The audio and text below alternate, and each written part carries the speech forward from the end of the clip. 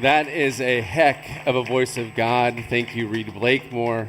Good morning. Welcome to the 8th Annual Global Energy Forum here in Dubai.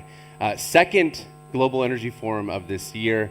Very excited to be bringing the power, ambition, and community of this forum. So your excellencies, partners, friends, energy and climate leaders, so thankful that you are here on the margins of COP28 to have this discussion and drive forward a better future with us. As you just heard, I'm Landon Darrence. I am the Senior Director of the Atlantic Council Global Energy Center.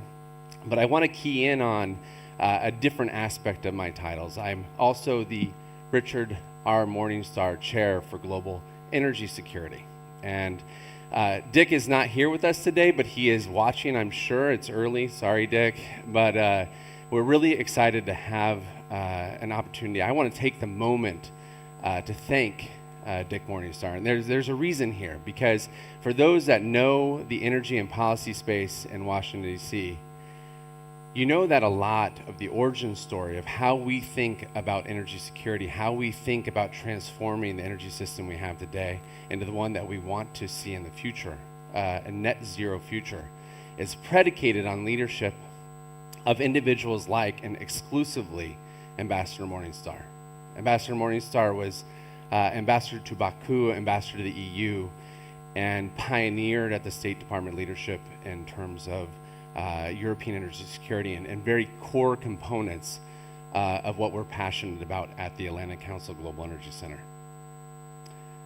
That's one aspect. That is the origin story of the Global Energy Center. Energy security, transforming and realizing and appreciating the energy system we have today. The other aspect of this I want to bring to January of the Global Energy Forum, our 7th Global Energy Forum, when Dr. Sultan gave his inaugural speech as a COP28 presidency. And in that moment, we embarked on a journey of, I think, immense opportunity and impact. We've held over 12 workshops around the world on every facet of the COP28 energy transition agenda. We've talked about accelerating deployment of clean energy. We've thought about the difficulties and challenges of transforming our industrial base through new and innovative technologies. And we've had success in helping propel forward a different future for the oil and gas industry in the context of the climate narrative and climate action. So we're very proud to be able to come here in Dubai and bring together a remarkable panel, a remarkable community of leaders. I think it's important to realize, well, you'll hear for some really incredible names on stage today, but this is just as much about spending time together, getting to know each other, and building a partnership that is at the core of the Atlantic Council. It's not just community, it's not just forums, it's really about impact. And the impact of what we've engaged in this year, you're seeing the fruits of that throughout, and they're evident in COP28. We're looking at the Oil and Gas Decarbonization Charter, land-breaking momentum on methane abatement, billion-dollar funds, 3x renewable energy. Very, very exciting. 3x nuclear energy, really exciting facets of the energy transition. So today, I want this to be a continuation of the journey, and we're very excited to be able to facilitate just what our mission is, that started with Ambassador Morningstar, started with the vision of energy security, and now we're going to push it forward in the context of COP28 and a better future for all of us. To get this conversation and dialogue started, it's also my pleasure now to invite the President and CEO of the Atlantic Council, Fred Kemp, to join me on stage with Amos Hochstein, the Deputy Assistant to the President and Senior Advisor for Energy and Environment. Fred, Amos.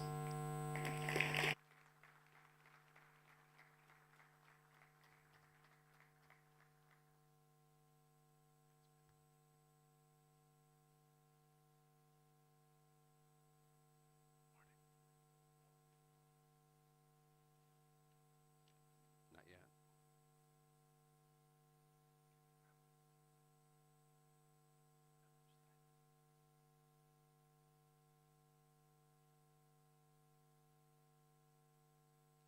You look good, though. Mine's on.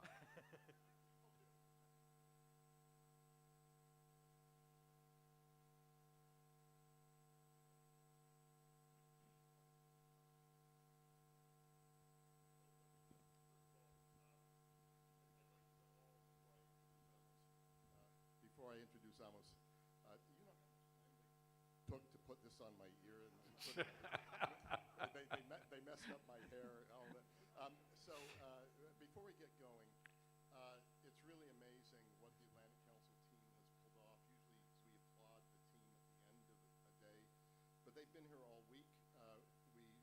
2 days ago we were in the Green Zone in just as magnificent an auditorium, just as well put together. And to set that up and then to have to set this up is quite a feat. But beyond that, they've been working throughout the week in the Energy Pavilion. Our ARST, Rockefeller Foundation Resilience Center, has been working in the Green Zone. We've got 7 or 8 programs and centers active here: Middle East, Latin America, Africa, geotech. And so we've been all in on this, and I just wonder if you could give a round of applause to Landon and his team, Avetta and their team, everybody involved in this. It's been amazing.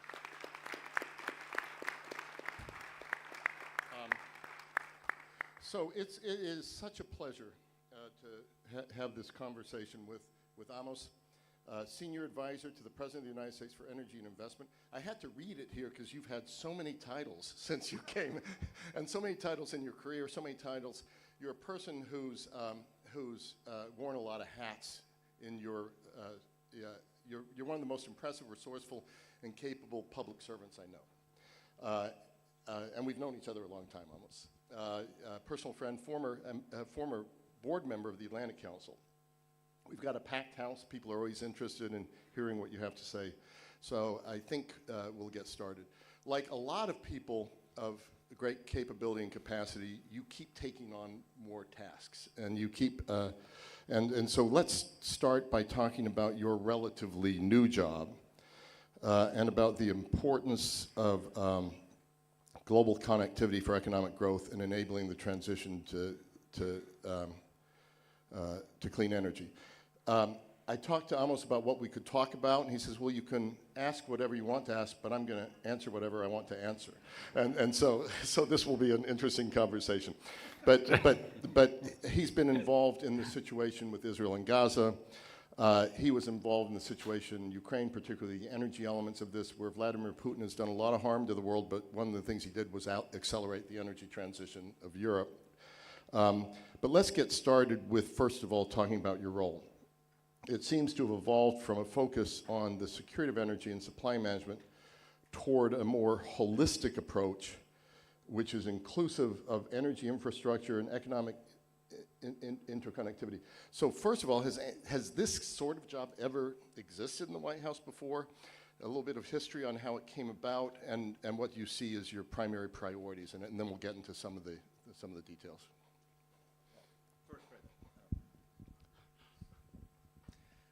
First, Fred, thank you and for taking our private conversation before and broadcasting it.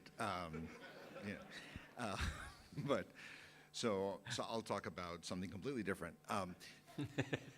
Look, I think I should start by the Atlantic. It's amazing to me, Landon. You said this is the 8th. It feels to me like it's the 15th. It's just so much going on that the Atlantic Council has done, and the partnership of doing it here in UAE, in Abu Dhabi, and now in Dubai, has really transformed what this event has always been. But it's, and I'm glad that you took a minute to recognize Ambassador Dick Morningstar's extremely productive contribution to the concept of energy security in the context of American government and diplomacy, and bringing energy into diplomacy and national security, which is not a given, and it's flourished since then. But in just about 15 years ago, nobody thought there should be a conversation of energy in the national security space in Washington.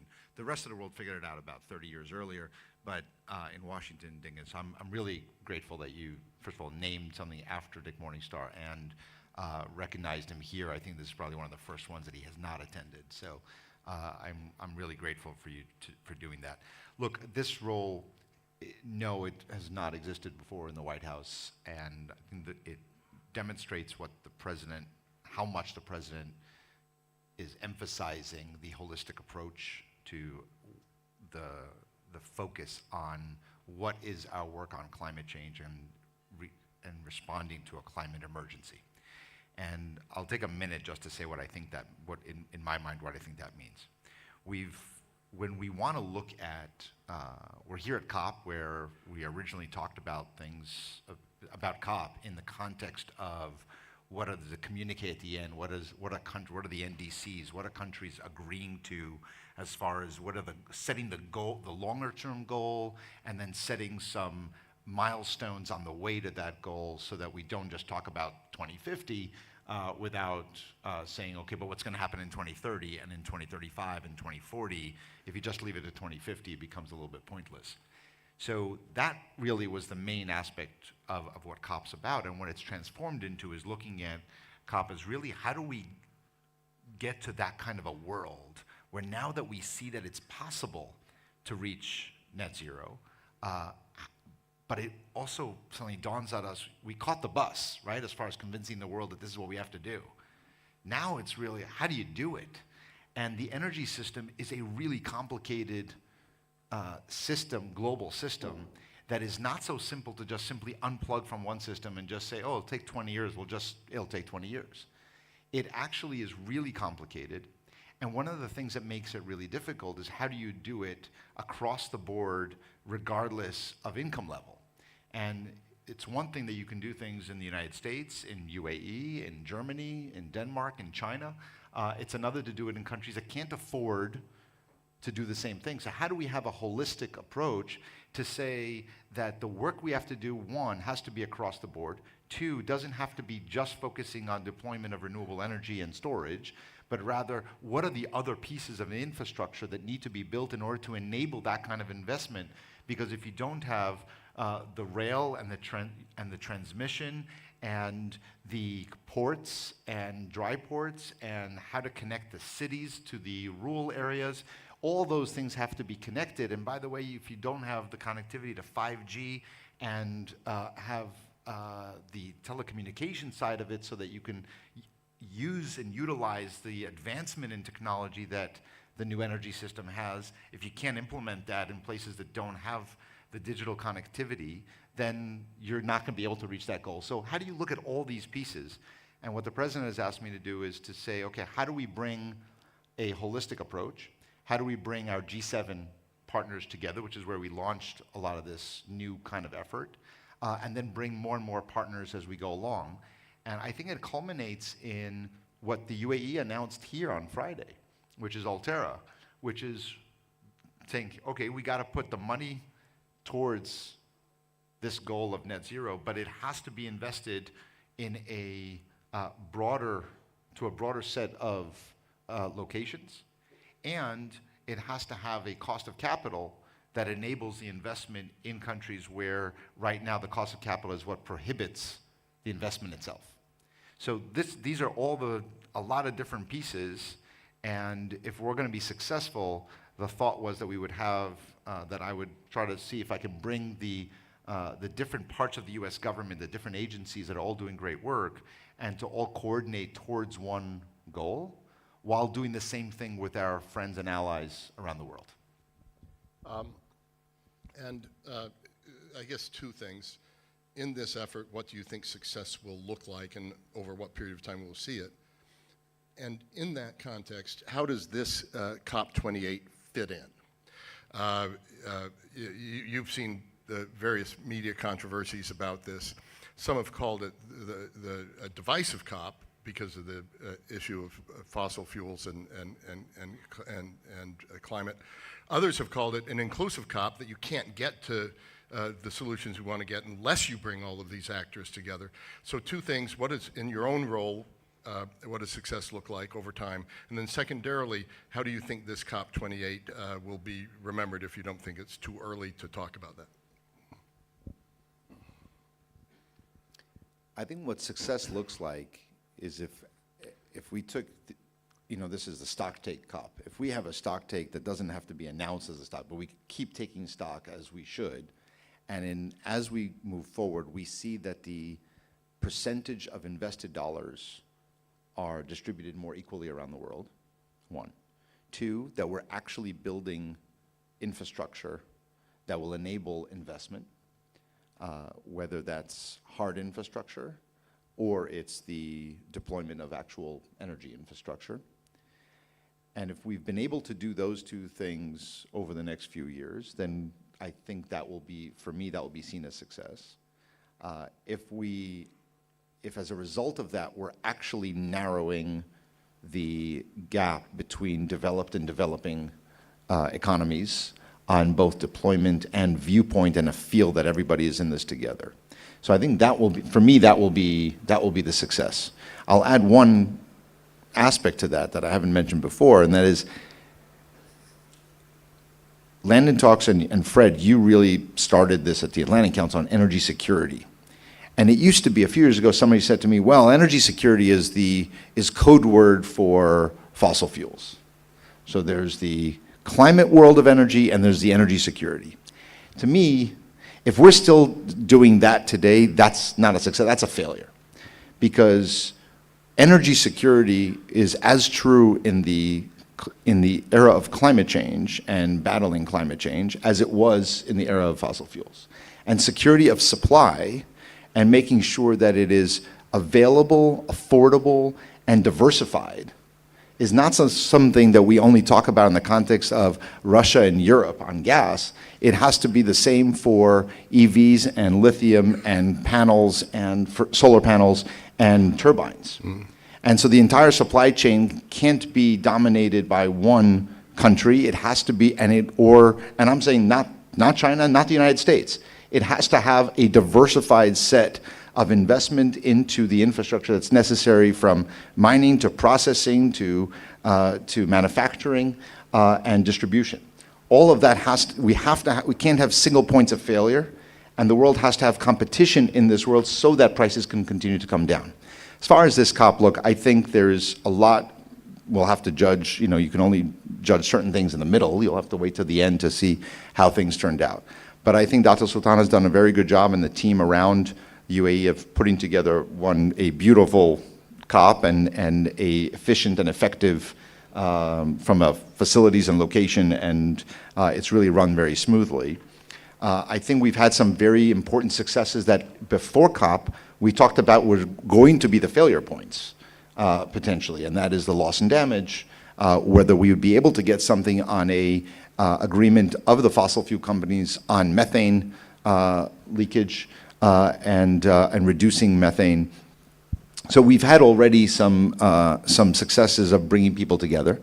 I think there are some things that are always difficult to achieve at COP, and because they require such broad consensus, or rather consensus from such a broad and diverse viewpoint around the world, and that's what makes it so difficult, and that we'll see how that develops. Some of those never get agreed to early, and we'll have to see where we get to. But I think I want to just respond to one thing that you said, which is this going to be a inclusion COP, or is this a divisive? The thing that bothers me the most in this debate, not just here at COP, is that we push worlds into their corners and we create echo chambers. And I can name the conferences that I would go to where they're all 90-10, right? 90% is fossil fuel companies and fossil fuel financiers, and you get a certain view of what 2050 really will look like in reality, a certain skeptical view.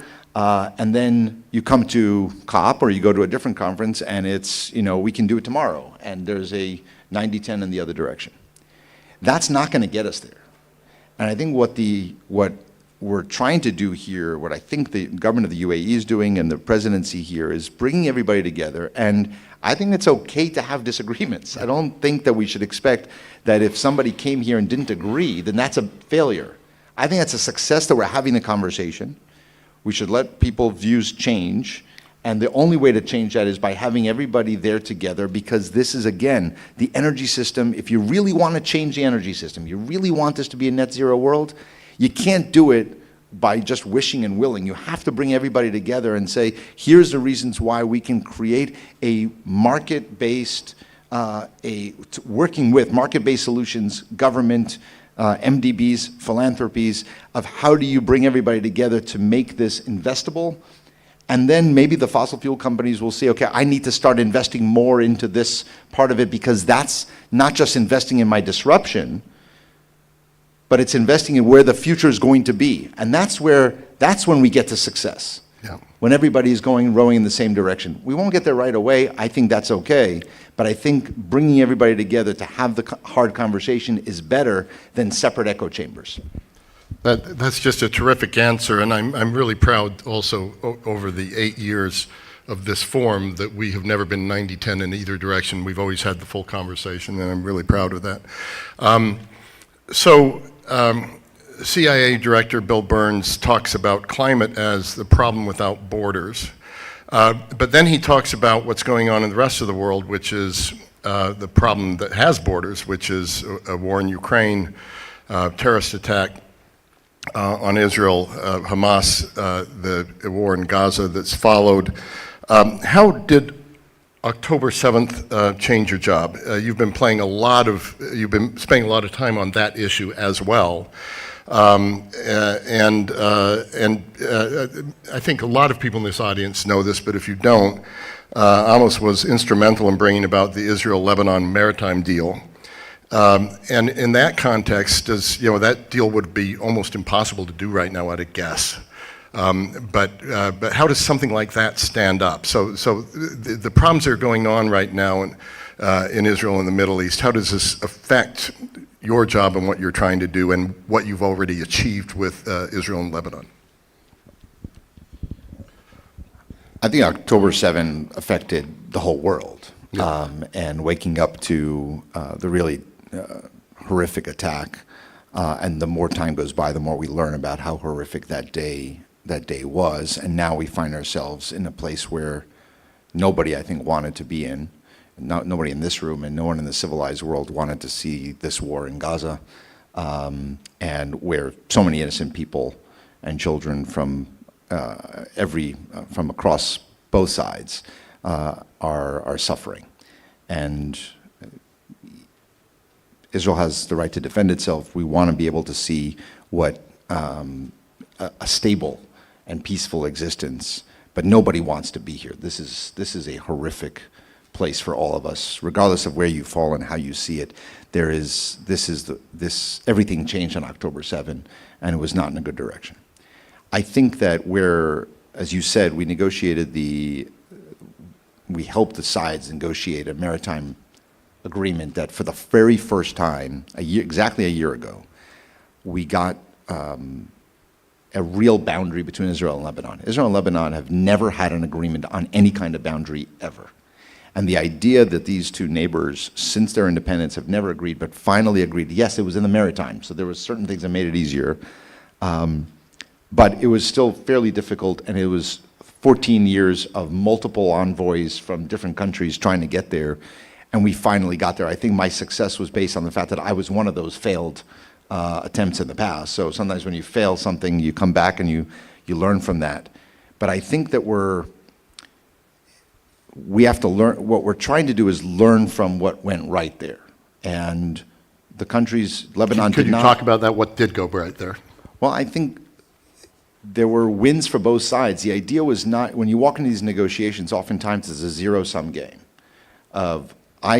The first conversation I would have with both sides was, well, but what are they going to get? And I said, forget what they're going to get or not get. Don't worry about that. Tell me, what do you want out of this? What's in it for you? It sounds simple in this room, but I promise you that over several years, we could not get the answer to that. Neither side can actually answer that question. It was much more important to delineate and describe what the other side should get or should not get, or what was fair, or what happened 20 years ago and 50 years ago. Once we can get past that part of the conversation and say, we were able to show and see that what they actually want, their number one priorities, did not clash.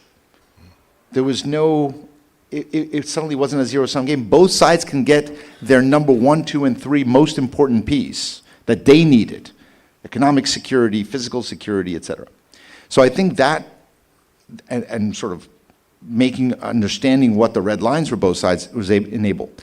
I think that what we have wanted since October 7th, since that morning, was to make sure that as bad as the situation is in Gaza, in this war, that we can keep it contained there, that it does not, we do not want to see this war expand across other borders. Now it has to some degree. There has been an exchange of fire on almost a daily basis, except for the pause, between Israel and Hezbollah and some of the other Palestinian armed groups, terrorist groups housed in Lebanon. But keeping it at a certain level of violence, and which is, again, stating the obvious, that is not an acceptable situation, but it's a reality. But trying to lower the flame there, trying to get to a much more peaceful existence, and to see what is it that we can do to get to a solution that provides more security for people in Israel who live in the north at the border, and for people in Lebanon to live peacefully in the south, and to have economic prosperity. The thing that I learned the most from what we did in the Maritime Agreement and other agreements around the world that I've been involved in is there's a key element of economic prosperity that we have to integrate, and I'm a believer not just in energy security being part of national security, but economic prosperity has to be part of national security. Because the more there's physical interconnection and integration, the more there is a codependency and the more that there is what to lose. And I think that it's important as much to have what to win for, what to look forward to, and to know what you lose when you walk away from it. And so I think that as we hopefully get to the other side of this conflict as soon as humanly possible, and while achieving what is necessary to secure the future, we have to look at something that's viable for the Lebanese state to get stronger, to return to economic growth, and to have a security along the border or along the line, the blue line between Israel and Lebanon. Thank you for that. I think this is now working, so you can hang on to that microphone. Maybe yours is as well. So you've been a champion in the White House for normalization with Israel through the Abraham Accords, something that the Atlantic Council has spent a lot of time on. In fact, the week of the terrorist attack, we had to bring our team out of Israel. Ministers from the normalization states were on their way to Israel for a conference that we were holding that would have been focused on economic integration. President Netanyahu would have been part of it. Ministers from the region would have been part of it. So there are some real human victims, but this is also a victim of this. And our Middle East programs, working with the Jeffrey Taupin's Foundation, led by Will Wexler, has done a lot of work on this. You were also involved in an effort that seemed to be growing closer with Israeli-Saudi normalization. You said you hope you get there. What is the path back to that? Is there a path back to that? How much damage has this situation done for all of that hope? Look, we've had examples of what is positive momentum and the kind of future that this region can have. And I think that in the previous administration, the great work that was done on the Abraham Accords and the remarkable decisions that were made by the government here in the UAE and Bahrain and Morocco to take a step towards a different kind of future. And to understand that if we want to focus on the real existential crises of the day of climate change and economic disparities around the world, that's what we should all work on together. And the vision that President Biden has insisted on since the day he came into office is to focus on a regional integration. It has to be the path. And strengthening what was done in the Abraham Accords and expanding and looking at what other kind of agreements that we can make. I think that the United States has always wanted to see throughout multiple generations and administrations a normalization of relations between Saudi Arabia and Israel. It's no secret that that's something that President Biden's wanted to see. He's talked about it a lot. His trip to Saudi came as a part of a two-stop trip between first in Israel and then to Saudi, and a direct flight from Jerusalem to Saudi Arabia. And all the work that was done since then was to see and explore what is possible. Clearly, we're right now in a moment of conflict that we all have to focus on, getting onto the other side of. But I don't think that we lose the hope, the vision, and we're going to continue to work towards that, I think that not every road is a straight road, and sometimes it goes we have to go in different directions first. But the goal is still the same, and we remain as committed to that goal of regional integration, and it's not just about Saudi Arabia and Israel. It's as broad as, it has to be much broader than that. If we all can focus on those kinds of solutions that also use that momentum to then support how we can better the lives of Palestinians in the West Bank and Gaza, how do we use that momentum to create a atmosphere that is the opposite of where we're going now, of increasing hate speech and increasing demonization of the other side, and get back to starting to talk about what it brings us together, what unites us, and the same fears, hopes, and dreams that people on all sides of this region have, that are no different than they are in the United States, Europe, South America, or everywhere. We want to have a better life for our families. And I think that all has to be together. So I don't think that we're changing directions. I don't think this conflict should do that. In fact, this conflict should be a doubling down on reminding us that if we don't go towards regional integration, peace, and security, this is the alternative. These are the two options that the world is facing and this region faces. And I think it's an overwhelming choice to choose the path of integration, peace, security, and prosperity. That's a very powerful answer. Thank you, Amos. Try to get a couple of questions in the time that we've got left. Let's pivot back to energy. President Biden talks about inflection points quite a bit, and I wonder if you can talk about the energy inflection point we're in and the relationship between energy interconnectivity and energy security in the emerging energy system. And how does it shape U.S. energy security priorities moving forward? As you said, for a while, energy security, that term almost went off our screens, and it came back pretty powerfully with the war in Ukraine, Putin's war in Ukraine. And you've said in an interview that the U.S. should learn from what we went through in the oil and gas energy space as we transition to an energy market. What do you mean by that? Well, I think I had this conversation with Halima here in January. I got in a little bit of trouble afterwards, but so we'll try to do that again. Look, I think that the lessons that we have to, you can't just say it's a new world. Yeah. You have to learn from how we got here. And I think that the 20th century taught us a lot of lessons about energy security and security of supply, and it started in the 1970s with OPEC, and then we saw what happened in Europe and the dependency on gas that for most people came on the international media stage as the invasion into Ukraine happened. But in reality, this is what the pipeline wars of the 1990s, the direction of where hydrocarbons were going to go, in which direction, that were all about geopolitics. And so we have to learn the lesson. The lesson is not, I've said this in Europe a lot, the lesson from the dependency on Russia is not, I shouldn't depend on Russia for all my gas. That's the wrong lesson. The lesson, I shouldn't depend on my energy on a single source or majority of it on a single source, and I shouldn't have a single point of failure in my supply chain. And that was true on oil, and it was true on gas, and it is now true on renewables, and it's true on nuclear fuel for I'm happy to see a new enthusiasm for nuclear power with new technology, but my nuclear fuel has to be in that conversation, and in my electric vehicles and my critical minerals and the entire supply chain.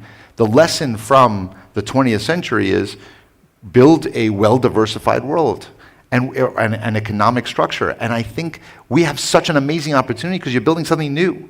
So why would we slip right into the same bad habits of it's a little bit cheaper to do this and I'll buy what's cheaper and I won't invest in what may be a little bit more expensive, but it'll actually be something that is more secure.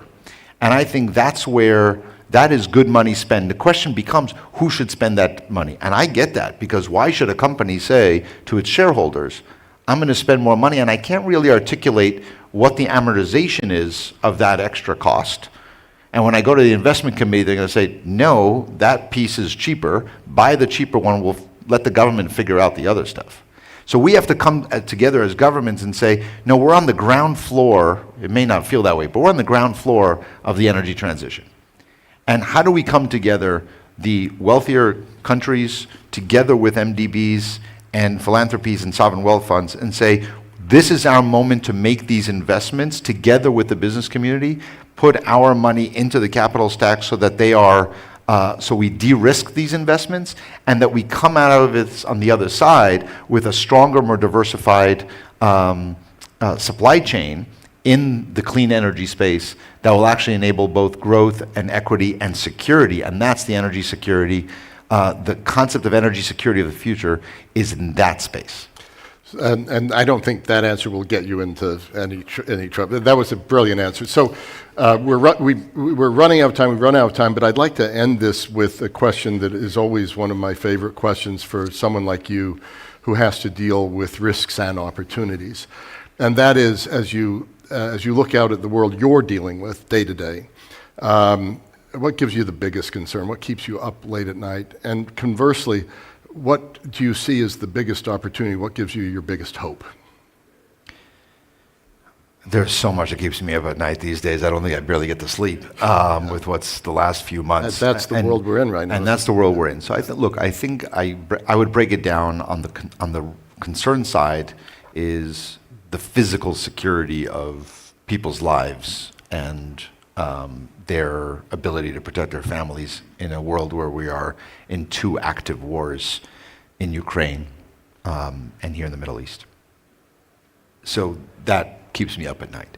The second piece is how do you both bring them to a close in a way that's not about just ending the war. It's easy to say just end it, but how do you end it in a way that actually defeats what started it, and making sure that the next phase is actually longer term security. And so those are the things that really, how do you do that? The next piece is really what keeps me up at night, but it also is what I feel is the best hope and opportunity, is the ability to rebuild and reshape a world. And what I'm grateful that President Biden has allowed me to do is to implement that vision. And so while I'm here in the Middle East, I've been to Angola and DRC and Zambia, and President of Angola was just in the White House last week, and that's because there's such an opportunity to do investment in a different way. That's development is really important, but it doesn't replace investment, and that's what we've done wrong. And so the idea that we can recognize we did that wrong, let's do this better, and we can keep our development agenda and add into the component of actual investment so that the infrastructure we build, we don't come back to it 10 years later, and because it was just development without investment, it meant that there was no money for maintenance, there was no money for running it efficiently, and now we have these big pieces of infrastructure that are not working. But now we've actually cracked the code, have been able to launch projects that the president talks about all the time. Even during these 2 wars, President Biden talks all the time about building a railroad from Angola to Tanzania across all of Africa, and doing it in a commercial way. And why? Because that enables critical minerals and lowering corruption. Because that enables food security investment. Because if you can have a landlocked country that has good water and good soil and good weather, but it doesn't have a connection to any market, then nobody's going to invest in it. But now you can if you do that. And you can get fiber optic connectivity so that small businesses can be there. All of these things, connecting those dots, it keeps me up at night that we're not working fast enough. Yep.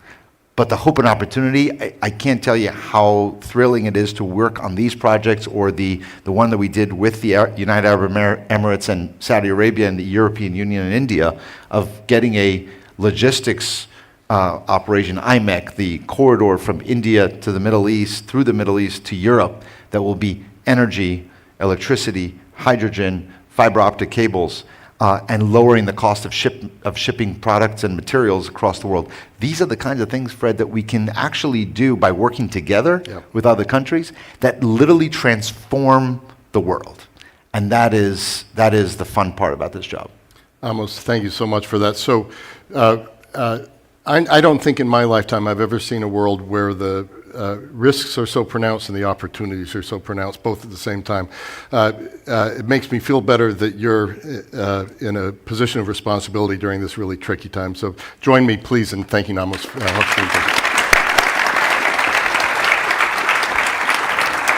That was good. So we're going to move right on, and I'm going to bring up to the hot seat Musaba Al-Kavi, if he'll join me up here to the stage. He leads ADNOC's Low Carbon Solutions and International Growth Directorate. And first of all, I think we'd like to congratulate you and and the UAE on really a quite remarkable COP. But thank you. Thank you, Fred. And I know it's not done. So Musab and I have had this kind of conversation in other guises, Mubadala when you were running the energy business, now in this position. And so it's just such a pleasure. I don't know how many of the 8 you've spoken at, but I would say the great majority of them. I'd like to, we want to talk about the importance of partnerships in climate technologies to decarbonize energy systems on the path to net zero. So Musaba is responsible for driving ADNOC's investments in new energies, low carbon solutions, as well as international growth technology and sustainability solutions. He's chairman. He's currently serves as chairman of the board of directors of Mubadala Energy and Yasat. He's also a board member of Masdar, Tabreed, ADNOC Gas Environment Agency. So like like Amos, people of capability and capacity seem to wear a lot of hats. And so you have a lot you're doing. But maybe you can talk about, first of all, your decision to take on this new position. And like Amos's position, I don't think this job existed before. I think you filled it. So talk briefly about that, and then we'll talk about some of the specifics of what you're into. Thank you, Fred, and it gives me great pleasure and honor to participate again in the Atlantic Council event. And welcome everyone to the UAE, to Dubai, and it's great to have these conversations along with COP28. I made the move earlier this year. Dr. Sultan called me and he said, I have a mission to transform, decarbonize, and future-proof ADNOC. And I would like your support to come and help me in this journey. And by the way, ADNOC and Mubadala, they share the same shareholder, so I'm moving within the family. With the blessing of all, I made the change, but let me highlight my role. In fact, ADNOC acknowledged the energy transition, the need for decarbonization, and the way we see the world is in a simplistic way. Our vision is, or our strategy is to ensure that we decarbonize the energies of today and invest in the energies of tomorrow. And I can highlight what we're doing with the decarbonizing of the energy of today and why it's important. Because when you look at the energy demand from now until 2050, under most and all scenarios, oil and gas and fossil fuel will have a contribution to add in the future. The big challenge to the industry is how do we ensure that the energies of tomorrow from hydrocarbon has the lowest carbon intensity. And in ADNOC, we have a great story to tell. We managed to drop our carbon intensity to the minimum, one of the lowest globally, at 7 kilogram per barrel equivalent. That's comparing to the 40 kilogram the industry has. So maybe some of you might ask, what does that mean? It means if the rest of the industry managed to drop their performance or improve their performance to the level that we achieved, that means 1.8 gigaton of CO2 can be avoided in the near future. And that's equivalent to the total emission of 2 key sectors, aviation and shipping. So when we talk about quick wins, pragmatic way to embrace energy transition and the climate agenda, I think that's a quick win. We're expanding in our carbon capture with 10 million ton by the 2030. We're doubling down on our renewables with our shareholding in Masdar. Masdar is active in almost 40 countries globally.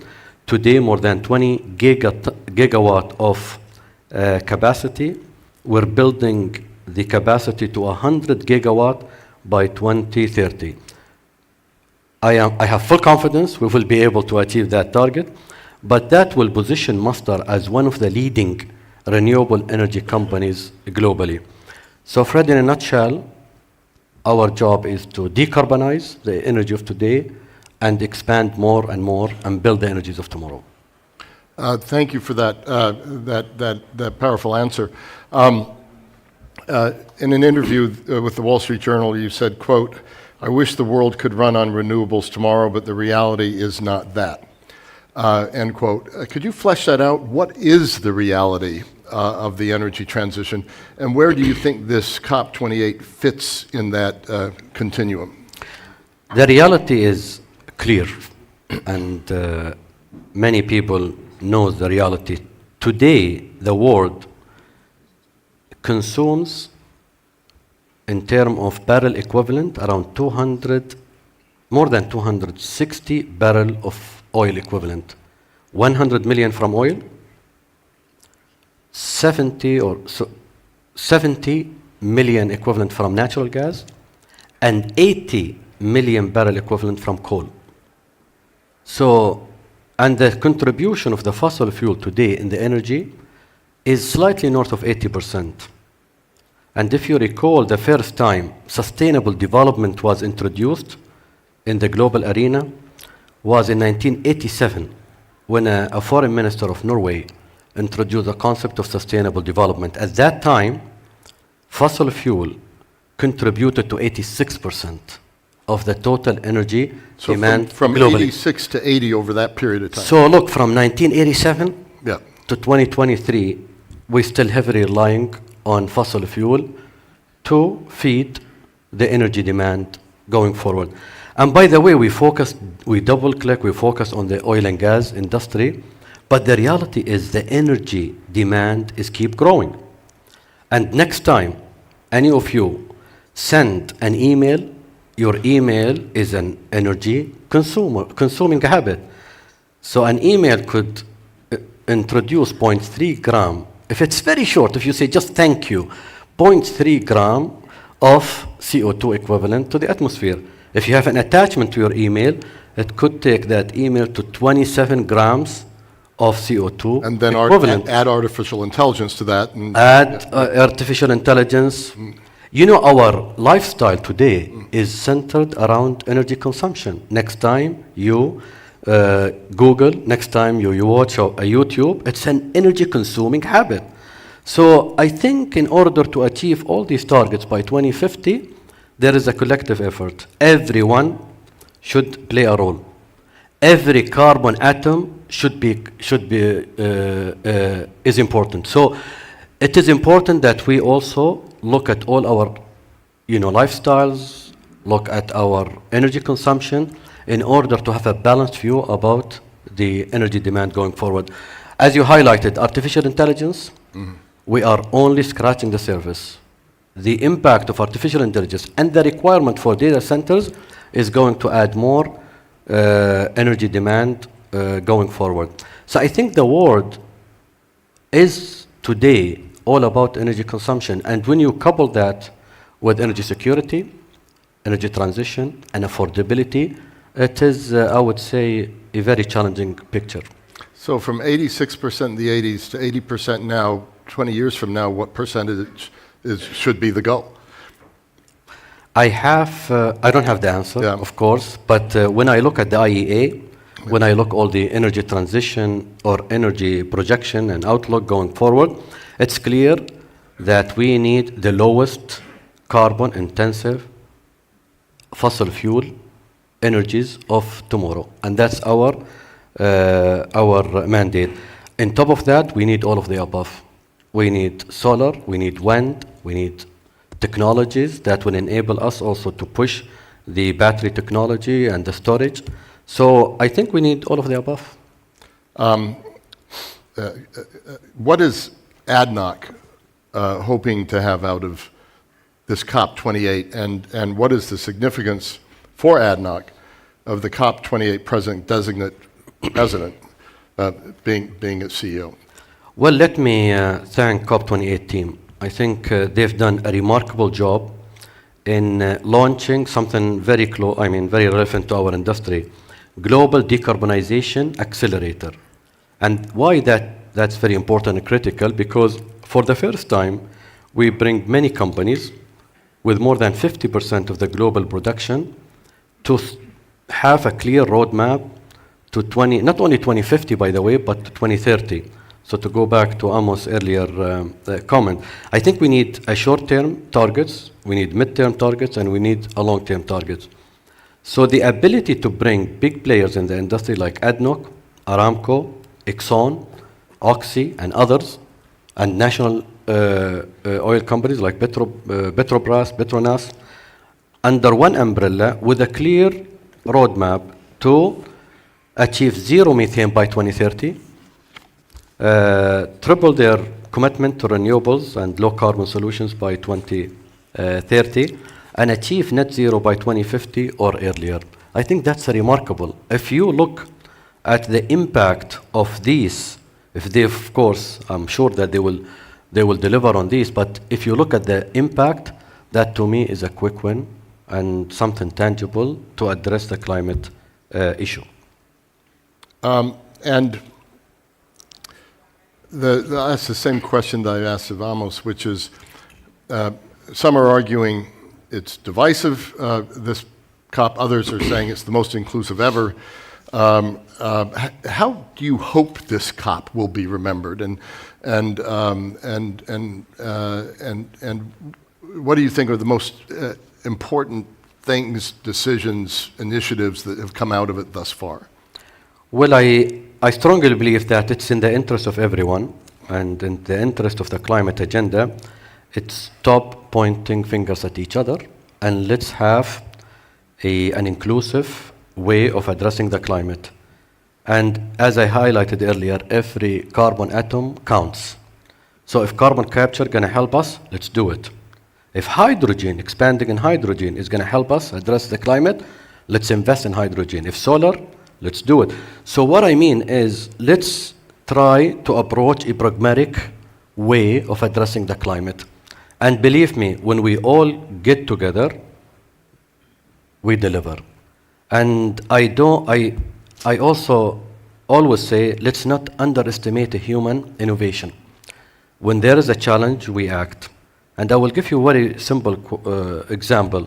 3 years back, we would not have been able to have a gathering like this. Yeah. COVID-19 was a major challenge and threat to humanity. What did we do? In a matter of less than 2 years, we got together, we managed to address the challenge and move on.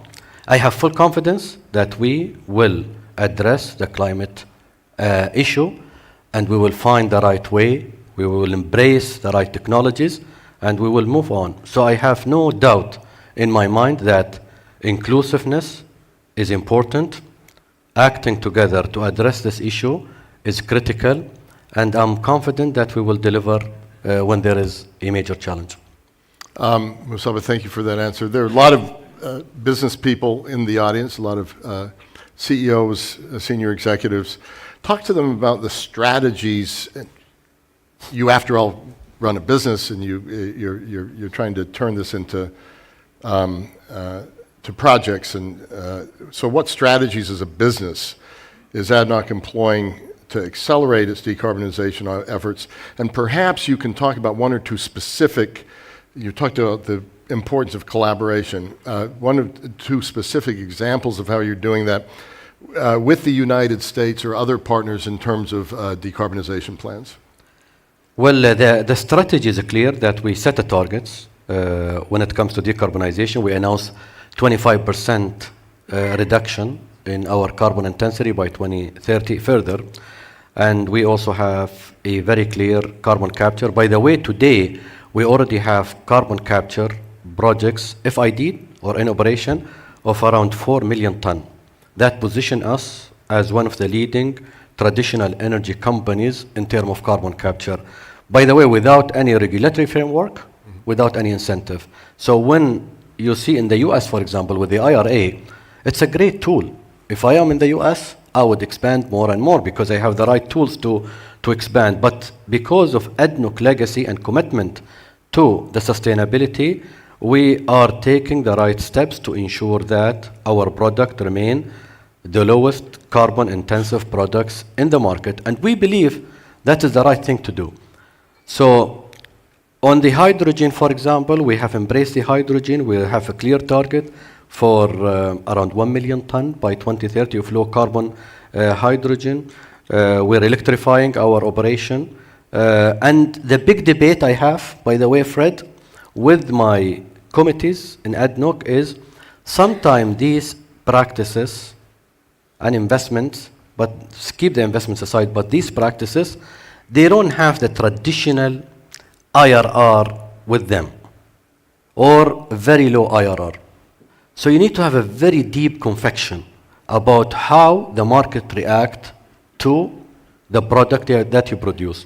And these are, believe me, not an easy conversation, and it will require a strong leadership in order to push these initiatives in the system.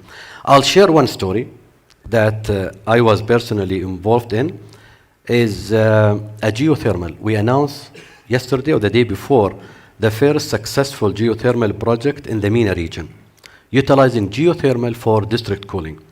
And I remember the early days of discussing the concept.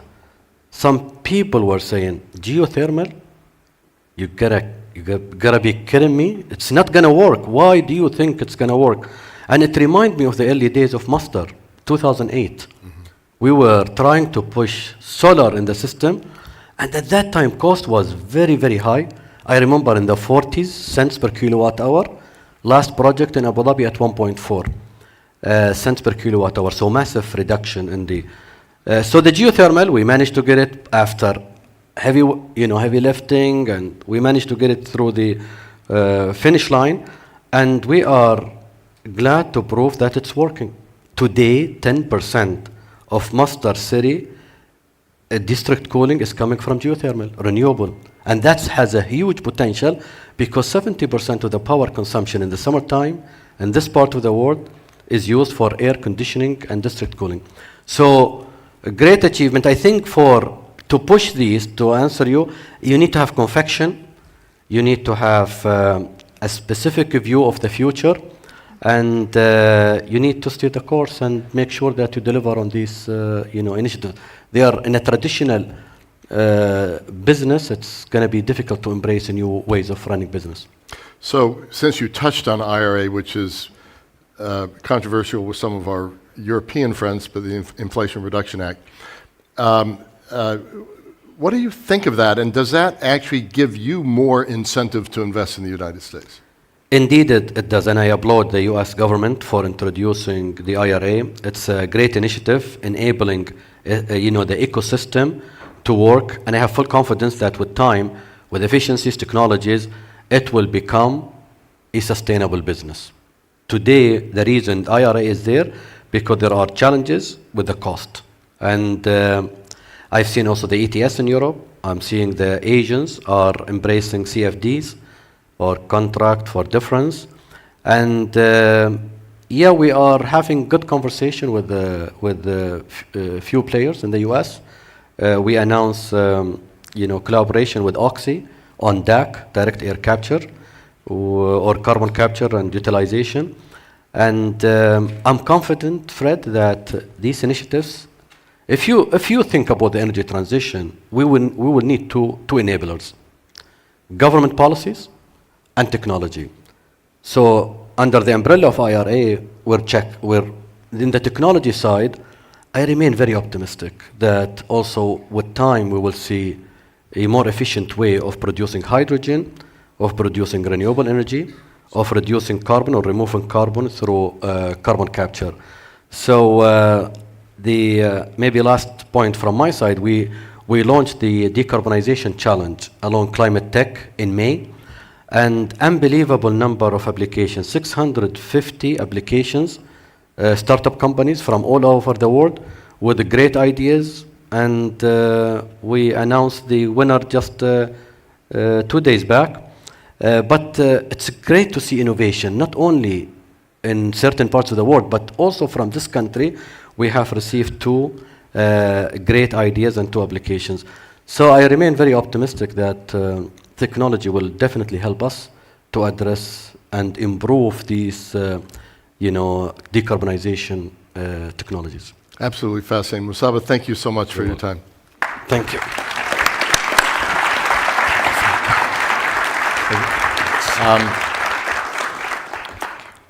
So with that, I'm going to pass back to my colleague Landon and ask him to come to the stage and introduce his panel.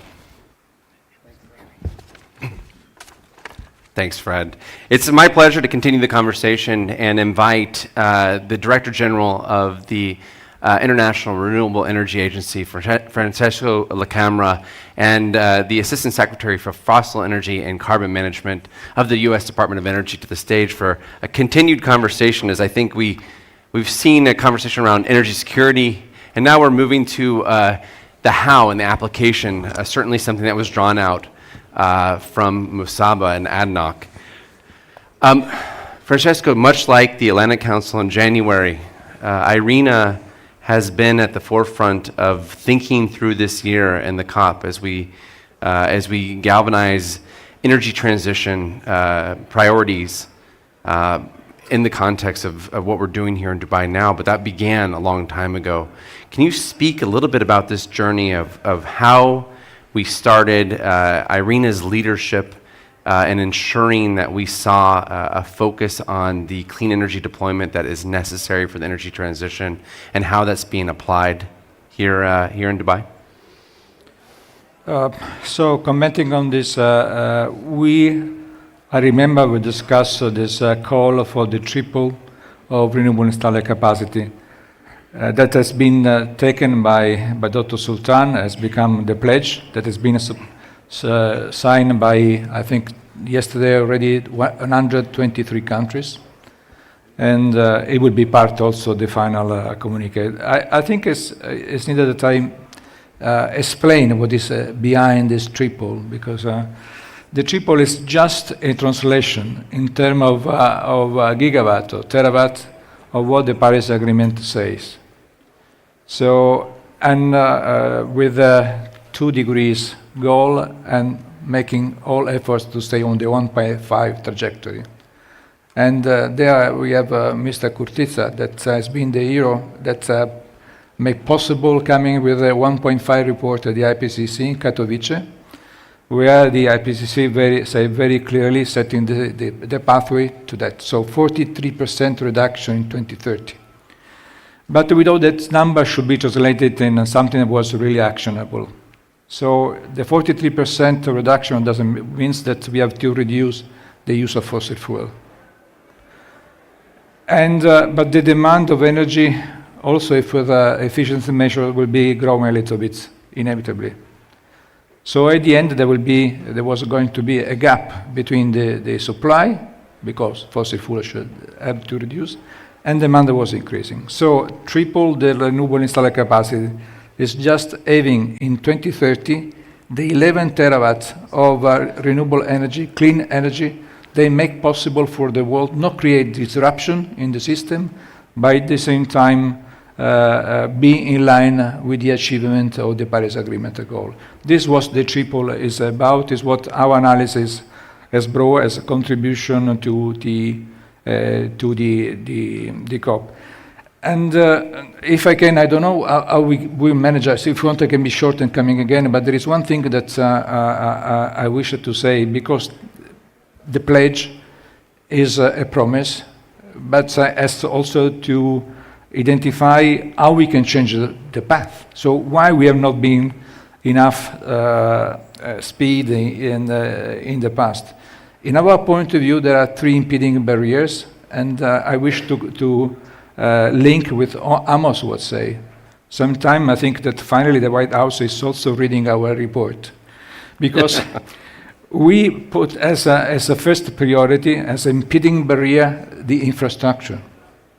So we cannot think that Africa, Southeast Asia, where the economic growth is happening at a certain rate, may have the renewable energy that is needed if they don't have the infrastructure for that. Today in Africa, we are curtailing the energy that we produce through renewables because we have no other way to plug and we have no other way to distribute. So the cost of money for Africa, of the investment, is the fever, is not the illness.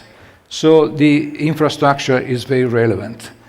And I will close, so try to be brief, and I was talking with Amos a moment. We have tried, I sent a letter to Dr. Sultan, we sent documents to the negotiator. We think that we need, from this COP, coming with a call for the multilateral financial institutions to focus on the building on the infrastructure and the integration that we need, in line with what Amos have just said. This doesn't mean that the multilateral financial institution can do this alone, because also they have not the capacity for the challenge that is in front of us. But having a clear understanding, a clear plan, a clear priorities, this could be a way to attract a small share of the 150 trillion of financial assets around the world to the just cause. I think the thread of infrastructure really speaks to what Amos was discussing in terms of economic prosperity and the need for that to be a galvanizing force to make this energy transition accelerate and see the type of deployment you're speaking about. The other half of the conversation is very much about the discord in the world and the challenges that we face with energy security.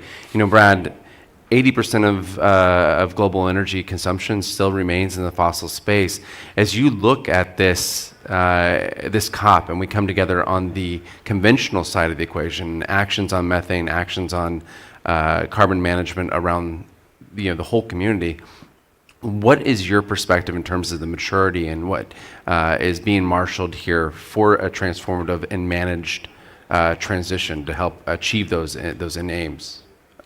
Great. Thanks, Landon. And I think Fred and Musab El-Kabi actually really articulated well the persistence of the incumbent energy system. And if we fail to take that seriously at our own peril in terms of accomplishing our broader climate agenda, I would just note that carbon management, methane, all those things need to be embedded in a broader set of comprehensive and aggressive mitigation strategies. Francesco talked about the tripling of renewable energy, also ending net deforestation, tackling non-CO2 greenhouse gas emissions in this COP on the methane front. I am absolutely thrilled at the commitments that have been made. I think we're seeing a kind of global mobilization that is comparable in form to the Montreal Protocol in terms of its significance. We really need that kind of global success right now. It's, for all the reasons that have been discussed, it's a very challenging time in the world. And methane, because of the rapid advance in technology, the growing industry and governmental commitments, we literally have a serious shot at achieving near zero emissions on methane in the oil and gas sector and making substantial progress in other sectors. So the methane sprint, we were hoping for about $200 million in financial commitments, and we're now over $1 billion. I really want to applaud those of you in the room that were involved in the development of the oil and gas decarbonization charter. The commitment to near zero by 2030 coming from companies representing 40% of global production is extraordinary. And you solve a problem by making the first commitments to solve it. And some of the companies involved were making their first commitments to tackle the problem. And we can build from there. And so that's critically important. On carbon management, we're seeing enormous progress in the world, and we can talk about, if you want, the carbon management challenge. We had the first meeting of governments yesterday. Day before yesterday. But build out a little bit more of what the carbon management challenge is. So the carbon management challenge was announced by President Biden in April. We now have 20 countries engaged. What I'm especially excited about, it is the true diversity of our globe is reflected in the membership. We have the largest oil and gas producers in the world, the United States, Saudi Arabia, UAE. We have Norway, Canada. We also have countries that have no fossil fuels and they have decarbonized power sectors, so Iceland, Sweden. We have, and this was very intentional from the outset, we have really critical emerging economies, developing countries. Brazil and Indonesia are co-chairs. Just in the past week, we've had Mozambique, Kenya, and Senegal join. Egypt is a member. And the whole effort is to drive global ambition. The science tells us that we need to be around 1 gigaton of cumulative carbon capture and storage capacity by 2030 if we're to remain on track for 1.5. And so the aspiration of this effort among the countries is to mobilize analysis, policies, and other actions to support projects that will cumulatively achieve that 1 gigaton by 2030 goal. At the event here at the COP, China came to the event. They haven't joined, but Xi Jinping was there as a Chinese climate envoy. He also noted the bilateral commitment that came prior to the COP between the United States and China, which includes collaboration jointly on 10 or more commercial scale carbon capture projects. So it's a tremendously exciting moment. I'd like to credit the United Arab Emirates since they're hosting this. Musab Al-Kabi mentioned the 10 million ton target for 2030. I actually organized a U.S. delegation in 2019 to the UAE because in 2016, Abu Dhabi United Emirates Steel brought online the first commercial scale carbon capture project in the steel industry in the world, and almost nobody knew about it. So the UAE has been doing a lot for a long time, and I think the rest of the world's just starting to realize that the scale of the leadership here, and so I want to compliment all of you on the Emirati side here in the room today, and a big thank you. You know, a thematic element of this year, and one we've seen over the course of several years, is energy policy and climate policy used to be these kind of alongside each other verticals of policy, and they're really homogenized now. You really can't talk about energy and climate. I think we saw that reflected in what energy security used to be considered and how it's transforming. But now, as we move past that element, we're really bringing in finance. And I think, Francesco, you know, having the conversation and you making a point to put an emphasis on finance up front, I do want to come back to you on this. In terms of, you know, Amos spoke of a development versus investment. How is IRENA working collaboratively with the private industry, with people that are reflected in this audience, to help build a bridge and find avenues for deployment so that we can accelerate that component? And then, Brad, I want to come back to you about energy transition finance. So we have many initiatives that we have been launched in this COP. We have present showcased the result of our activities. We have our Alliance for Industry Decarbonization with 63 CEO of the major industries around the world. We have received amazing commitment on investment and also in decrease CO2 emission. We have launched the Alliance of Utilities together with TACA because we think that the infrastructure is the first priority, and we want to work regionally, having all the utilities provide also for input and knowledge sharing on how we can build plan. We will present a first plan for the infrastructure in Southeast Asia in the occasion of the next ASEAN Ministerial. We are working on that. We are working in Africa under the leadership of President Ruto. We have launched the Accelerator Partnership for Africa. It's a completely change of prospect for Africa. And we have a few African countries that want to go faster for renewables. We have some donor country as Germany, as Denmark, as the UAE. And then the good news, and yesterday the US also joined this alliance. This could be a way to channel money for Africa in the most efficient way. Not only put more money, because we have invested in Africa last year only $2 billion. Yeah. To give you an idea of how we have been short on that. So it will be also another way to work in an organized way. Concerning finance, we have also our platform that is ETF, that we have the Asian Infrastructure Investment Bank, we have Masdar, we have the Abu Dhabi Fund for Development, we have the OPEC Fund, we have the Inter-American Development Bank, the Islamic Development Bank, we have joined by the World Bank, so IFC and the MIGA for the de-risking activity. We have Swiss 3 already for the de-risk. And we have the commitment of this financial institution to put now around 4 and something billion. That is 40% of all the Green Climate Fund. So it's something that I hope that could be relevant for the developed countries. But correct me if I'm wrong, that's still a deficient scale of deployment of capital. And so while we have progress, who do you see, and is it in the private sector, is it in governance, in governments and policy? Who are you looking for to be even more ambitious and jump in? It's great that the United States did join in to the pledge that you referenced just a moment ago, but who else needs to be there, and what more are you looking for from these policymakers and leaders? This let me bring to conclude our assessment on the impeding barrier. So one is the infrastructure. Without infrastructure, you cannot attract private capital because they cannot plug energy, and also the building of the infrastructure is linking development to the building of a new energy system. Think about after the Second World War. Without a loan at 2% for 15 years and grace period, Europe was not here as it is now. So this has to be considered. So the other impeding barrier, the legal environment, still looking at the old centralized and fossil fuel system.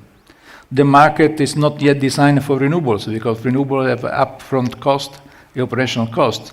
We cannot make the market work on the basis of marginal cost. We have to look at a dual way to put contract.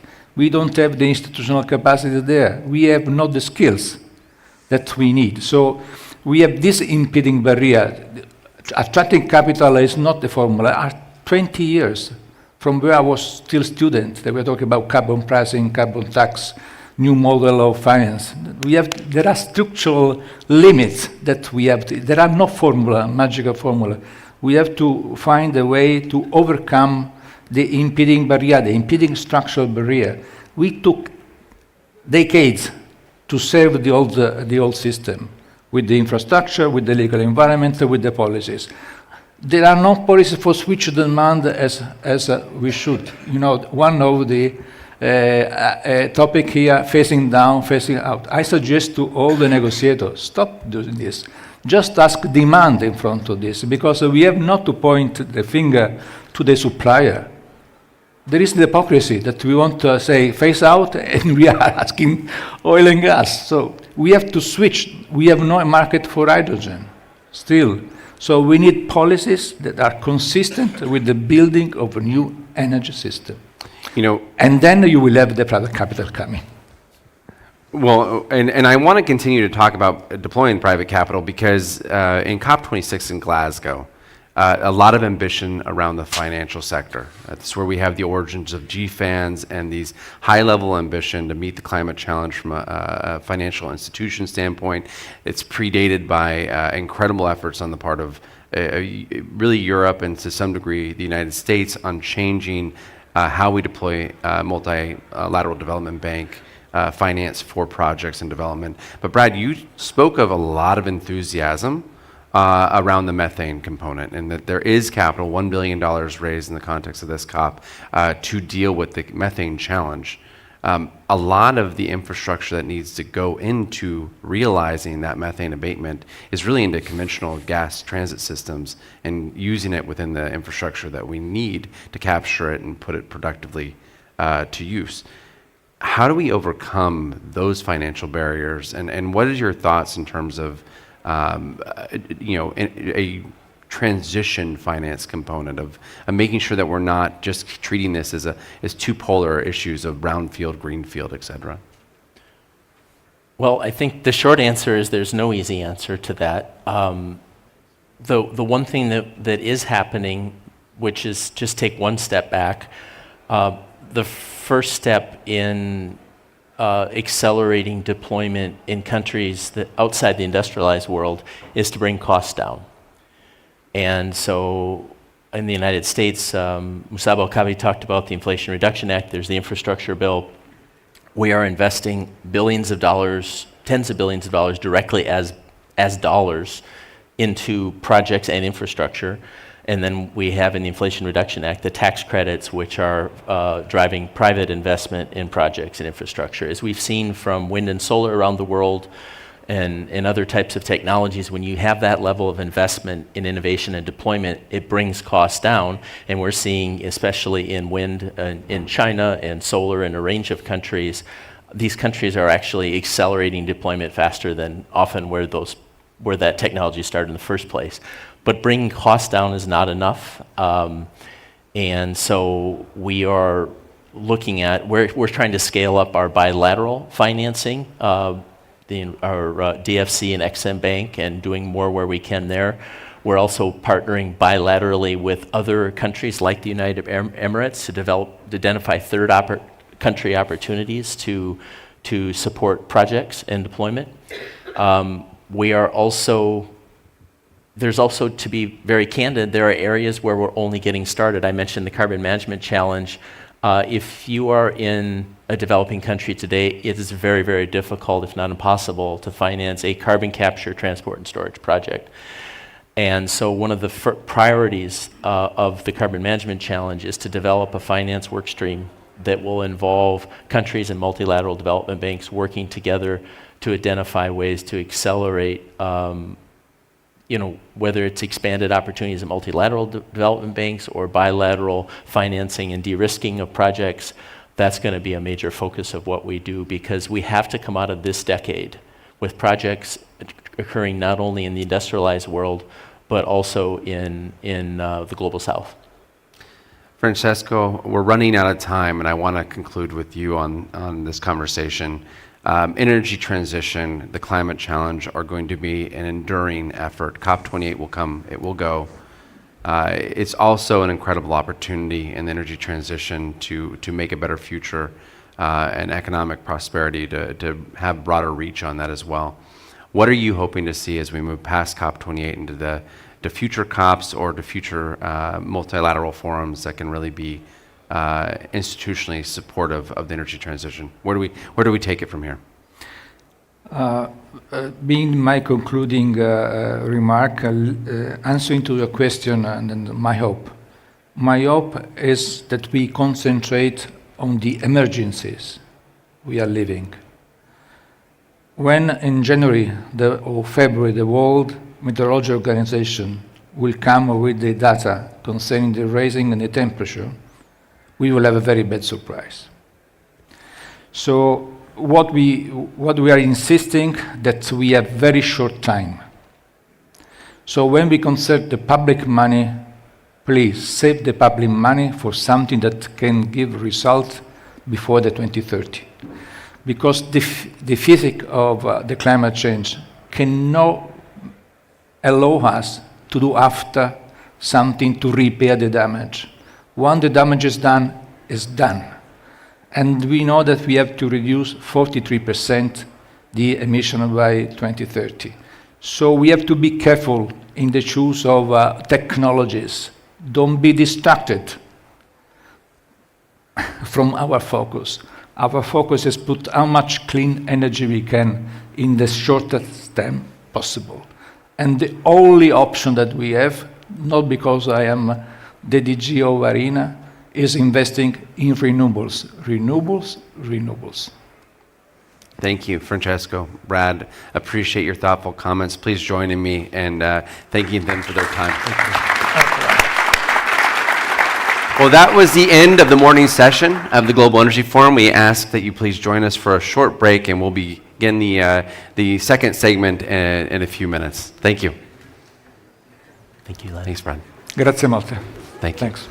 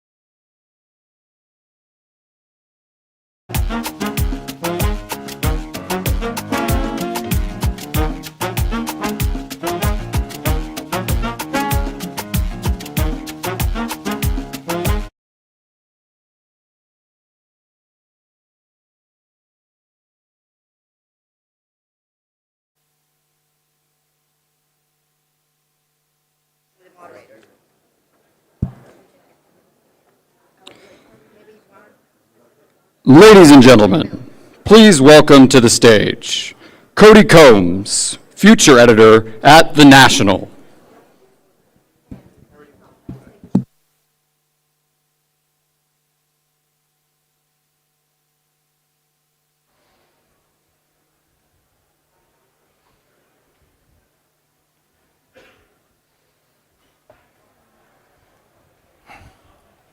Oh, the glare. Look at this. Yes.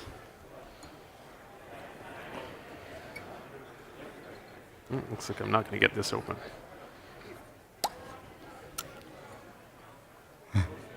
Allah يسلمك. Hi, everyone. I'm Cody Combs, future editor for The National. I should start by sort of explaining what that is. It does not mean that I will someday be editor at The National in the future. It does mean that I cover all things on the future beat, topics such as technology, sustainability, societal trends, and yes, to some extent, energy. And that's an interesting mix for today's discussion. That's technological pathways toward accelerating our decarbonization goals. This day and age, we have seemingly countless technologies at our fingertips for abating emissions, but it's one thing to have those technologies, and it's quite another to implement them in the real world. They can come against obstacles such as national security interests, economic interest, geopolitical problems, and market readiness, frankly, just to name a few things. So it's not a matter of just having that technology. It's got to be implemented to some extent, and it'll take a methodical approach. Here today to discuss this, we have a very diverse panel, 4 different individuals coming at this from 4 different angles. We'll explain these technologies and where the rubber sort of meets the road in implementing them. I'm joined by John Mitchell, Vice President of Sustainability for Suncor Energy. That's Canada's leading integrated energy company. You lead a team that's accountable for development, stewardship, and integration of sustainability, Suncor's policy. Meg Gentle over at HIF Global, you're the executive director. HIF, standing for Highly Innovative Fuel, correct me if I'm wrong there. The world's leading e-fuels company, developing projects in different parts of the world to fight climate change by producing carbon-neutral fuels. I'm also joined by His Excellency, Dr. Fareed Yasmin, climate envoy and advisor to the Prime Minister of Iraq. He was previously ambassador to the United States as well. I'm also joined by Nasser Al-Hajri, that's the Deputy Chief Operating Officer at Mubadala, the oil and gas unit of Abu Dhabi's Mubadala Investment Company. Thanks very much, all of you, for joining us on these exciting few days as COP gets underway. We're a little more than halfway through COP. Amid all the conjecture, all the anticipation, all the back and forth, ratcheting up of ideas, what do you think so far? John, I'll start with you. How's COP going? What are your thoughts? Sure, happy to be here. Thanks, Cody, and just a pleasure to be in front of all of you to talk a little bit about some of the technologies we're in and we're trying to invest in. I think if I look at COP, my first COP was COP11 in Montreal, and I look at the difference between the COPs then and where we are now. And back then, even before those COPs, we were a number of people that would get together, and in many ways, it was a small group of people screaming at the walls, trying to get noticed, to get the world to pay attention to this issue. And I look at where we are today. Even a year ago, we were the largest COP that has ever been held in Sharm el-Sheikh at about 45,000 attendees. We're more than double that today at almost 100,000 attendees. What a phenomenal mobilization of the world, the globe, the business community, to begin to tackle this particular issue. And so when I look at this, I think what an incredible change and shift we're happening. When I think about the history and where we've been For years, we've been pushing a rock up a hill, trying to get people to understand, notice, pay attention to this issue. It feels to me like we've crested that hill, the rock's now rolling down the other side, and now we have to harness the momentum on where we want to take it. So to me, I think this COP is just an incredible opportunity. I think it can do for the energy sector what Glasgow did for the financial sector. So I have an incredible amount of optimism about what will come out of this. And Meg, your thoughts?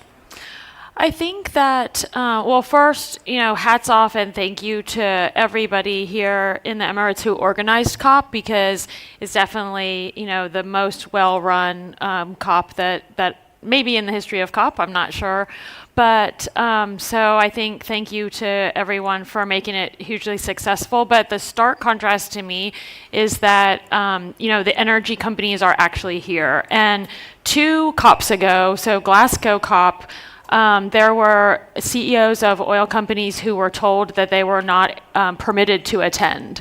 And so the inclusion that's happened with this COP is so important for how we move forward on implementation and action, because we cannot make the transition without the energy companies. And so the incredible amount of action that's now happening by industry and highlighted here is the model for going forward. And Dr. Yasmin. Thank you. Thank you for inviting me, and I'm really happy to be here at my 7th COP. My first was COP2. The one I remember was COP3 in Kyoto. And the stark difference that I want to highlight is the attitude of the oil companies then and the oil companies now, and the oil-producing countries then and the oil-producing countries now. And there's a radical change. Mm-hmm. With regard to Iraq, for example, we were not even members of the COP. We didn't adhere to the convention until 2009. But there was, within people who were in charge, first of all, in Iraq, a denial of environmental issues and a denial of climate change. But now the situation is completely different. Last year has been a signal year because we've had events that would convince any denier. When you have waves, whole weeks of temperatures exceeding 50 degrees centigrade in the shade, makes converts. So now what I sense here is a real sense of commitment. I think people involved with oil now want to be part of the solution. We want to be part of the solution because, frankly, it's in our interest, and beyond that, we have no choice. This part of the world will be in trouble even if we achieve 1.5 degrees, because the rate of temperature growth in this part of the world is much higher than the regular average. Remember, 1.5 is just an average. Nasser. First of all, thank you, Cody, and I'm very happy to be here as part of these teams. And thanks for Atlantic Council to pull all these teams together, to put all those organizations with the like-minded people. But I think the teams has already mentioned that, and we keep hearing it from the morning. Sorry. It's inclusive COPs, where everyone has to sit on the tables, everyone has to contribute. If you're not part of the problem, you cannot be part of the solutions. I think that's. But I agree with doctors. I think we've been seen. Maybe I can tell you a story of my town here in Al Ain, where my mother grew some trees, and she noticed that some of those trees in the summer, the leaves of those trees in recent years is becoming very dry. And I think that's because of the heat and because of the climate change. So, as a responsibility to the society, we have to be part of that. We have to play our roles. And even as a company that's been producing energy, we have to be part of that. Something for the whole panel. What approach should we take trying to understand the future energy mix amid all this new emission abatement technology? I'll start with you, Nasser. I think technology will play a major role. We've seen it. We implement it in our organization. We see how technology is helping us to identify, for example, where is the leaks in our facility, where is the methane leaks. We need to make sure that the technology will deliver what's required. And because if you can measure things, you will be able to monitor it, you will be able to address it, you will be able to solve it. I'm very happy to see that the oil and gas company are coming together, 50 oil and gas company coming together. At least they are pledging to a methane reduction or to methane near zero or zero by 2030.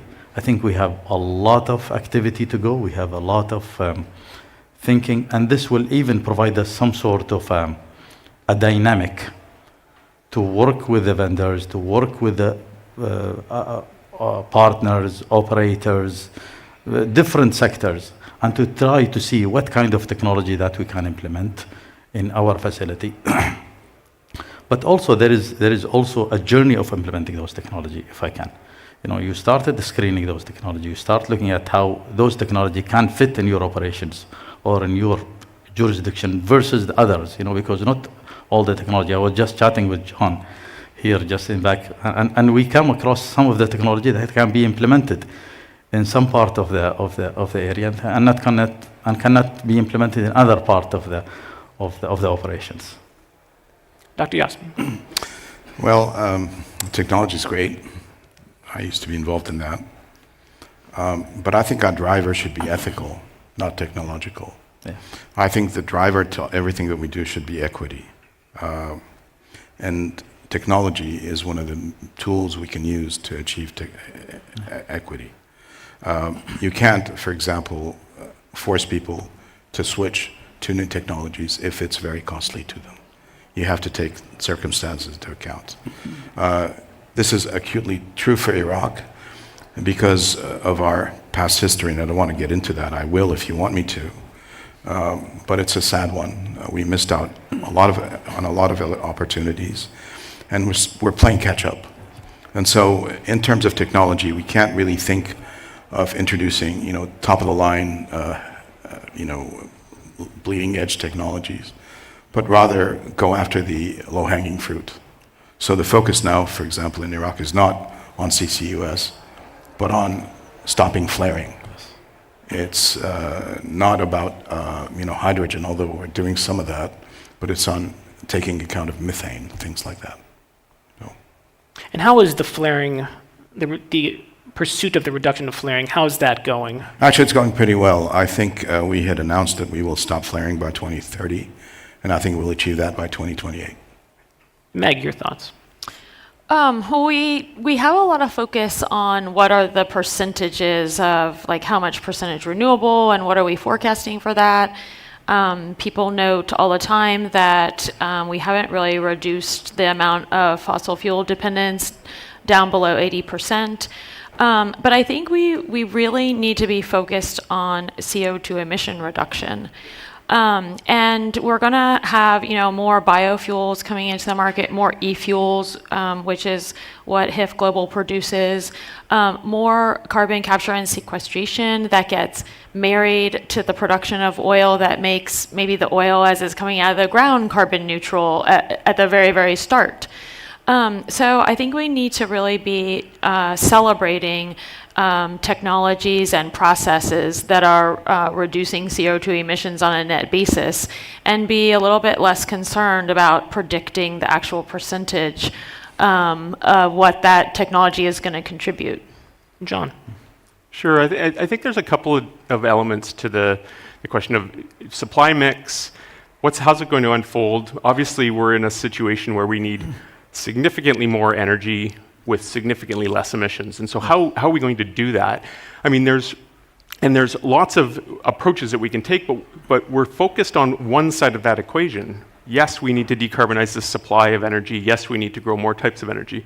But we have to also look at the demand side of the equation. How's demand going to change over time? What's it going to look like? What are the sort of best uses of different products? Are we going to be able to develop non-combustive uses of fossil fuels, of hydrocarbon? Are we going to be able to continue to produce over a period of time? And how do we decarbonize the supply while that demand profile changes? So there's a number of different sort of interplays between looking at this on supply, but demand's been a bit absent from the conversation, and I think we need to spend a little bit more time on that.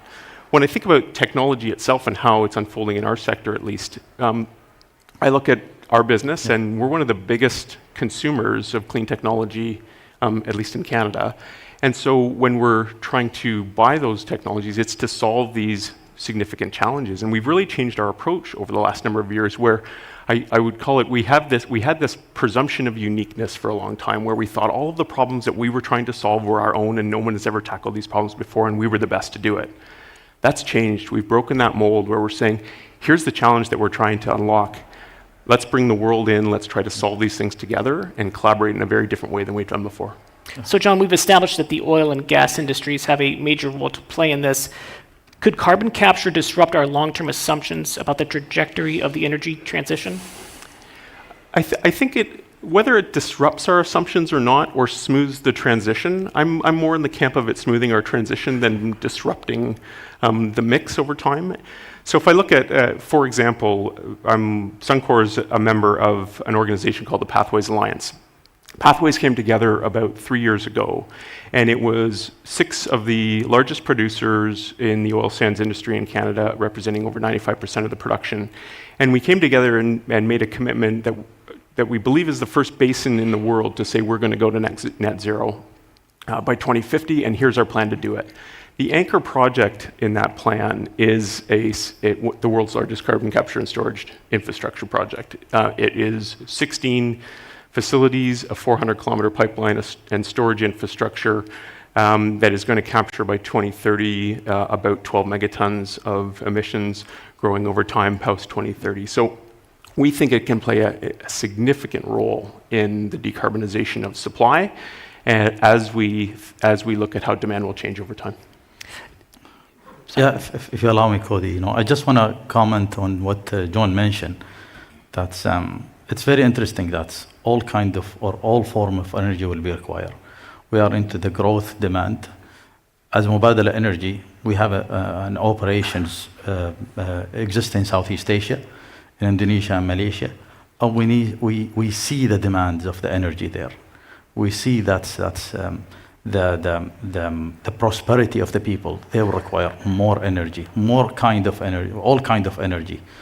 For example, we recently joined hand with hand with the American company Chevron to develop with our partner in Indonesia a geothermal project that will provide a sustainable flow of energy to a local residential, local town nearby.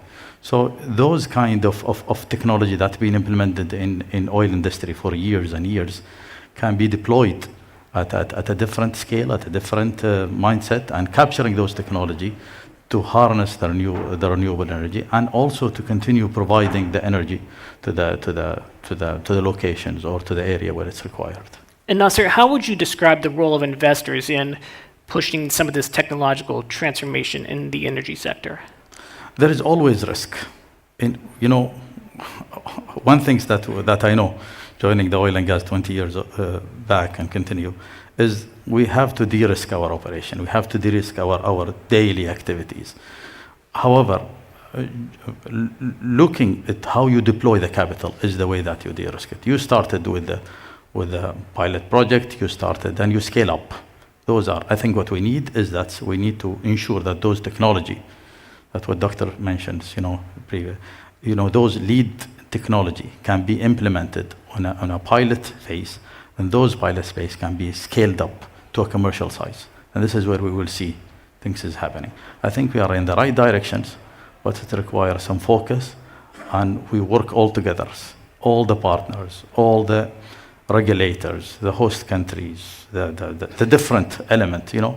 Maybe sometimes we need college degrees, that can come up and tell us, maybe there is some area here that we can streamline our process or have a technology break. We can see there's small kids right now with unicorn, 1 billion. I have my son. Can I be one of them? I said yes. Please do.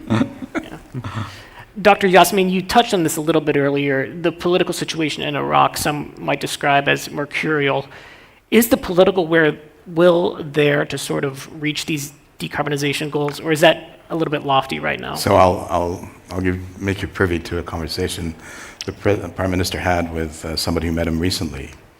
A friend of mine is there for a UN mission, and he was really happy that the Prime Minister was well briefed on the subject, and he was concerned that he may have been a little too well briefed in giving him a pat answer. So he switched to Arabic and asked him point blank, what is it that keeps you up at night? And he said flaring. Flaring because in Iraq it is a health hazard to people. And frankly, it's money that we're wasting, Yes. huge amounts, and it's bad for the planet. And so I think when I tell you that we are really committed to end flaring, we are and we will.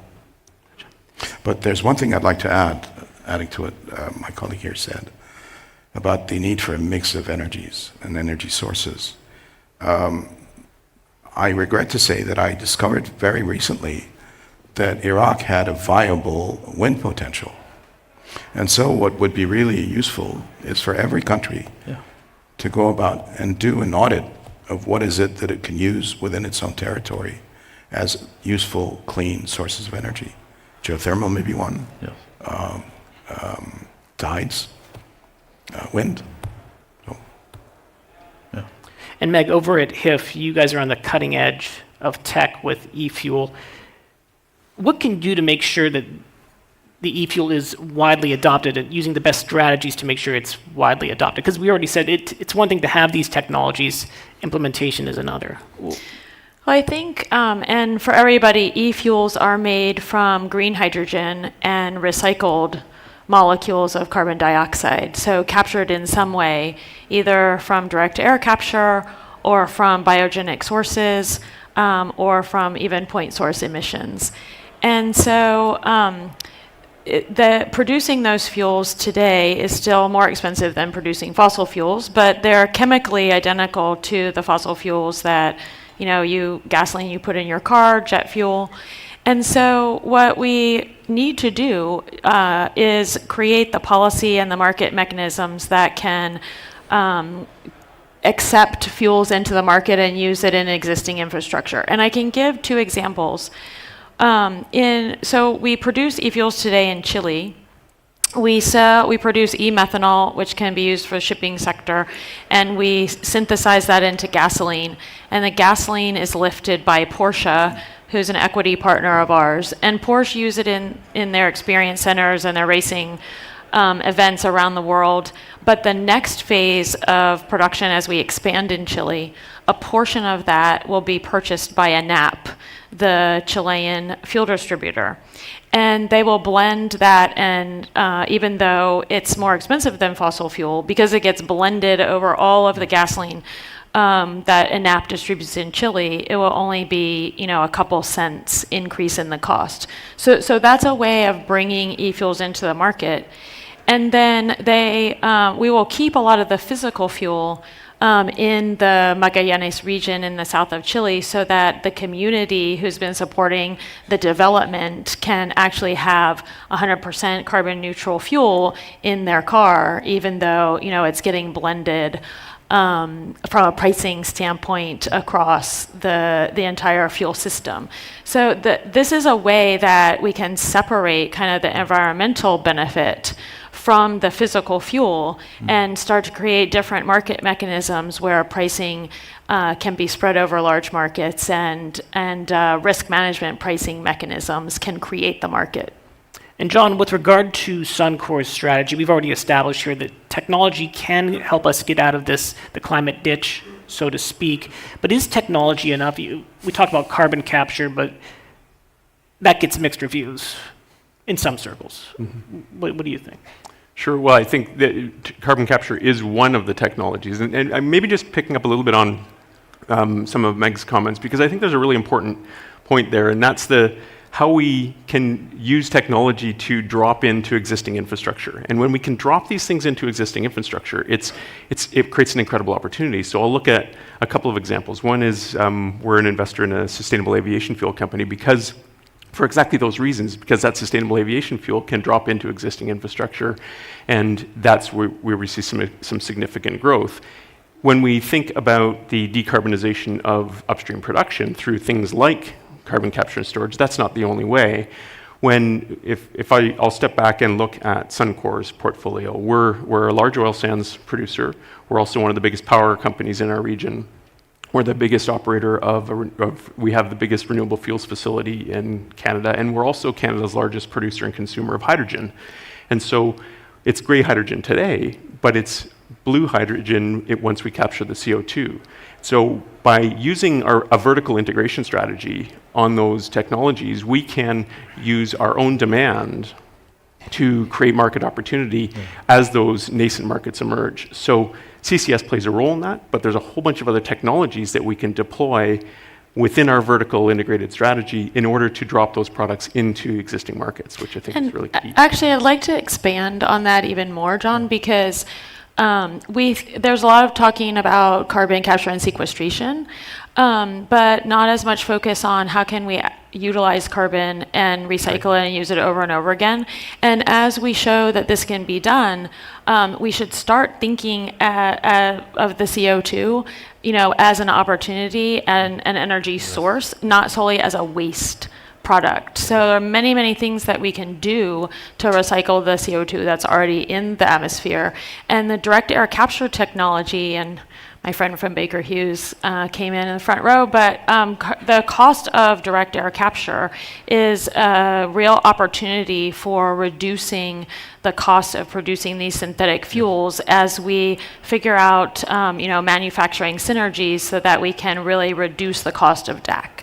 Exactly. Well, and I think, and when we can build this infrastructure on the back of existing systems, so for example, building that infrastructure to decarbonize oil production, as DAC comes down in cost, it's the same infrastructure to store the CO2 once you can deploy DAC. So I think there's lots of opportunity here to use the existing structures to invest in infrastructure so that we can deploy additional technologies as they come to market.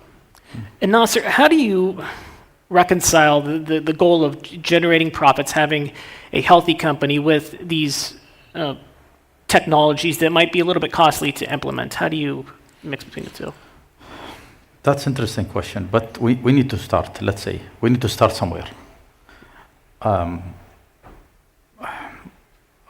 We need to start looking at those technology in a way that's differently. Those technology can be costly right now. I think you heard Musabbah at the beginning of this. When UAE started looking at the solar panel, the cost per megawatt hour was what 40 dirhams. Right now we are looking at 1.2. You see how the cost dropped. Wow. Those are kind of way path. But I think the imperative here is not when to deploy the technology. We need to deploy it, but how you integrate it, as John said, and Meg, is how to integrate it into our operations. How to try to mixing it up with what we are doing and trying to create some different, because if it is standalone, it can be costly. But if you integrate it into the existing operation, if you integrate it into the existing, what's the right words, way of thinking, of the company, yes, you can create value out of this. You can create added value. For example, I was just discussing with Meg just an hour ago, backside. That's, for this geothermal project, we are going to satisfy the requirement from the local community. But however, there is an access to that geothermal. That access to the geothermal, we can use it to methane, or we can use it to create ammonia, green ammonia, and we can use it as a commercials. And integrated as part of the project, so we make it commercial project at the end. And Dr. Yasmin, Iraq being the second largest oil producer in OPEC, fourth largest population in the Arab world, you're seeking to, ratchet up the economy. Obviously, that's priority. Is that going to butt up against some of these goals of implementing these technologies, or is that a false choice? We can't have just one arrow in our quiver. We really have to broaden what we do. So we need to create energy for our consumers. We need to create energy for our industry. We need to create energy cheaply and efficiently because we will need to adapt, and adaptation will require energy, adapt to climate change. But if you'll allow me, there is one source of energy that I think doesn't get the attention that it deserves, or perhaps it gets too much, and that's nuclear energy. And I'm mentioning this because of taste and background. But there are some significant developments that make it reachable and achievable and safe within our lifetimes and even before many years are gone. In fission, for example, there are people who have developed a series of reactions that yield nuclear ashes that have lifetimes in the order of 100 years, not 1,000. So basically, nuclear waste is a problem that can be solved in a structure that is designed to last 800 years. That's a cathedral, that's a huge mosque. We have things like that. The technology of our ancestors had that. The other thing, and it was alluded to a couple of days ago here at the Atlantic Council, is fusion. And the achievements in the field of fusion have been quite remarkable. When I was working in the field 30 years ago, we were talking about it 30 years from now, and that sort of time scale stuck until 5 or 6 years ago, where people started really shortening the amount of time that people are looking at it. And so there are companies that are thinking that they may be able to achieve workable commercial solutions 2035, 2040. When that happens, the critical thing that we have to do is deploy.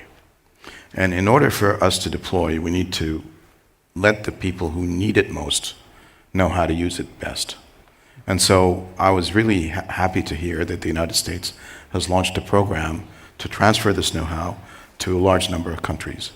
But what I'd like to say is that these countries have to include the very large population countries like Nigeria, like Egypt, like India, like Pakistan, that will need the energy and that will need to deploy it very, very quickly. And I hope we will. And it is a silver bullet, but it's a realistic one. I'll go down the line with just one more question, if I may. We in the media like to focus on, like in this case, COP28, and it's warranted. We like to focus on new technology. That too is warranted. What are we missing? What are some of the biggest misconceptions some might have about these technologies, John? That's a good. I mean, it's an interesting question. I don't know that it's a misconception about the technologies. I think it's what it's going to take to actually get moving now. We spend so much time in some of these events trying to evaluate whether our ambition is strong enough.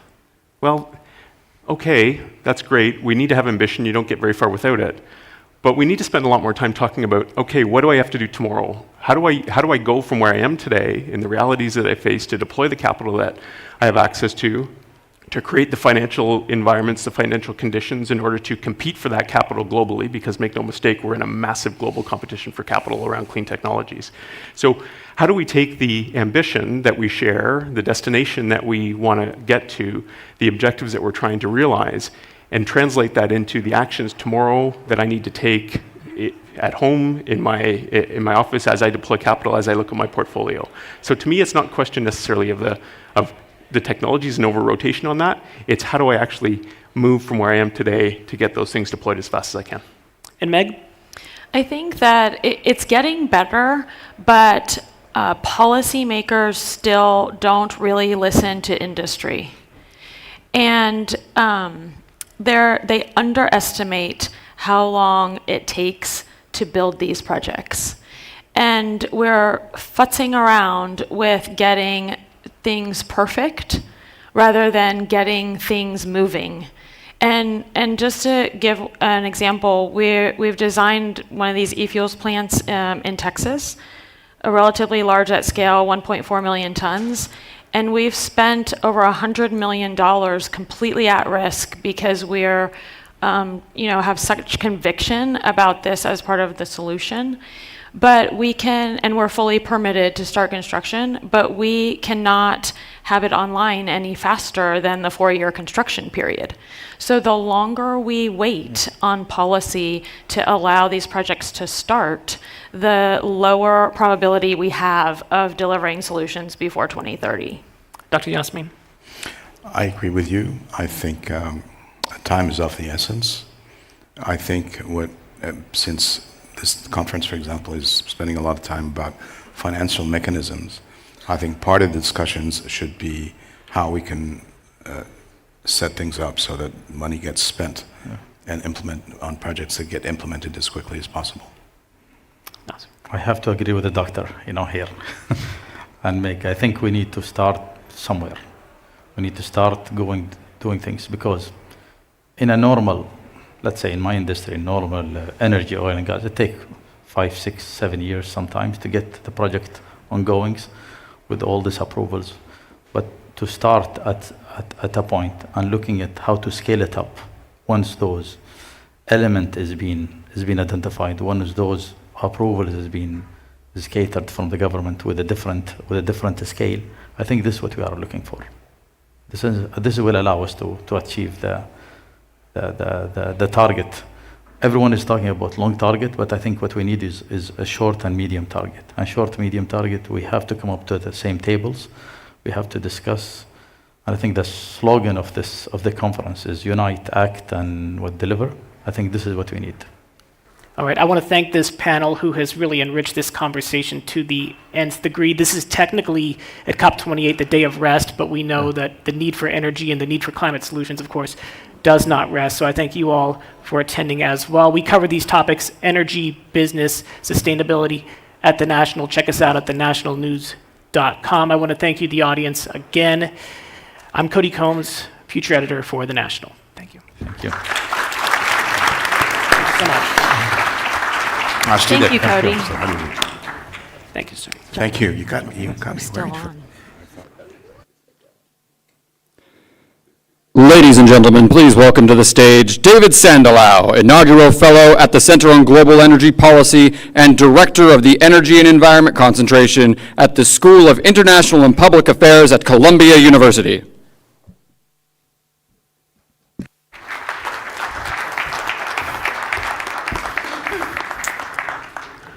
Greetings, everyone. What a great morning.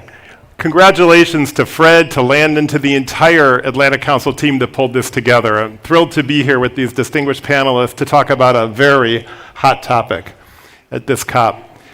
I recently read an article by Vaclav Smil, the noted energy historian, prolific guy.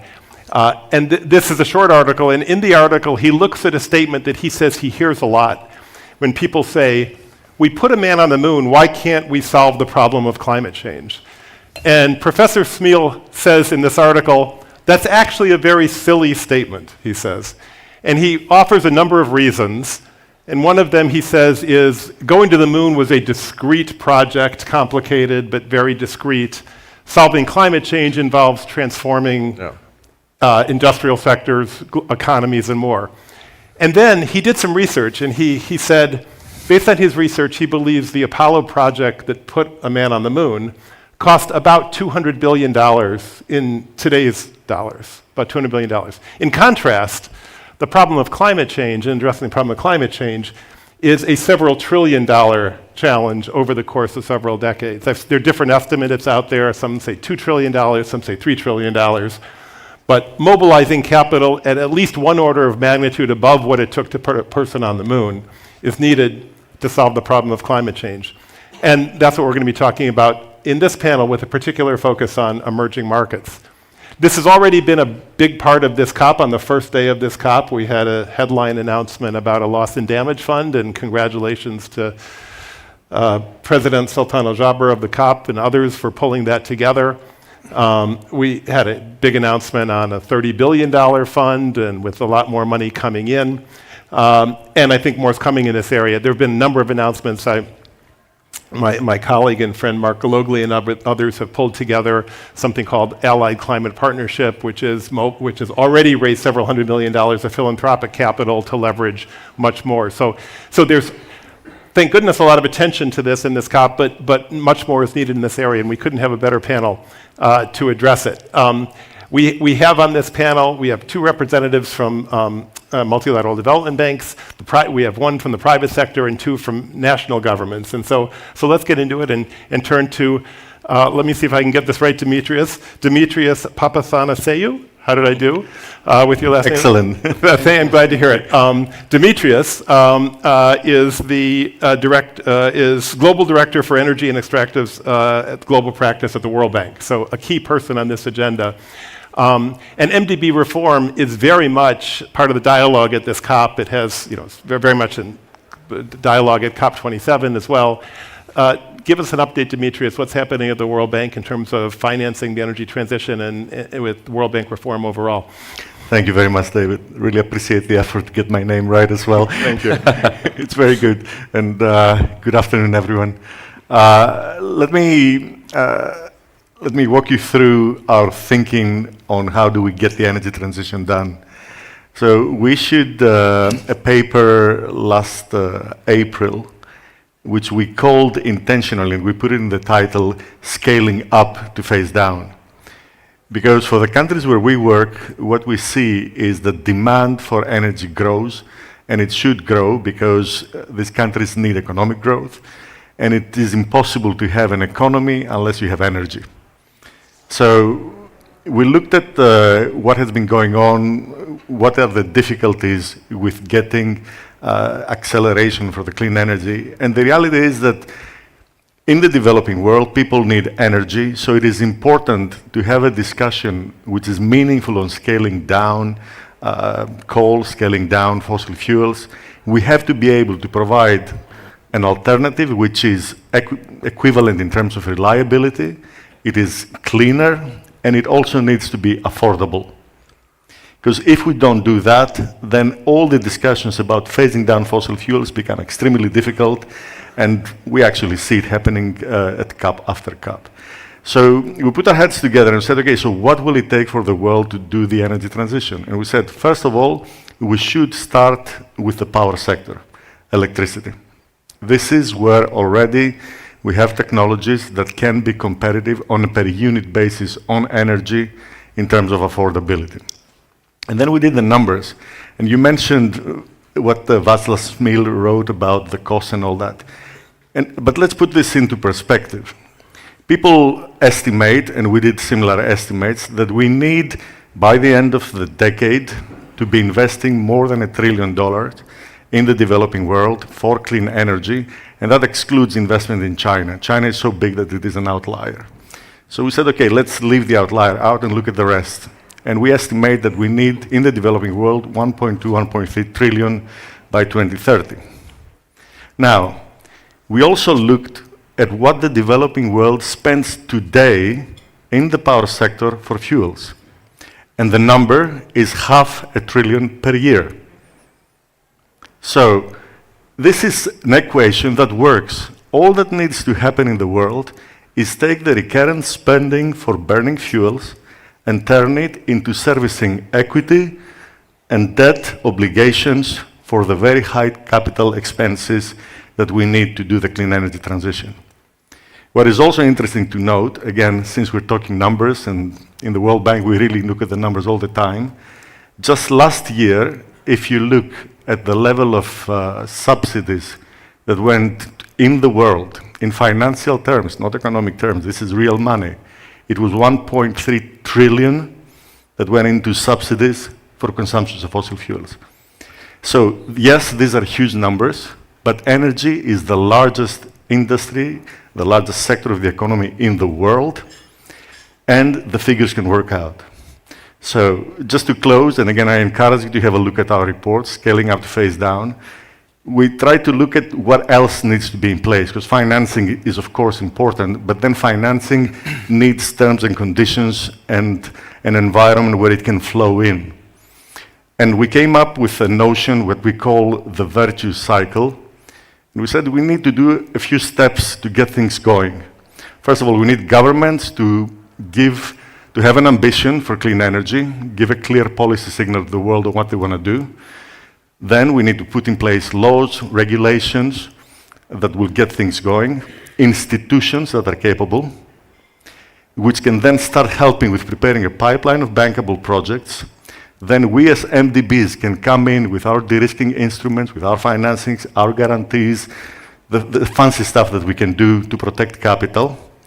then as long as we can have competitive processes and procedures on auctions, and we have seen how successful these procedures can be here in the Gulf, where you get some of the cheapest clean energy in the world, and then that gives you the results. And then it is these results, when suddenly countries see that with clean energy they can get very competitive prices, that then drives ambitions even further.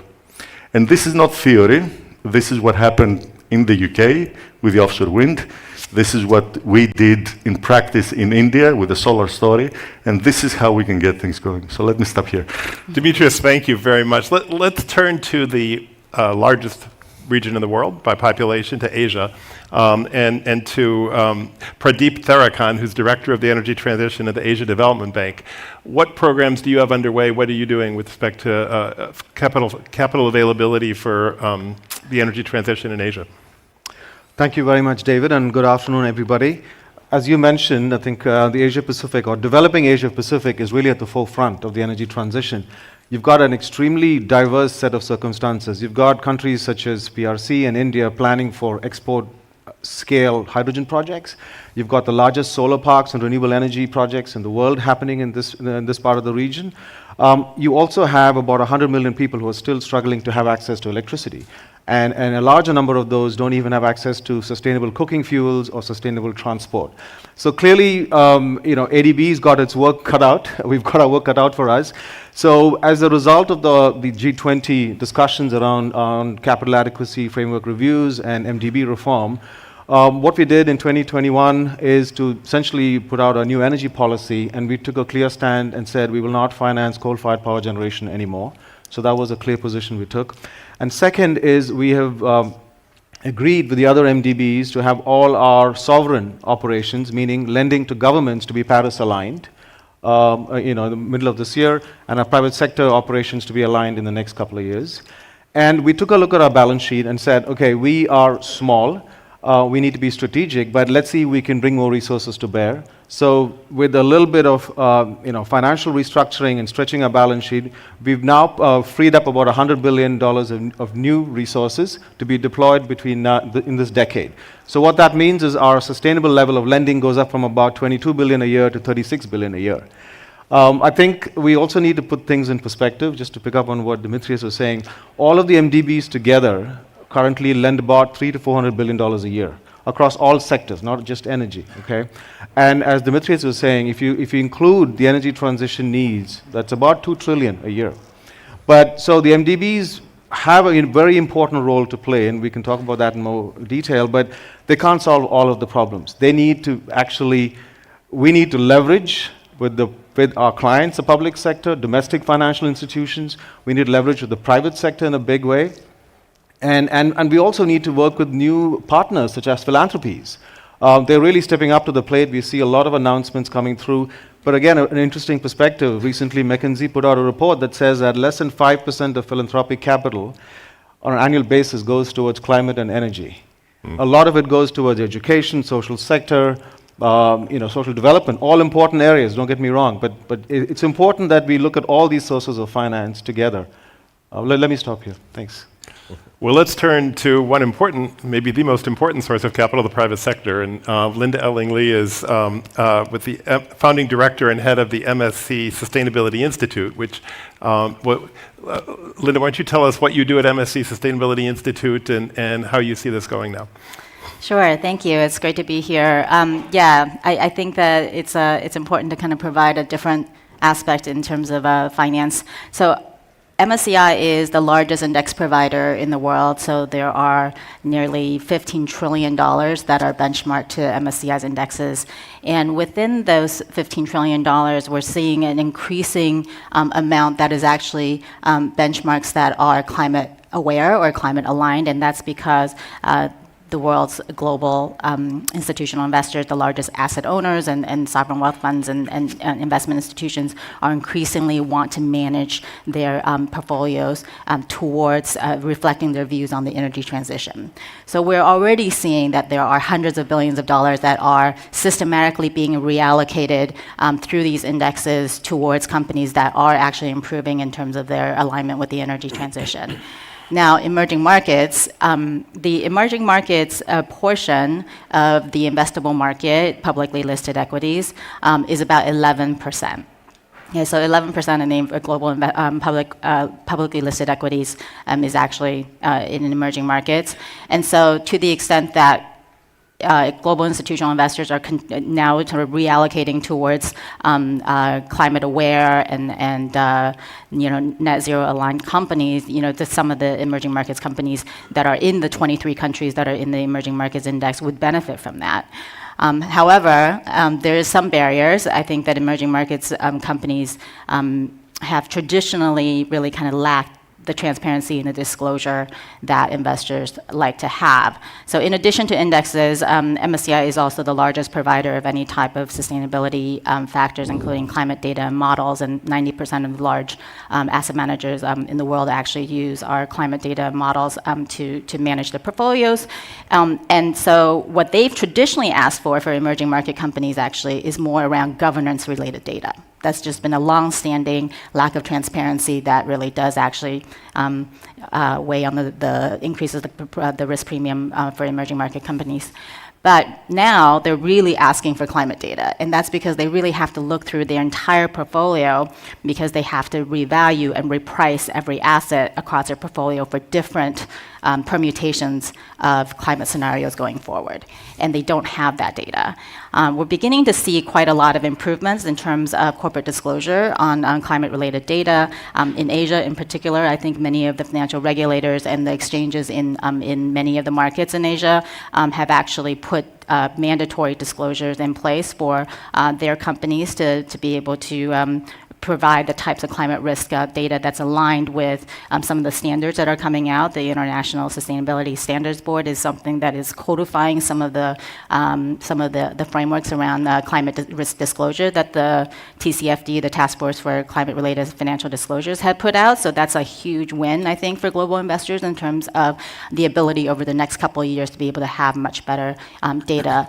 I would also say that the other pressure point, I think, for companies, particularly I think in the Asian markets, to be paying attention to providing more transparency on their climate risks, is that the large multinational companies are having to look at their entire value chain, and so all their supply chain, all the smaller the SMEs that are located throughout the emerging markets, especially in Asia, are now having to disclose and/or look at kind of what their climate impacts might be because they have to report that up to their clients, which are the larger multinationals. So maybe I stop there. Thank you, Linda. And I want to come back to the topic of data, which is very hot and interesting, but first go to our representatives of national government, starting with Javier Campillo, who is Vice Minister of Energy for the Republic of Colombia.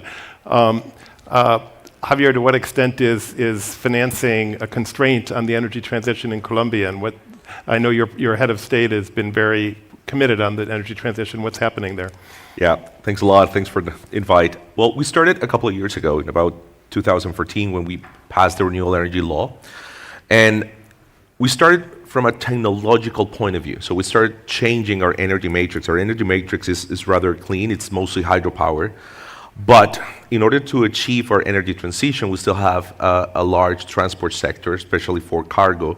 And so we need to address the fact that we're still relying a lot on fossil fuels, and one of the big challenges is that we're not just consumers, but we're also producers. So when you have a system where you're relying a lot on not just using fossil fuels, but also exporting, it becomes a challenge to change your internal matrix while at the same time providing an additional economy in the country to deal with what Dimitris was saying. I really like the term, and I'm going to steal it, to scale up the phase down.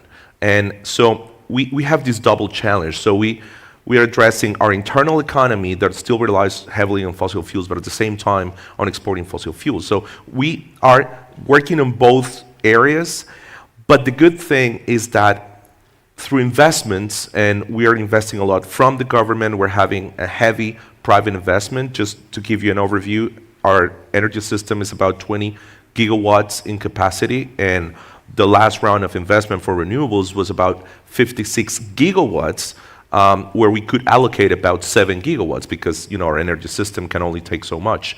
But that means that there is heavy interest, and we need close to 120 gigawatts by 2050 if we want to, we're talking about electrifying our industry and our transport sector. So there is a lot of room for investing, and our system in Colombia, we have a lot of renewable sources, both in solar, wind, but also geothermal.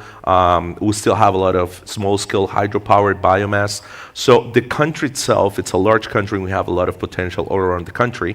And what we see is that a lot of the knowledge that we have, for instance, coming from the oil and gas sector, when it comes to offshore exploring, we have the knowledge offshore to shift away from fossil fuels offshore to wind offshore, to offshore wind. And we just announced here at the COP our first round of investment for offshore wind, for example. So what we want here is to use the experience from our companies to collaborate with other companies, with investors, to shift away while at the same time creating jobs and reindustrializing our whole economy. And I know it sounds very ambitious, but we just don't have any other choice. When it comes to coal, for example, we had a couple of years ago, about 3-4 years ago, for the first time in Colombia's history, a coal mine was shut down because it was just not profitable for the company who was using that coal. So it's the first time where a company who had the mining titles for coal, and with still a lot of coal in that mine, and they said, well, it's just not profitable enough, and I'm just going to give it back to the government. And we now have the challenge for that whole community to shift away from coal instantly. We didn't have time. We didn't have 10 years to plan it ahead to see, okay, what are we going to do after this mine closes? It just closed down. So what we're looking at now is we're looking at all this around the country and looking at this as an opportunity for shifting away from fossil fuels, but creating a stronger and more sustainable economy for the years to come. So that's how we're looking at it. Thank you, Javier. Last but very much not least, Adam Wing Levine plays a key role on these issues at the U.S. Department of Treasury as Deputy Assistant Secretary for Environment and Infrastructure. Adam, two questions for you. First, Vice President Kamala Harris was here in town and made some announcements in this area. Could you share with us what the Vice President announced? And then be very interested in your thoughts on the MDBs and MDB reform in this area and what the U.S. government's approach and policy is at this point. Sounds good, and thank you. And I see class might resume in a few minutes, so I'll try to keep my remarks brief. It's lunch, actually, so that's a real challenge. That's right. So related to the announcements, Vice President Harris announced two things with respect to the Green Climate Fund and the Climate Investment Funds this week. The first was announcing a $3 billion pledge to the Green Climate Fund, or GCF. And we're incredibly excited about this pledge just because the GCF is the largest multilateral climate fund. And we've actually been co-chairing as the US Treasury in our role with the fund. And we've been pushing forward two things that we're incredibly excited about. The first is recently Mafalda Duarte joined as the executive director at the GCF. And we're very excited about the agenda that she can bring to making the institution even more effective. I think the second thing related to our announcement is the strategic plan for the fund, in which they've chosen to focus on 3 areas of reform related to providing more access, particularly to lower income countries, as well as better leveraging its resources and balance sheet, and finally, reforming its operations to be more effective. The second announcement that we made was around the climate investment funds, particularly the Clean Technology Fund. And this announcement came alongside a new initiative that the Biden administration is pushing related to clean energy supply chains, in which we're trying to work with several countries in ways in which we can support the development of clean energy supply chains globally. But with respect to the commitment, it's $568 million that we're now loaning to the CTFs. And we're incredibly excited about what it can do with respect to new programming, particularly around these clean energy supply chains and industry decarbonization, but also continuing to support the existing set of programming. The other thing that was part of this announcement was related to the CIF capital markets mechanism, bit jargony, but it's a new way for the CIFs to access financing from capital markets, which isn't as regular, particularly for funds like them.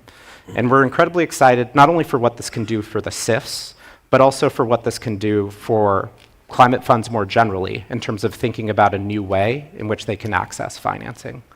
With respect to the MDBs, obviously the Treasury has been pushing a pretty ambitious evolution agenda. Just for context, I think our view was, in many ways, the MDBs were not programmed to focus on global challenges like pandemics, like climate change. And so within the Treasury Department, we've been trying to push forward a 4-pillar agenda with respect to MDB evolution. The first is, can we reform the ways that the MDBs think through its mission, its incentive structures, its operational approaches, and its financial capacity? I think we're already starting to see some of those effects more generally, where we think we're mobilizing at least another $50 billion over the next 10 years in terms of additional financing capacity.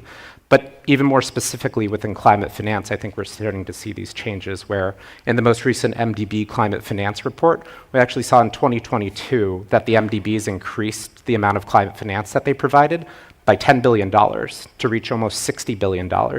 Maybe putting that number into additional context is, I think many of us are familiar with the 100 billion target that we have for climate finance. And so I think by many indications, we may already be there.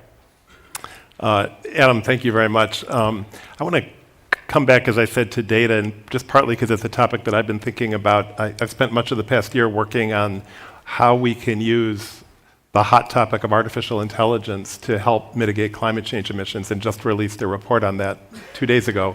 And one of the conclusions of our report is that data accessibility, availability, and standardization is absolutely essential to using these new tools that are emerging so rapidly. And Ellen, you mentioned data, and data is very central to what you're doing at MSC Sustainability Institute. I wondered to what extent is the lack of, you started to get into this, but maybe elaborate, to what extent is the lack of good data a constraint on what you do, and are there ways that emerging markets can produce better data to help with financing? Yeah, so technology has really transformed the sustainability data landscape over the last decade, really. And so because it's always been a very challenging area, so we've always had to use the last generation, the NLPs and so the natural language processing and so forth, to actually get data, make it more consistent, and QA the data. Now, this newer generation, especially with AI, it's really changing the game. A couple of areas that's really transforming how much information you can really get without relying on corporate disclosure is geospatial data, right? So we've just launched our asset location MSCI geospatial data, where investors are now able to look at over 1 million assets that are linked to the companies that are in their portfolios, and you're able to see not just the physical characteristics, because you need that to be able to map that to different climate hazard maps, eventually to natural capital losses. Those are all like the base data sets you really need to have, is to know the characteristics and the financial value and potential financial loss of these assets. Now, another thing that's really, I think, changing the game, and that we're going to see a huge amount of more information in emerging markets is because of the language processing skills, so the translation skills. I think that's been a huge barrier in terms of being able to capture relevant sustainability and climate-related data, and now we're going to be able to do that, just through the power of AI. There's just going to be transportation data, all sorts of data that is actually locked up in, say, national, much more kind of language-based national databases are sort of the kinds of things that we're going to be able to access. And so I think that there's going to be an unleashing of this information, and investors really need it, because it's very, very difficult to think about reallocating capital without sufficient information to make the kinds of repricing decisions that global investors need to make. All right, we're down to our last 2.5 minutes according to the clock. Let me ask anyone else on the panel, one, if this question on data is something that's emerging in your world you'd like to comment on, or alternatively, if there's a topic you wanted to get in here but you haven't been able to and you can do it in 20 seconds, please let us know. Demetrius, you're nodding your head. You go. So I think the opportunity that we have, and one of the good things that is coming up from this COP, is the agreement to triple clean energy. And that is the great part. I mean, we've been advocating through our scaling up to phase down. So this is great news, and I think what Linda mentioned in terms of there is a lot of capital that is looking to do the right thing. We know that there's a lot of capital that wants to come for clean energy investment in the emerging markets, because if you look at the map, that is where most of the solar resources are, that's where most of the wind resources are. So if the cost of technology and deploying the technology is the same, then what prevents things from happening is the fact that the cost of capital is much higher in our countries. So I think the opportunity that we have is that with bringing the MDBs in for the right type of projects and in a sense the kind of a stamp of approval that this project has been prepared in the right way and it respects environmental, social and governance issues, that should help us to really unlock additional capital and really leverage our own resources, because the MDB resources are limited, but the real opportunity is leveraging everyone else. And I think that is what I feel I'm getting from this panel as a useful thing, that we have to see how can we accelerate doing that as well. Please. I could just make a quick plug for transition finance. Just building up on what Dimitri said, we need to do unique things as MDBs. And first-of-a-kind projects is one thing we do very well. The second is everybody wants to finance green, but brown to green, hard-to-abate sectors, phasing out fossil fuels in an accelerated manner. These are areas where we could do a lot of work. And earlier this week, we did announce an MOU with the Monetary Authority of Singapore and GIAP, with the Global Energy Alliance for People and Planet, to set up a large fund to support these sorts of transition projects. But we need concessional funding, and that's where corporations, philanthropies, and bilateral donors would be extremely important partners. Javier, Adam, you've got the last word. Any final thoughts? I really like the fact that we're talking about AI, and I think it's really important right now because changes are happening so fast, and our prediction models and our roadmaps, every country has one, they have to be dynamic enough that in case we have a technological breakthrough, let's say if we find a way to make hydrogen, green hydrogen, cleaner and cheaper, we need to adjust those models really fast to change the way we're planning those roadmaps. So it's the recommendation here is to make sure that our planning models are dynamic enough to be adjustable to the rapid changes that are happening on the technology side. Try to tackle both. So the first on data and AI. I recently arrived to the US Treasury. I was previously working in venture capital, so I think there's an incredible amount of exciting work being done here, particularly in academic institutions like Stanford, which I'm an alumni of, but also in the more official capacities of governments and the private sector. I think there's some interesting work that's being done at the Climate Data Steering Committee with their launch of the Net Zero Public Data Utility recently. That's worth investigating on the data side. And then I would say, I think there's something also interesting to look into with transition finance. I would agree with that. And I think this is something that the G20 will also be looking at, and GFANS has done as well. And my final thing would be on the topic of maybe more blended finance. I think I keep hearing that the public sector doesn't understand, the private sector needs to make its case. I would say we're open to hearing these things. This is an active focus for the Treasury Department. Coming from the private sector, I definitely want to hear views, and we're actively thinking about whether it's political risk insurance, FX de-risking, things that we can do within the US Treasury or through the MDBs, how we can mobilize private capital. This is an incredibly important area of focus and would welcome your views on that. Please join me in giving a hand to this tremendous panel.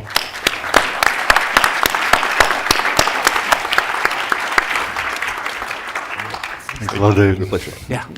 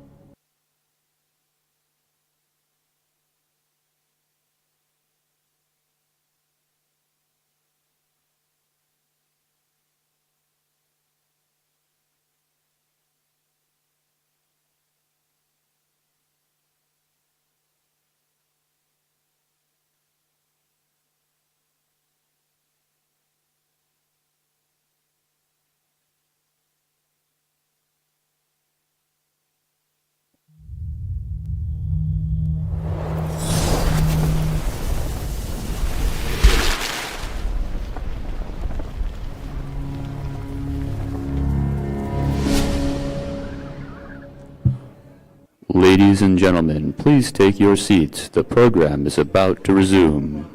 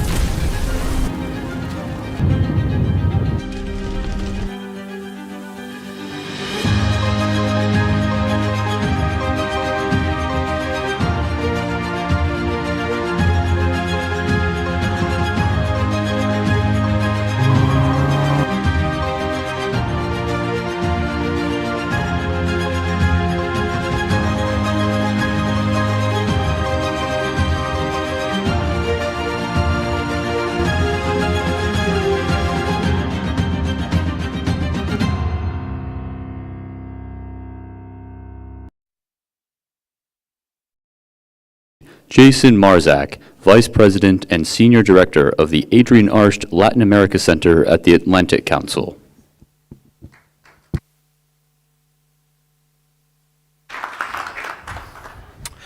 Well, good afternoon and welcome. I feel like with that dramatic entry and the video beforehand, we now will have a dramatic panel. Good afternoon and welcome everyone to this important discussion on voices of the Global South, energy security and economic opportunity. Again, I'd like to welcome all those joining us in person as well as those joining virtually. Today's conversation is particularly timely because it's an opportunity to highlight the voices and the perspectives of policymakers and stakeholders across what is often referred to as the broader Global South. Here, it's particularly important the perspectives of the Caribbean, which is a region that is fundamental to the work of the Atlantic Council and whose challenges are particular of the Caribbean itself, but also as we'll talk about other island states globally. So I'm particularly pleased that we're joined by Jean Leon. Jean is the president of the Caribbean Development Bank. Jean has also been a great partner of all the Atlantic Council's work in the Caribbean. Jean was elected president of the CDB in 2021 and has over 30 years of experience in economic development across the Caribbean, Central Asia, Middle East, Africa. And he and the Caribbean Development Bank continue to move to hit new strides. We are also joined by an incredible other panelists. Ghana's Deputy Minister of Energy, sitting next to Jean, Herbert Krapa, who's a lawyer by training and was appointed to his current position in April of this year. Since then, he's worked with Mr. Prempeh in helping Ghana navigate the complex challenges of the global energy markets. Deputy Minister, thank you so much for joining us as well.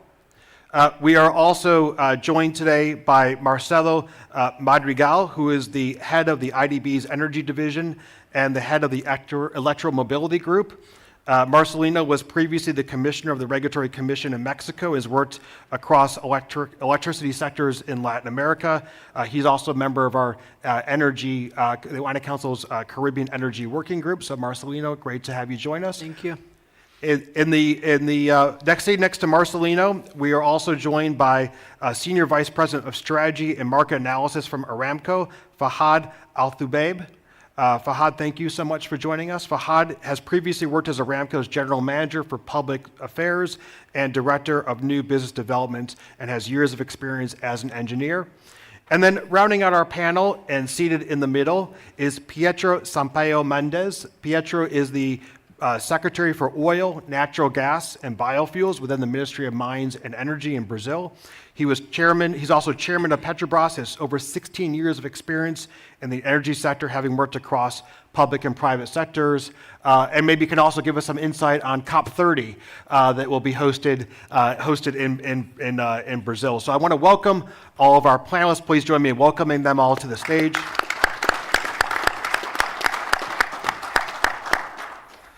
I have a few thoughts to frame the conversation. I'm going to kick it off with you, Jean. What we're seeing around the world is a need of facilitating an energy transition while also maintaining energy security. Over the past few years, the world has seen dramatic success as solar and onshore wind projects have dropped in cost. Some regions, like Latin America, have an energy matrix that is heavily dependent on hydropower.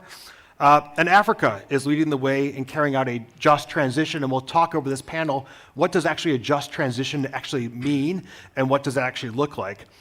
But challenges persist. Shortened and disrupted supply chains, along with rising inflation, is increasing the cost of critical clean energy technologies, and geopolitics and conflicts around the world are causing oil and gas prices to become more volatile. Developing and emerging economies in the Global South are most affected by these market changes. All of this has contributed to a narrative that's dominated headlines prior to and during COP, a division on how to go about an energy transition. There's an underlying consensus the world needs to move toward cleaner energies and invest in emerging technologies to mitigate and capture carbon emissions, but how and when to do so is up for debate, especially with regard to the broader development needs of countries in the Global South, and recognizing that economic development trajectories will also mean different approaches.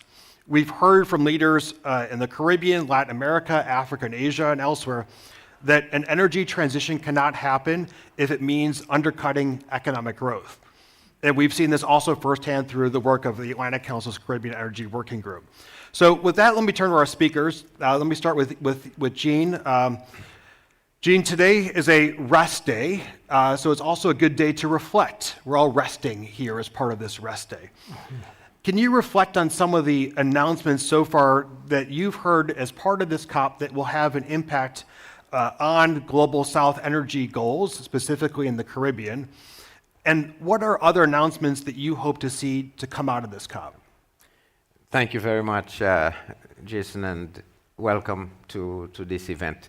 I probably, before I just touch on reflections, maybe put this in a little context, because you talk about a just transition. Just for me means the ability to achieve prosperity for all. That I think is a fundamental starting point, because if we do not start there, then we cannot understand transition to what, and why is it that the transition is just or not just.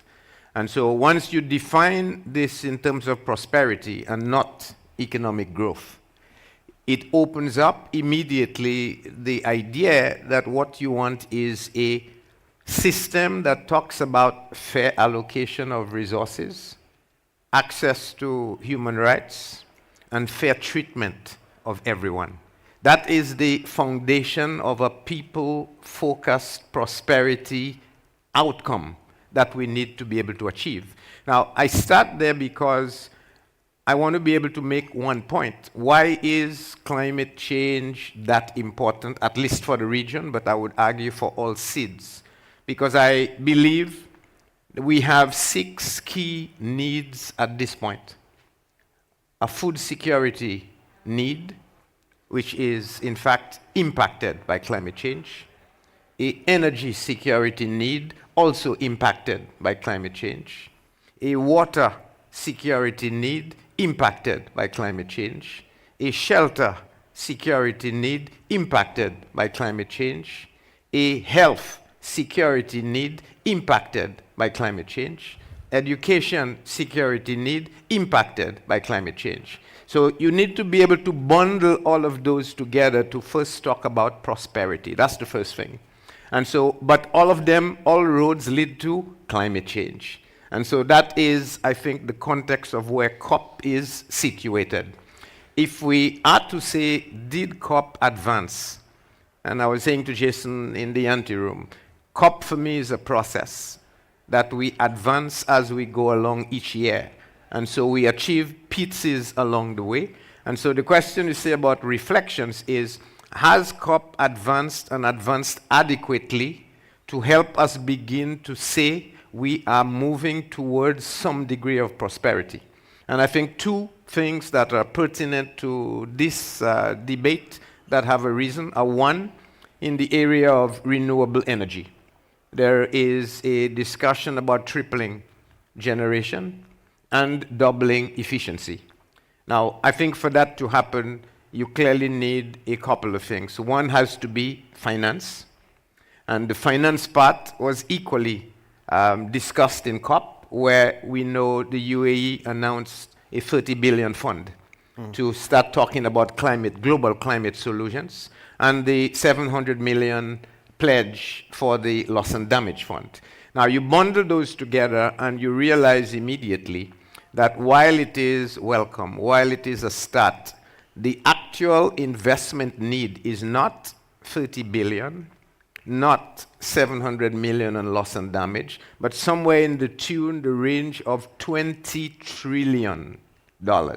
So there is a humongous gap that is still to be filled if we are to talk about attaining prosperity. So Jean, as we're looking at, as you said, COP, you look at as part of a process. Yep. So you see that announcement as maybe the important part of the process. Important part but of the process. It's the start of a much larger process. It is the start of a much larger process, and because the gap is still so wide, it forces us to now establish how do we allocate the small amounts that have now been given, however big it is and welcome it is? How do we determine who gets the priority and therefore who gets more prosperity? And equally, how do we continue to contribute as the process continues so that you could genuinely make a change in the lives of people? Thank you so much. Now let me move on to your perspective from Ghana, Deputy Minister Krapa.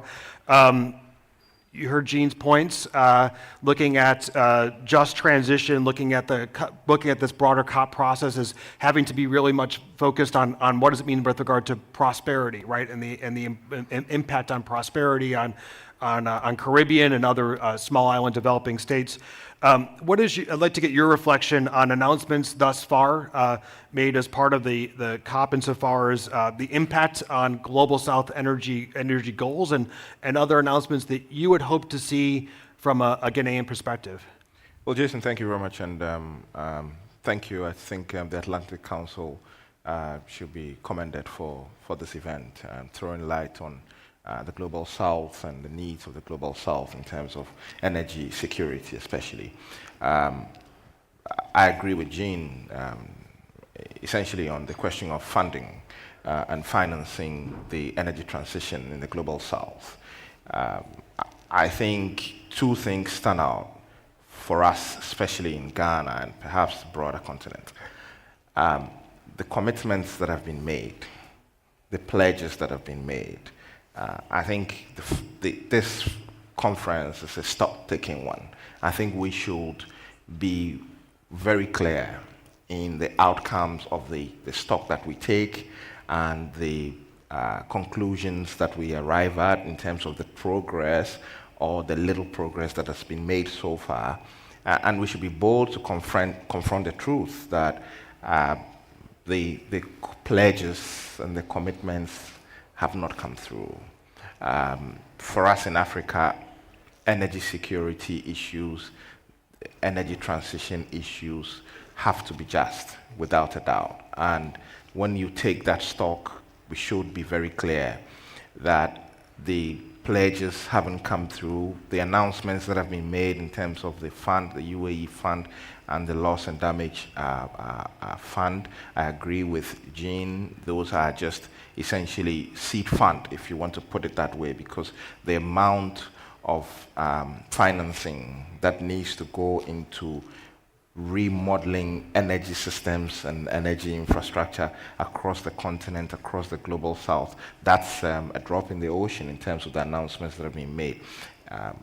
Global demand for energy constitutes 82% in hydrocarbons. And that means that the infrastructure is modeled along those lines. IEA says that has to go down to 22% by half century for us to be able to meet our targets of net zero. So that should draw everybody's attention to the need for the investment, investment into infrastructure, investment into cleaner, more sustainable energy sources, especially for those of us in the Global South. Jean touched on what constitutes a just energy transition. I think what constitutes a just energy transition is what accords with rationale, according to the arrangements of human nature. That you're blessed with natural resources, that you take advantage of it like everybody else has to develop your country and bring prosperity to your people. If, according to our understanding of things, the way that arrangement has helped other people, we can't continue in that path because of the harm that arrangement is bringing to all of us, then we have to be candid about how we finance those who are being asked to keep their assets stranded. Because what do we contribute to the carbon emissions in Africa? 3%. But whether you are in Dakar or Nairobi or Accra or Cotonou or Lomé, you feel the effect of a changing climate. And we all have an ethical responsibility to do what we can and should to bring rising temperatures down, and we are committed to that project. Thank you so much, Robert. Let me move on to Pietro, Secretary Sampaio. I won't ask you about whether you're going to get 100,000 people into Berlin, as we have 100,000 people here this week. But I do want to ask you about your reflections on what you've heard thus far from Gene Herbert, from a Ghanaian, from a Caribbean perspective on the announcements thus far, but also your perspective from a Brazilian perspective on what does a pragmatic outlook look like? What is a pragmatic outlook at managing the effects of climate change, but also ensuring energy security? How do you see that in Brazil? As what does that balance look like as you approach this COP and moving forward? Thanks, Jason. It's a great pleasure to stay here. And for Brazil, energy transition contributes with energy security. We have a lot of experience. We produce ethanol. It's not possible, for example, when you go to the gas stations in Brazil to buy just fossil fuels, except natural gas. Because every gasoline, we have 27% of ethanol. We have 100% of ethanol, E100. We have biodiesel in all diesel. We have 12% when we are moving for 15%. Our power matrix, we have 88% comes from renewables. And the cost to produce energy in Brazil from wind and solar is lower than when we produce from natural gas. And we have natural gas thermal powers to stabilize the system, but the cost is lower. We have a huge potential in Northeast to increase the production of onshore wind. We are establishing a legal framework for offshore wind as well. And we believe that, for example, Northeast can become an exporter for all the world of green hydrogen. We have a lot of potential to produce there. We did this year a bid for transmission lines because we have an excess of renewable energy in the Northeast, and we need to export this renewable energy for the Southeast, where we have the consumption. We submit this year a program called Fuel of the Future. Brazil has the potential to produce 9 billion of sustainable aviation fuel per year. Our consumption is 7 billion of jet fuel, so we can produce more from renewables and just comes from waste. It's not for first generation biofuels, just comes from waste. We can export credits to carbon, so we are very interested that COP move forward how to regulate this market, how Brazil can export credit on carbon, We have a lot of funds here in the Midwest interest to buy this credit carbon, but we don't have the rules, so I think that is very important to move forward for this. So our expectation is that energy transition needs to go as faster as we can, and of course we will not stop the production of oil and gas. We are a huge producer, we are increasing the production.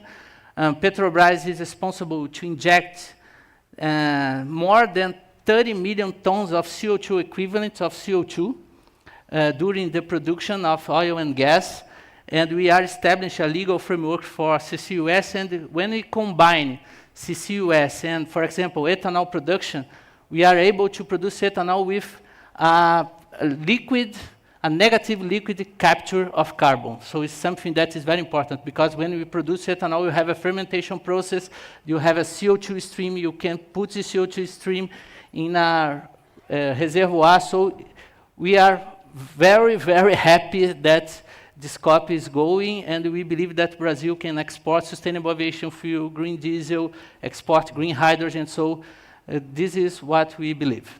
And you also see in Pietro and Brazil the impact of climate change on the energy transition because of Brazil's increasing dependence on energy where climate change can impact the availability of that energy, right? Whether due to drought or other challenges that you've been experiencing firsthand in Brazil. Yes, we are seeing that it's real that we have the climate change. It's not something that's just in the papers. Well, for example, in this year in Amazon forest, we see a very dry season, and we had some problems to supply fuels, for example, inside the Amazon forest because the rivers are so low, and we believe that sometimes this is problem for harvest, for produce crops, so we need to deal with this all the time. I want to scale up to look at Latin America and the Caribbean writ large with Marcelino, then turn to Fahad for your analysis. But Marcelino, you've been listening to the discussion thus far. Talk prosperity, just transition. I think one of Herbert, your important points as well is that there are pledges and commitments, but you want to see those actually come through. Marcel, let me get your perspective. And also, how are you seeing some of the differences overseeing energy issues for the Inter-American Development Bank writ large across the region, differences between how countries in Latin America and the Caribbean might be seeking to balance their energy transition versus how countries in what's oftentimes referred to in the global north are seeking to balance the transition. Thanks a lot, Jason, and really thanks for the invitation to the IDB to this event. I have really enjoyed it so far.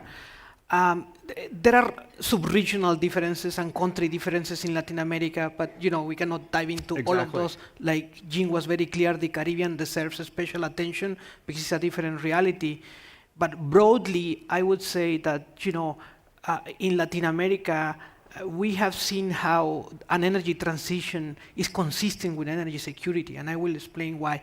Because I really think we need to get away from the vision that energy security is about choosing renewables or fossil fuels. It's more complex than that. Energy security is about the physical aspects of it, to have enough energy today and tomorrow, the affordability aspects of it. Energy needs to be affordable for the citizens, but also for governments that sometimes are strained fiscally because of the fluctuations in oil prices. And it needs to be, security is also about sustainability and resiliency, right? If we don't fight climate change, we have a security problem. But also, if we don't have an energy system that can manage the impacts we already see on the energy system on climate change, it's not going to be secure. And hydropower is one situation. Latin America average 60% clean electricity, so we cannot really triple because we're two halves way there. The math doesn't work. There are differences there. Some places we still need to move. But so security, and because we rely a lot on hydropower, managing now the impacts of climate change requires that we continue to integrate more. And that proved to be very useful to Brazil, to be integrated with other countries. It has proven very good to Central America, or very good to Ecuador to import energy from Colombia. On affordability, I think there is room to work because the oil price crisis episode that we had really put strain on the budgets of many governments that import and still subsidize fossil fuels.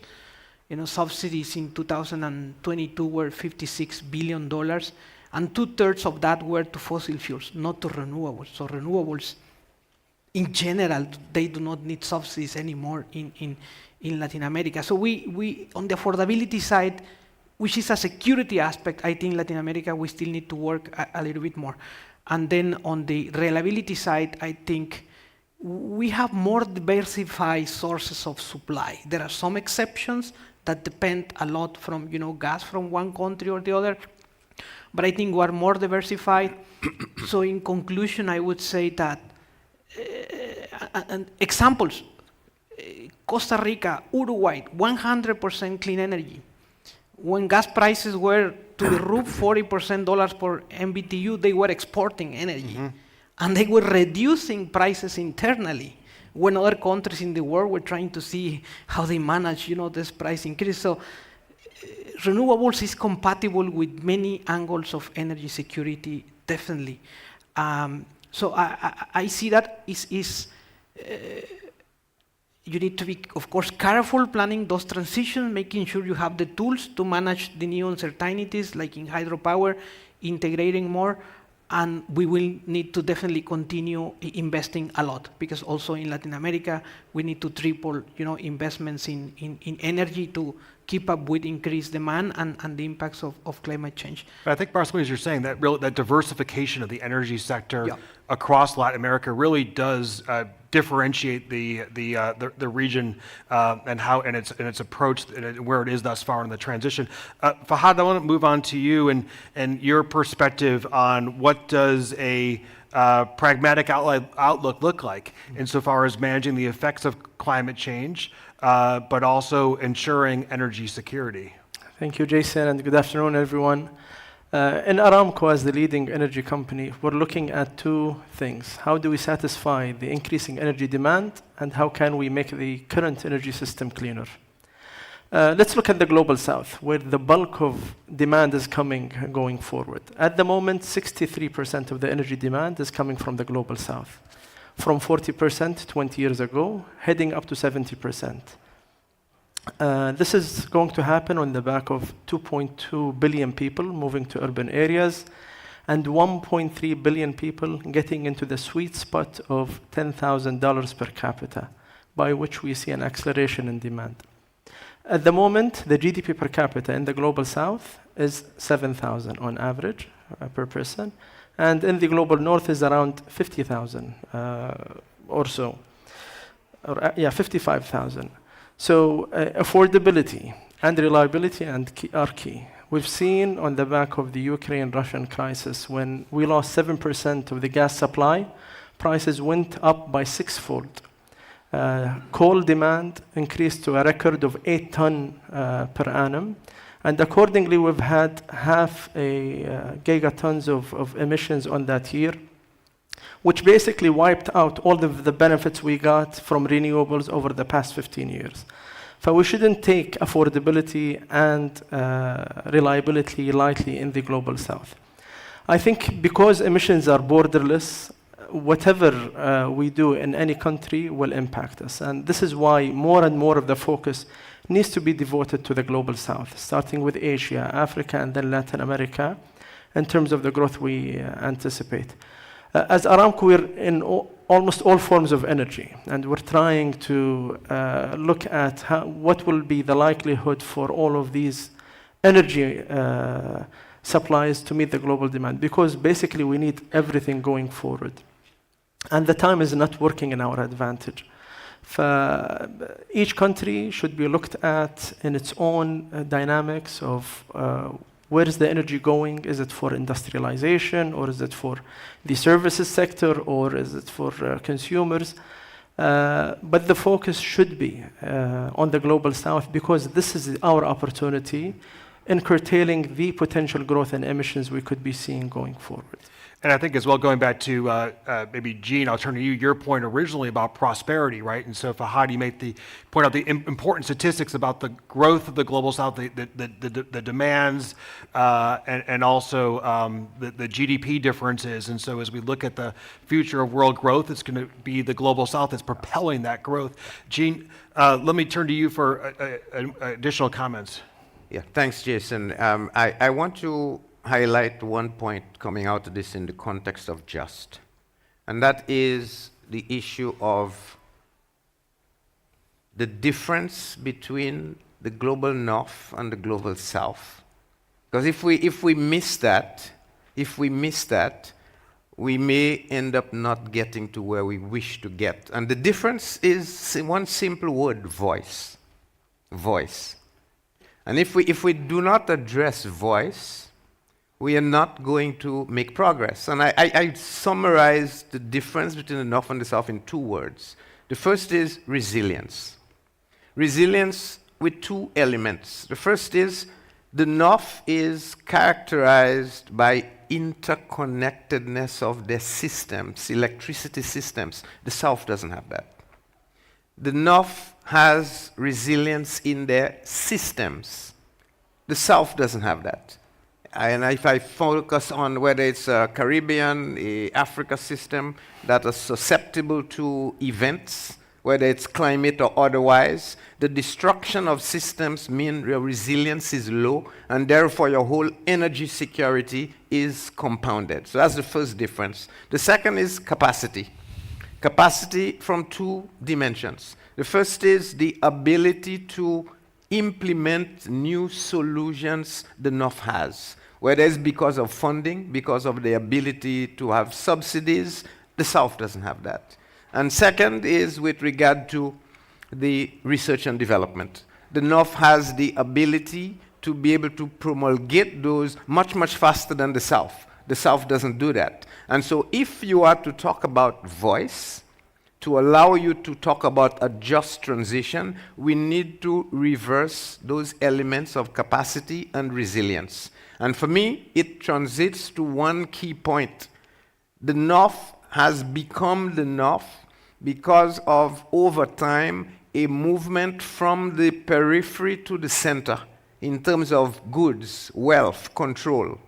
Now you need a reversal from the center back to the periphery to normalize and to generate equity or less inequity to allow the South to literally grow. So when we talk about moving from 20% to 70% in consumption needs, how is the South going to do that in a just way? You need to have a reversal of structure, power, technology, skills, ability, financing from the center back to the periphery, which is our South. And so that question of voice, who determines the how, is a central element that we need to be discussing if we are to make progress.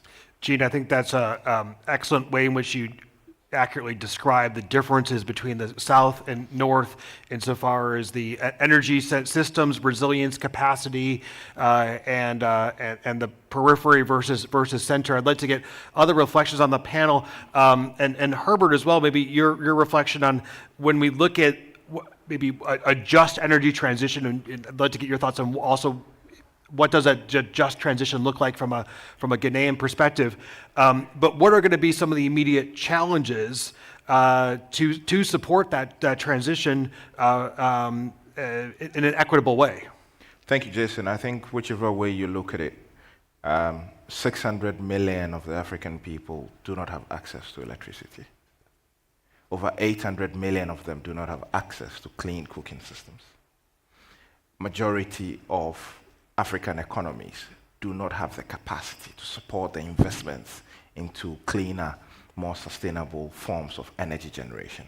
Majority of African countries are blessed with hydrocarbons and mineral deposits. And a just transition means taking advantage of these resources or having the capacity to finance a more diversified, sustainable approach to energy security and energy availability. In Ghana, we have developed a framework, an energy transition framework, which, with the support of the United Nations Sustainable Energy for All, we've been able to model into an investment plan. That plan, both us and the UNSC4 put the financing required to implement that plan at 650 billion United States dollars by 2060, which is the timeline for our pathway for decarbonization. And we're looking essentially at renewables, solar and wind. By 2030, our ambition is to increase our renewable mix in the energy production up to about 10%, which is some 1,070 megawatts. We're currently doing 3% of renewables in the mix. We have gas, natural gas, and that's also part of our transition fuels. And then, of course, we also have ambitions to develop a nuclear program as part of base load into the system. Of course, all of that also requires strengthening the grid. In Ghana, we have 88.86% of electricity access, one of the few countries on the continent that has above 80% of electricity access. What we have left is the island communities and the lakeside communities and those places that are quite remote, far away from the grid. And we're using off-grid and mini-grid systems to be able to reach universal electricity access by next year, 2024. So we have a plan. We have an ambition. We understand that we have to transition, but we also have hydrocarbons. We have oil and gas in significant quantities, and we'll continue to explore that. We'll continue to develop that, and do that side by side with our transition plan to move more into renewables, solar, wind. We've done the biggest floating solar on the continent in Ghana by the Bui Power Authority, one of the 2 hydro generating companies that we have in Ghana. We have done 117 megawatts of solar already. By the end of this year, we're hoping to add another 200 megawatts. So we have a plan to diversify more into solar, using gas, and also bring nuclear on board. We're in the market already talking to prospective vendors for a nuclear program. But all of this will require significant financing. Yeah. And as we have seen, energy access, energy affordability, energy security, sustainable energy are very interconnected and very linked, and we have to look at all of them from one, dimension. I want to pick up, Herbert, on the financing. Maybe I'm going to go to Fahad in a second, but first I want to turn to you, Marcelino, on what you're seeing, because there's a lot of innovative financing instruments that are being seen across Latin America. The Inter-American Development Bank is spearheading many of those interesting and innovative financing instruments. From your perspective, what are some of the fiscal and regulatory constraints that are being faced by countries across the region, and what are some of the strategies to overcome those constraints as we look at, again, moving toward a just energy transition? Let me start with the last part, Jason. I think one part of that just transition is that the benefits are spread as wide and as equally as possible. And solar technology storage is making it possible to bring electricity to people that didn't have, because extending the grid is so expensive. That is one example. But with the energy transition, more opportunity can come and jobs, and we see that as an advantage of Latin America. We produce 40% of the copper, 30% of the lithium, have roughly 60% of the lithium reserves, and we did some numbers before, and the International Energy Agency now confirms if the world really moves to 1.5 degrees, that's a huge opportunity for Latin America, because actually this revenue from exporting minerals for the transition can surpass the revenues from oil and gas, and that means jobs, revenue. But to develop mining and many other technologies responsibly, you need the enabling conditions, the proper regulations, and that happens across many opportunity areas. Mining is one, developing mining in the right way, that communities benefit of it, that there is some industrialization on the process to create jobs. There is also a need to modernize regulations on new technologies in Latin America, like hydrogen. There is a big potential. Brazil from Ceará can compete with the Middle East to bring hydrogen to Europe, even more Chile. But there is still a regulatory institutional craft that needs to happen in many areas, including also new technologies, like electric mobility, where the region is picking up, and we need, because the region is diverse, in some set of countries you just need institutions, rule of law, basic regulatory instruments to attract private investment in wind and solar, which the region has been successful, but those instruments need to be spread out across the region. That's level 1. Level 2, in some countries that they are already advanced, we need to modernize the way our markets work.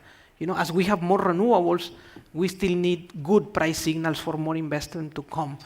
And then the modernization for new technologies that I just said, hydrogen, electric mobility. So there are good foundations, but a lot of upstream work that also requires financing. Financing is not only for the infrastructure piece, but to develop the institutions and the regulations so that private investment can flow. So I wouldn't like to live without saying that investment is not only about the asset, but investing in those institutions, and we are doing a lot of that also at the IDB. And also, a lot of the work that we've done, the Atlantic Council on the Caribbean specifically, is also the importance of a project pipeline and making sure that there's the investment, not just in the longer term, but also making sure that how to get that investment, the initial conceptualization and the thinking and pilot projects that are critical to the energy transition. Fahad, let me move to you. From your perspective, what do you see as some of the differences and similarities between developed and developing countries in their path to achieve a just transition? And also feel free to reflect further on what does that just transition look like, which has also been part of the discussion of the panel. And I think one of the biggest challenges we're facing, not only in the south, but even in the north, is the resilience of this energy system. As we move from a molecule world, oil and gas, to more of an electron world, the resilience will be quite challenged. And the reason is, at the moment, we have around 35 to 50 days of storage when it comes to oil or gas. However, when it comes to renewables, you only have a few hours of storage, which could jeopardize the resilience of the energy system. Not only that, this could also increase the cost of deploying renewables, because it's not just amount of the generation capacity, but the availability of the renewable is key, which will impact the cost and consequently the affordability. And the deployment of renewables going forward will be challenged by the higher cost of capital, because the margins on renewables are quite thin. With higher cost of capital, that will be a problem, not only in the south, but even in the north. And the other problem is permitting. Permitting in both the south and the north remain to be a challenge. This is why these two major issues need to be addressed, not only in the south, but even the north, for us to have all of this work together. It's going to be challenging going forward with higher cost of capital, with us rushing to deploy solutions that sometimes might not be affordable when it comes to the south, which could impact the just of all of that. Again, we shouldn't look at the global south in isolation of the north, because emissions are borderless. Whatever happens in the south will impact us all wherever we may be. I think that also goes back to some of the points on this panel as well about the importance of the voice and the voice of the South. And that's why I'm so thrilled that as part of this incredible Global Energy Forum that we have this panel to give further voice to these different perspectives. Pietro, let me move to you. We talked about getting projects off the ground. Brazil has had some great success in getting energy projects. We're talking about pipelines and investment. Can you share some of the success that Brazil has had in initiating new energy projects? And also, to what degree do you see there being an opportunity for replication of some of these methodologies beyond Brazil? So I think that Madrigal told us about the cost of capital. Cost of capital is a problem, just mainly for renewable projects, because we have lower margins. Of course, Brazil, in our opinion, according to international studies, it's one of the best places to make this kind of investment. But of course, the cost of capital is a problem. It's a problem in the South region. So I think the North region could help us, for example, giving us long-term contracts, because everything that comes for renewable in Brazil, who pays the bill? The consumer. We don't have public budget to finance this. So it's very important to have IDB, World Bank, to have long-term contracts to develop, for example, green hydrogen projects. This is something that is very important. I would like to talk a little about just transition, because we have a country that we are fighting every day against inequality. We have a lot of problems related to this. We have people that have problems, same as in Africa, related to clean cooking. For example, we are trying to spread LPG bottles for the country, and we have poor families that they don't have access, and they use wood. And when you substitute wood by LPG, you reduce greenhouse gas emissions. And I think that is one of the key messages. Our enemy is the carbon, is not any technology or the pathway. We need to measure the carbon. And if you are using a technology that comes from oil and the production, you are reducing GHG, we need to substitute wood by LPG, we need to substitute diesel vehicles by natural gas that will reduce the emissions. So we have a lot of things to do, combining technology and use this experience. Brazil is leading a global biofuels alliance with US and India, and we are spreading in the Central America our experience with ethanol, because we use 27% of ethanol. We are moving forward to go to 30%. When you use ethanol in gasoline, you reduce greenhouse gas emissions, you increase the octane number of gasoline, so you can use a naphtha stream that has a lower octane number, You create jobs in our country, you equilibrate the sugar market. So we did a lot of job with India. They are moving for E20. We go to Central America to explain our experience, going to Cuba, going to Guatemala, going to Indonesia, to explain what we are doing in this industry, and we believe that we can spread this and leader this in many countries.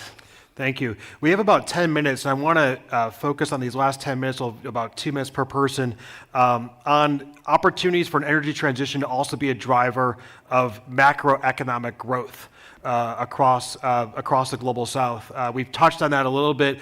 I think especially in maybe a region like Latin America and the Caribbean, the most greatest inequality that we see of any region around the world. And so, how do we ensure that energy transition also, and Pietro, this goes to your point as well, also helps improve not only prosperity but also the lives of some of the people that are most affected, and doesn't further impact the inequality that we already see. I want to start with you, Jean. What from you are some of the resources and support from the global community that the Caribbean Development Bank and its members need to tie energy security with economic growth? Clearly, the most important part has to be finance. We have, like in Latin America, an abundance of resources, whether it's geothermal, solar, wind, that can be harnessed to produce or generate power. And as we've made the point, there isn't one moment in your life, your waking life, that you do without using energy. That's a given, and therefore energy is pervasive in everything, every activity we do, and consequently tapping into reliable, affordable, and non-volatile electricity or energy generation has to be the beginning of all activity to meet that prosperity that we talk of. But the Achilles heel we have is not the availability of finance, but probably the affordability of finance. And we hear it keep coming up in terms of the cost of capital. And I'd like to put it to everyone. What good is it to have a high return, and that high return means it only yields our ultimate death, our ultimate non-existence? It cannot make sense, because we cannot be arguing that there's a higher cost to financing something in the realm of renewable energy that saves the planet, ultimately saves the planet from going over 1.5, and then say we cannot do it because the cost is too high. Why? Because the issue is, and everyone understands that, return is an exact replica of risk. Risk is the risk of our very existence. And if that risk is that we will perish, then that risk cannot be higher than investing in something that will keep you alive. And consequently, markets have this upside down. The cost of providing finance and investment to generate the existence of the planet, meaning your future risk profile will be lower because you will exist, cannot be higher than financing for some activity that will guarantee you will no longer exist in the long run. And so we have a mix of the way we are perceiving risk, the way we are perceiving return, and the whole idea of cost of capital. And that is, I think, where we need to rethink this whole idea of what's the cost of capital. Jean, for those who are watching online, you can't see the audience necessarily, but we can. I can see the audience nodding, many people in the audience nodding their head as you were just giving that explanation of how do we really think about risk return and thinking about it in the long term rather than in the short term. Let me go to you, Herbert.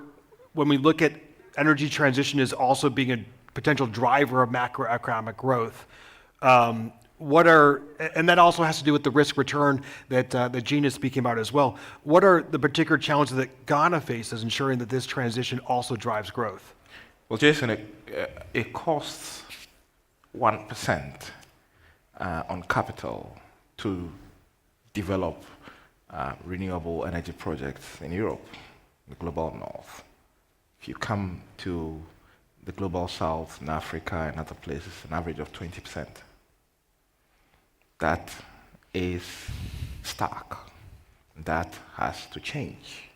So the financing, the equity in the financing, the cost of capital into renewable projects has to be looked at.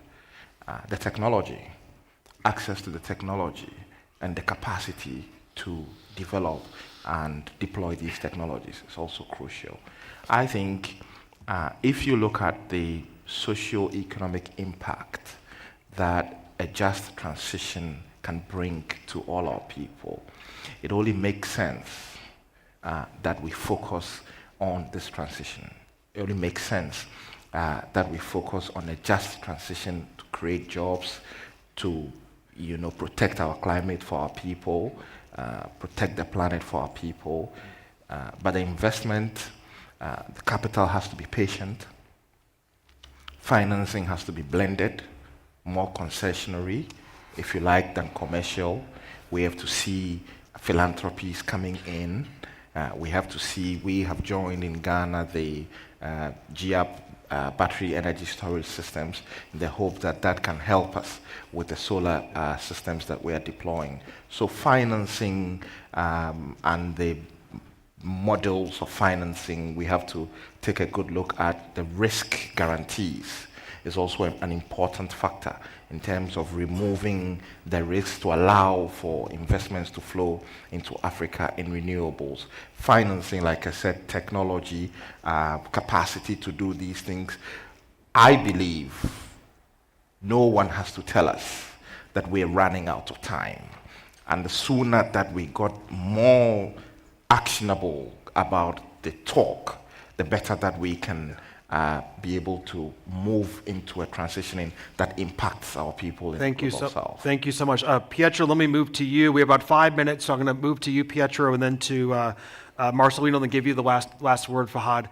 Pietro, what are some of the maybe opportunities you see for skilled workers in Brazil in the oil and gas sector, thinking about macroeconomic growth, to participate in the growing clean energy sector? What are you seeing so far as opportunities for skill transfer within Brazil?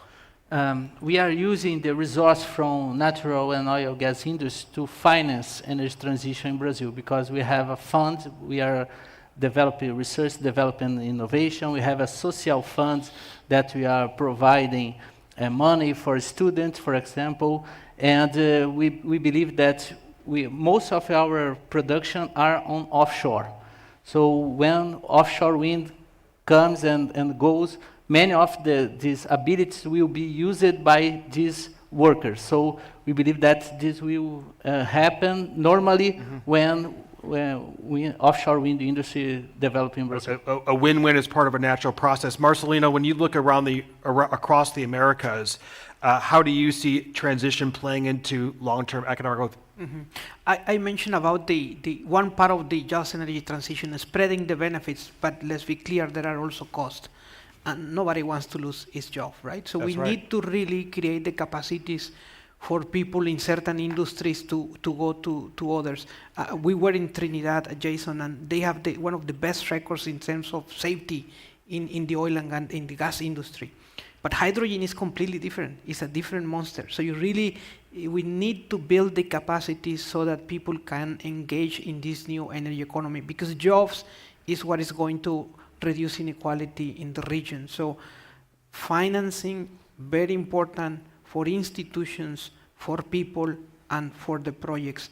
So we need to carefully work on bringing the skills, the research and development, and we need to maybe start thinking on how we can add more value. Brazil has been successful at creating a wind industry in-house.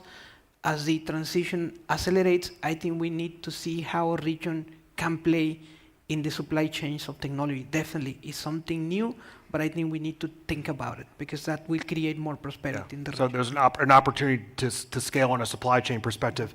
Fahad, what role do you see for the oil and gas industry in playing, ensuring that the energy security and also emission reduction efforts, that they don't stunt economic growth? Let me build on by answering this question on your earlier point around how much of the energy powers economic growth. I think we should be optimistic as we look at some of the numbers. Over the past 15 years, the global economy grew by 60% and emissions grew only by 20%. So we're clearly seeing more and more decoupling between economic growth and emissions, which is a very positive sign.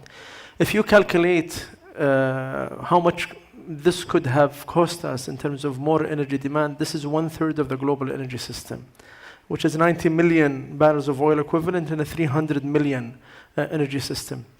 So clearly we're seeing more and more improvement and decoupling between economic growth and emissions. And a big part of all of this is demand-side management. It's not about the source of fuel, but also the consumption of that energy and the emissions. As the leading energy company, we're looking at all options out there. We're investing in oil and gas to meet the growing energy demand, but we're investing in a very cost-efficient and emissions-efficient way. We have the lowest carbon intensity in our oil, around 10 kilograms per barrel of oil equivalent, where the industry is around 40. However, during this COP, we succeeded with ADNOC in building a coalition that aims to reduce the energy intensity, the methane intensity, and put targets for all of the energy producers. We're not stopping there. We're investing in hydrogen. We have a target of 2 million tons per annum by 2030. We're looking at carbon capture and sequestration, 9 million tons per annum. We're investing in renewables. We have 30% equity in a 40 gigawatt investment. And 60% of our R&D budget is going into sustainability. 50% of our 3 billion venture capital is going to sustainability. It takes everything out there for us to find the cost-effective and reliable solution for the energy system.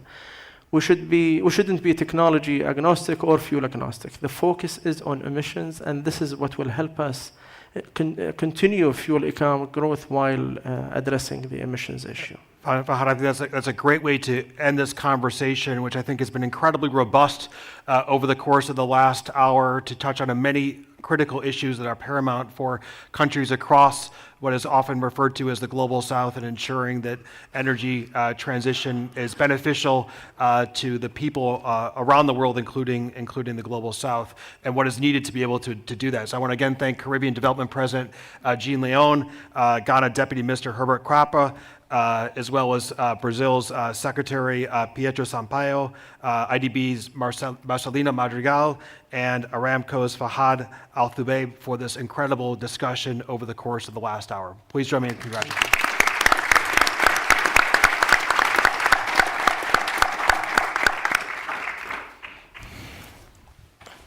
Thank you.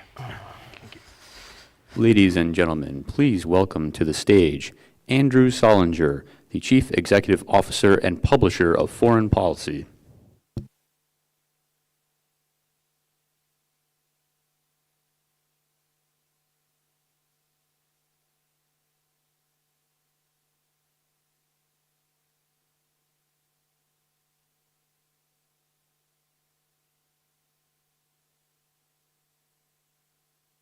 Everyone. Good afternoon, everyone. So welcome. I'd like to welcome my fellow panelists up and take a seat, please. We have to my left Undersecretary of Commerce for International Trade, Marisa Lago, henceforth known as Marisa, I've been instructed. We have Charles Henry, Distinguished Fellow of the Global Energy Center at the Atlantic Council. He's also former Energy Minister for David Cameron. Halima Croft, Managing Director and Global Head of Commodity Strategy and MENA Research at RBC Capital Markets. And Joe McGonigal, Secretary General of the International Energy Forum. Welcome. Thanks for joining us. So we're here this afternoon to talk about de-risking versus decoupling and our focus on net zero. And in short, we could just call that geopolitics. I would like to thank Landon and the Atlantic Council, not just for organizing a fantastic event, another great Global Energy Forum, but also for allowing me to, I think, host the best and most interesting panel. So that's in my personal opinion. So kudos to Landon for that. So a little bit of an intro and table setting. We all know this, so I'm really just reminding you. US and China, the two largest carbon emitters and leaders in new energy development, all at the same time.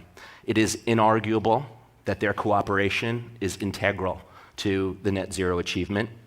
And let's get into the specifics. China, a leader in solar and EVs, critical minerals behemoth, processing, mining, controlling, also the largest carbon emitter.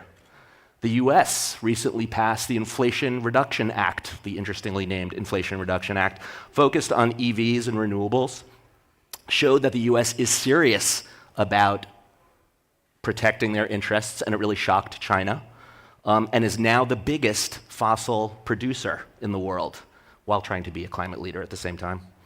And despite the apparent rapprochement at APEC in San Francisco, there's still, it's very clear that China and US are increasingly decoupling rather than de-risking. So I want to just give everyone the latest example of this. And this is something that we wrote about in Foreign Policy yesterday in a story called China Hawks Are Putting the Green Transition at Risk. And that was submitted by the Columbia University Energy Policy Center. So basically, in short, the US Treasury has announced that US EVs with Chinese battery components will not qualify for subsidies from the IRA, nor will EVs qualify for IRA incentives if they're made by companies with significant ties to the Chinese government. As I just mentioned, China absolutely dominates EV and battery production, processes more than half the world's lithium, cobalt, graphite, essential inputs. Diversifying supply chains is smart, but this piece argued that President Biden, caving into electoral political pressure, and anti-Chinese rhetoric in the US, with this foreign entities of concern rule, is decoupling, not de-risking. So that's the setting for the conversation. Interesting times. I'd love to start, if I could, with you, Marisa, and I'm not going to dive in and ask you that question about that rule, but you're in trade, and you're here at COP, first time for you in this role. I'm very interested to hear a little bit about why there's a trade day, of course, at COP, why trade is so central to COP and to achieving net zero. Well, thank you for that. This is the first time that the Department of Commerce is represented here at the Undersecretary level. It is also the largest delegation that we have ever brought from the International Trade Administration, which I have the privilege of leading. And we are here because we need to showcase U.S. industry. As I travel around the world, I have global responsibilities, and under 2 years on the job, I've been to 23 nations. What I always hear is, one, the need to address the existential issue of climate, but also the fact that the U.S. and U.S. businesses are the partners of choice. Why? Because of innovation, because of reliability, because of our rule of law, because of the transparency, because of the respect for labor and the environment. I'll note that in connection with COP, the U.S. Chamber of Commerce earlier this year led a very large trade mission focused on clean tech to the Emirates. And participating along with them was Ambassador David Thorne, who is Spec Kerry's senior advisor. We have right now here, as part of COP, the Chamber has brought a delegation, a second clean tech delegation of 150 US businesses, which range from the large businesses to the most cutting edge, innovative US businesses that cover the range of different climate solutions. And so we are here to spread that message that US industry is here to help the US meet its commitments, but also to help nations around the world. Nations alone are not going to meet their COP commitments, their Paris commitments.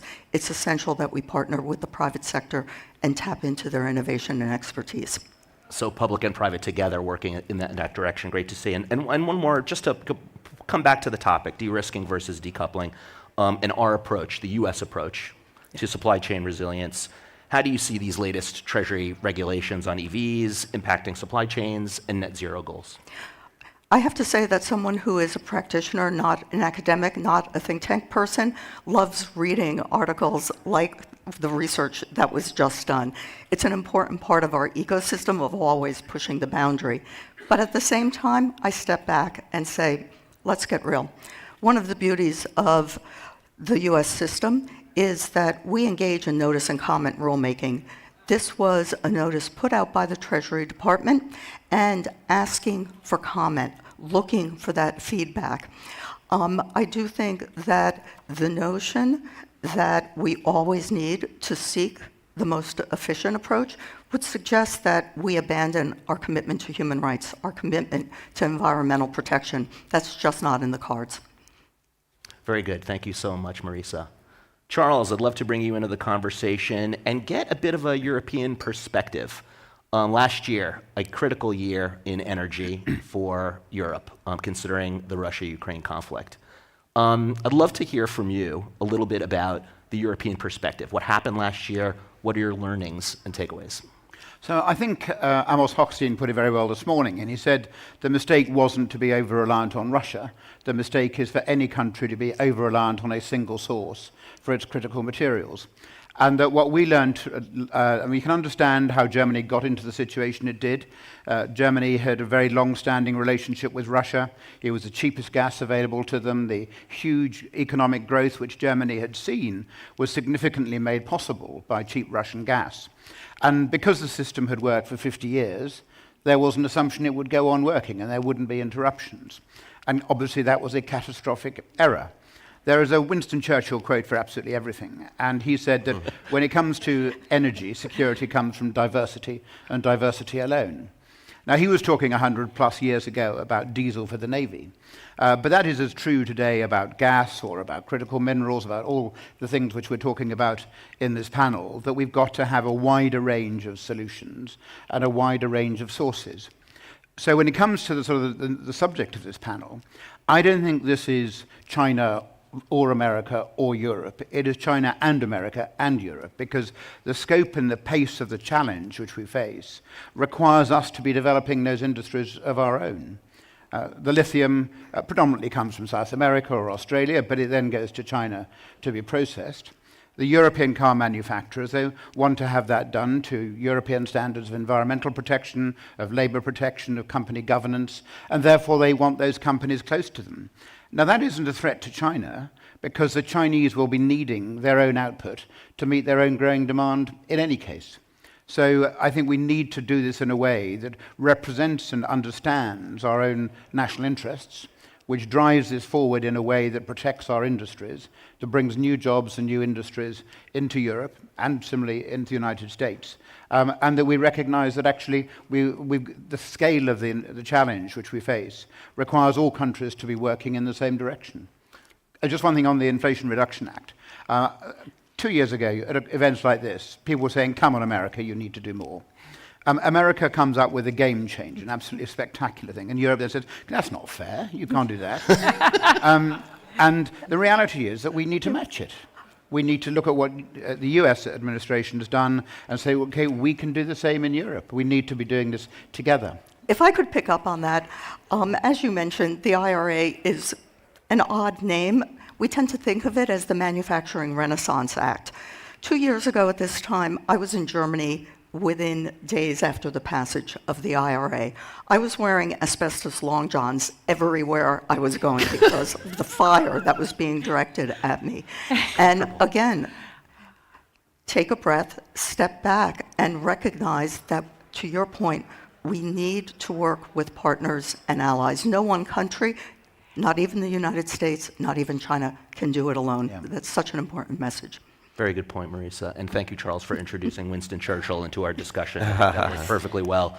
Localized production, build up your own industries. Halima, would be great to go to you, and I'd love to talk about Russia, the third largest emitter in the world. So this is a country the first country actually, that we've really large economy, that we've really attempted full economic decoupling from. and well, there's other examples too, but we'll say large economies.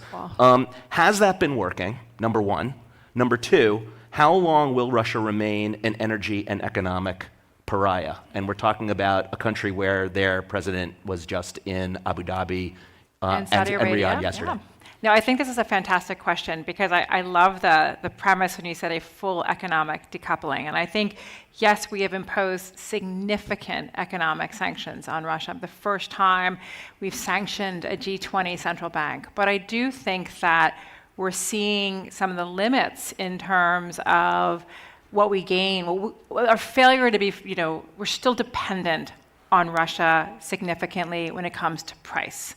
And when we think about the type of sanctions architecture we adopted, we did have to carve out, or the policy decision was made to have, in all of the sanctions, when we disconnected Russian banks from the SWIFT payment system, we gave carve-outs for energy transactions.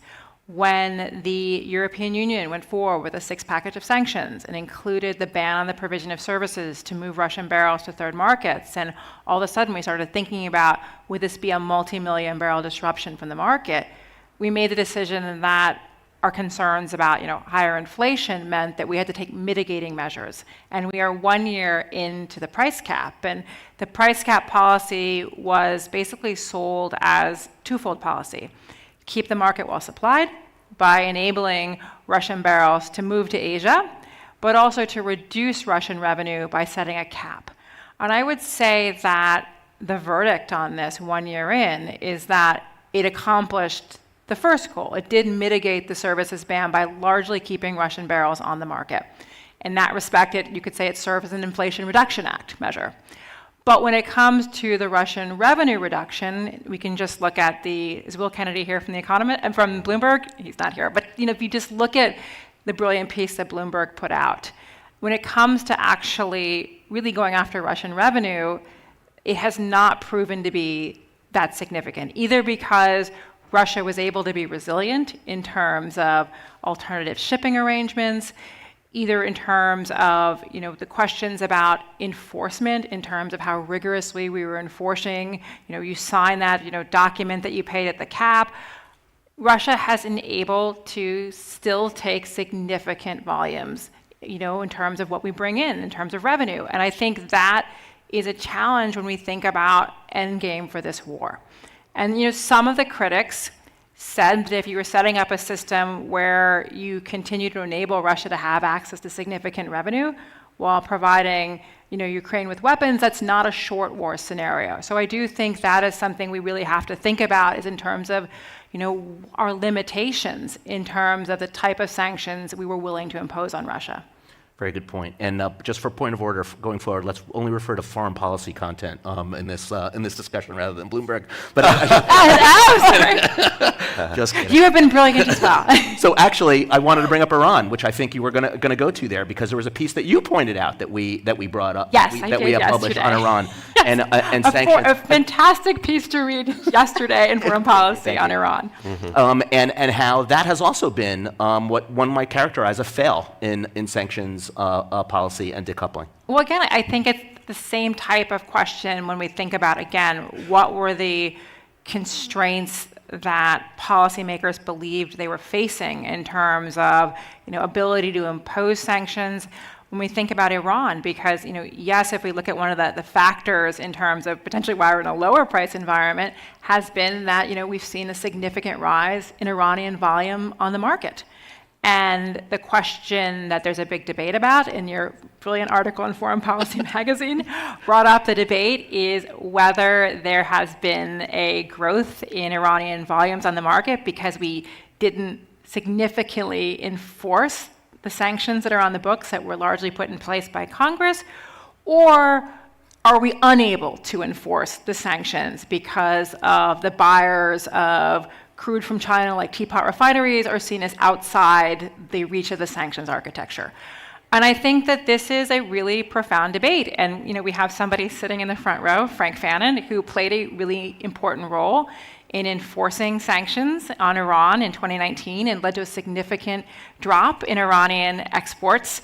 And the question is, if Frank Fannon were back in the role now, would he be able to take a significant volume of Iranian oil off? So was this something where we made a choice, or had the system of trade evolved in a way that we couldn't enforce the sanctions? And I think that is something that is a pretty rigorous debate right now. I would love to put that question to Amos on the public stage, but I think there is a view that we made a choice to a certain extent, that we decided that the inflationary impact when you had a war with Russia and concerns about supply disruption, remember we had run over $100, well over 100 in terms of price, that we could ill afford to have a really tight market. And so, there was an economic rationale for going soft on sanctions, but also if you needed to get progress potentially in terms of prisoner release, in terms of, dealing with, trying to constrain Iranian enrichment, that might have been the price to pay for that. But certainly Iran has been able to accrue more revenue, which the question is, how do they use that revenue? And that's a debate that's really important now, considering the war in the region. And now that we're at $70 a barrel as well, as we were just discussing before jumping on stage here. Yes. Wonderful, thank you, Halima. Joseph, Joe, let's bring you into the discussion as well. So you're Secretary General of an international organization that is designed to foster cooperation. And of course, 72 members, I believe, includes the US, includes China and Russia. Wouldn't at all, hard to talk about individual members, wouldn't ask you that. But Russia clearly, it's decoupled itself. We didn't decouple Russia, clearly by invading. But what is your understanding of the China perspective, just to get that angle, if you were to put yourself in their shoes, of all this discussion on de-risking versus decoupling, and considering the position that she clearly took, which was a little bit more amenable to softening harsh rhetoric with Biden in San Francisco? Yeah, I mean, the IEF, as you reference, is the global home of energy dialogue. So we're solidly in the de-risking side of this equation and not on the decoupling side. And one of the things they teach you in Secretary General school is not to criticize one of your member countries. So I'm going to take off my American hat and put on my international organization Secretary General hat. But look, I think on the topic of critical minerals, for example, we view this as something. I understand countries have different priorities, policy priorities for their own, foreign policy initiatives or priorities, but we view it as, let's increase the pie of availability and resources of critical minerals, and there's a lot to put under that, including, increasing mining, creating new mines, creating mines in countries that necessarily don't want to have mines, and so just like the oil markets, have been sort of a global market, as Halima just schooled us in. But by having free trade in oil markets, we've taken people out of poverty, we've created wealth. There's been a lot of good benefits from that. So I'm nervous to hear discussions about limiting access to critical minerals, because as we all know from being here at the COP meeting, all of these very ambitious goals are going to be requiring enormous amounts of critical minerals. And I have to say, we started a critical minerals initiative this summer with the Payne Institute and the Colorado School of Mines, because I get the sense in a lot of these conferences I go to, especially with policymakers, this challenge kind of gets glossed over. We can just overcome it. It's not really a problem. It's a big problem. And the demands that are necessary to meet the energy transition goals, we just don't have. Not only do we not have enough of critical minerals, but we don't have enough of the meat and potato type of elements to expand generation and transmission, and so there's a lot to unpack there. I'd like to maybe, though, talk a little bit about some of the things we see on the de-risking side. We think I'm going to look more to sort of policies And I'm thinking more about the energy transition. How do we advance the energy transition? I'm solidly in the camp of progress over perfection. I think so many previous COP meetings, I've only been to 2 other ones, and this is my 3rd one, they've been about chasing perfect solutions that are just elusive. We can't even get people to agree on where the next COP meeting is going to be, let alone these very challenging issues that we have to deal with. So my view is we need to put all the tools on the table. That's one of the things I'm excited about with the UAE presidency. They've expanded the amount of people here. There was an extensive outreach to private sector.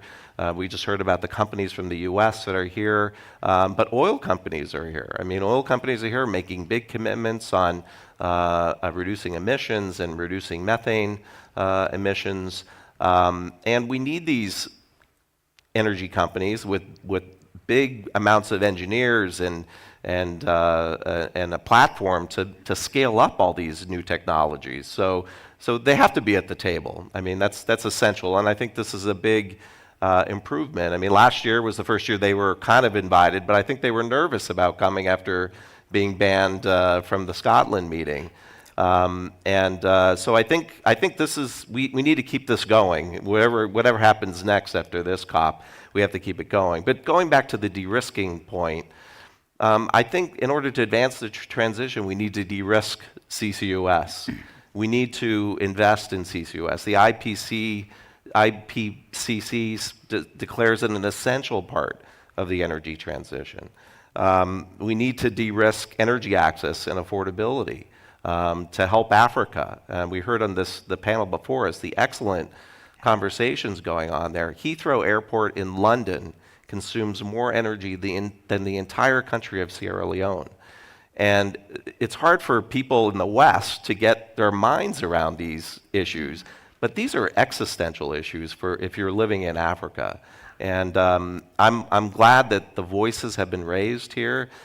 But it's not going away just because we're in the developing world or in the MENA region. I think Africa is going to still be addressing and wanting to have their voices heard. But lastly, I think we also need to de-risk high energy prices and volatility in oil and gas markets. And I say this because I'm worried that if the public starts to equate high prices and volatility with climate change or energy transition policies, we're in big trouble. At least in the United States, I know if we lose the public on something like this, you don't get a second chance to get them back. I mean, they're gone forever. So we need to keep them on board because we're going to be asking the public to do very challenging things, and that means managing the transition. If we're going to shut off one source of energy, we need to have another switch to be able to flip it up. Otherwise, prices are going to react. So let's not let all of this friendshoring and industrial nationalization set us back decades. You must have graduated first in class at Secretary General School. You're very, very well spoken, very good at that. Undersecretary, love to, Marisa, would like to bring you back into the discussion. So let's get back to the space for cooperation with U.S., China, we'll leave Russia out of it for now, and the EU. Charles mentioned that in a second, and we'll come to Charles, you in a minute. Could you tell us a little bit about your outlook for that cooperation, how that fits in for trade, and specifically as it relates to climate change, if you could? No, certainly. Look, as proud as we are of the generational investments that have been made in a U.S. industrial strategy, we know we can't do it alone. We shouldn't want to do it alone. We have to do it with other countries who share our values. And I think perhaps the high watermark of that is the US-EU Trade and Technology Council, where we use that as a vehicle for being able to address the cutting-edge issues of the day. I would also expand it a bit further. At the APEC meeting in San Francisco, we announced the substantial conclusion of negotiations under IPEF, the Indo-Pacific Economic Framework for Prosperity.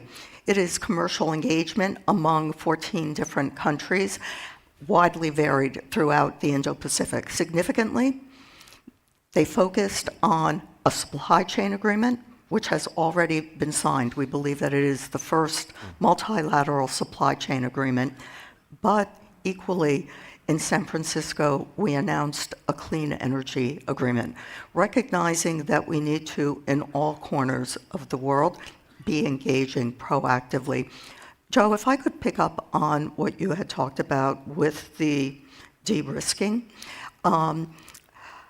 You mentioned Sunnylands. I think that that has to be looked at in a broader context of the engagement with China that has occurred between the US and China over the past couple of months. I'll very much focus on Secretary Raimondo's visit to China and her prior meetings and subsequent meetings with her counterpart, Wang Wentao. I would guess that very few people here would guess that I have trade experts in 80 locations around the globe. The country where I have the largest number is in China, in 5 different cities in China. I think that very few people here would be surprised, many people would be surprised to find out that in November, we gave our imprimatur to a clean tech trade mission to China with 16 US companies that visited 6 different cities and participated in Shanghai's largest international trade show. There are many aspects of our commercial relationship that don't have national security implications, and it's important that we continue to engage on those while never backing off of our national security imperative.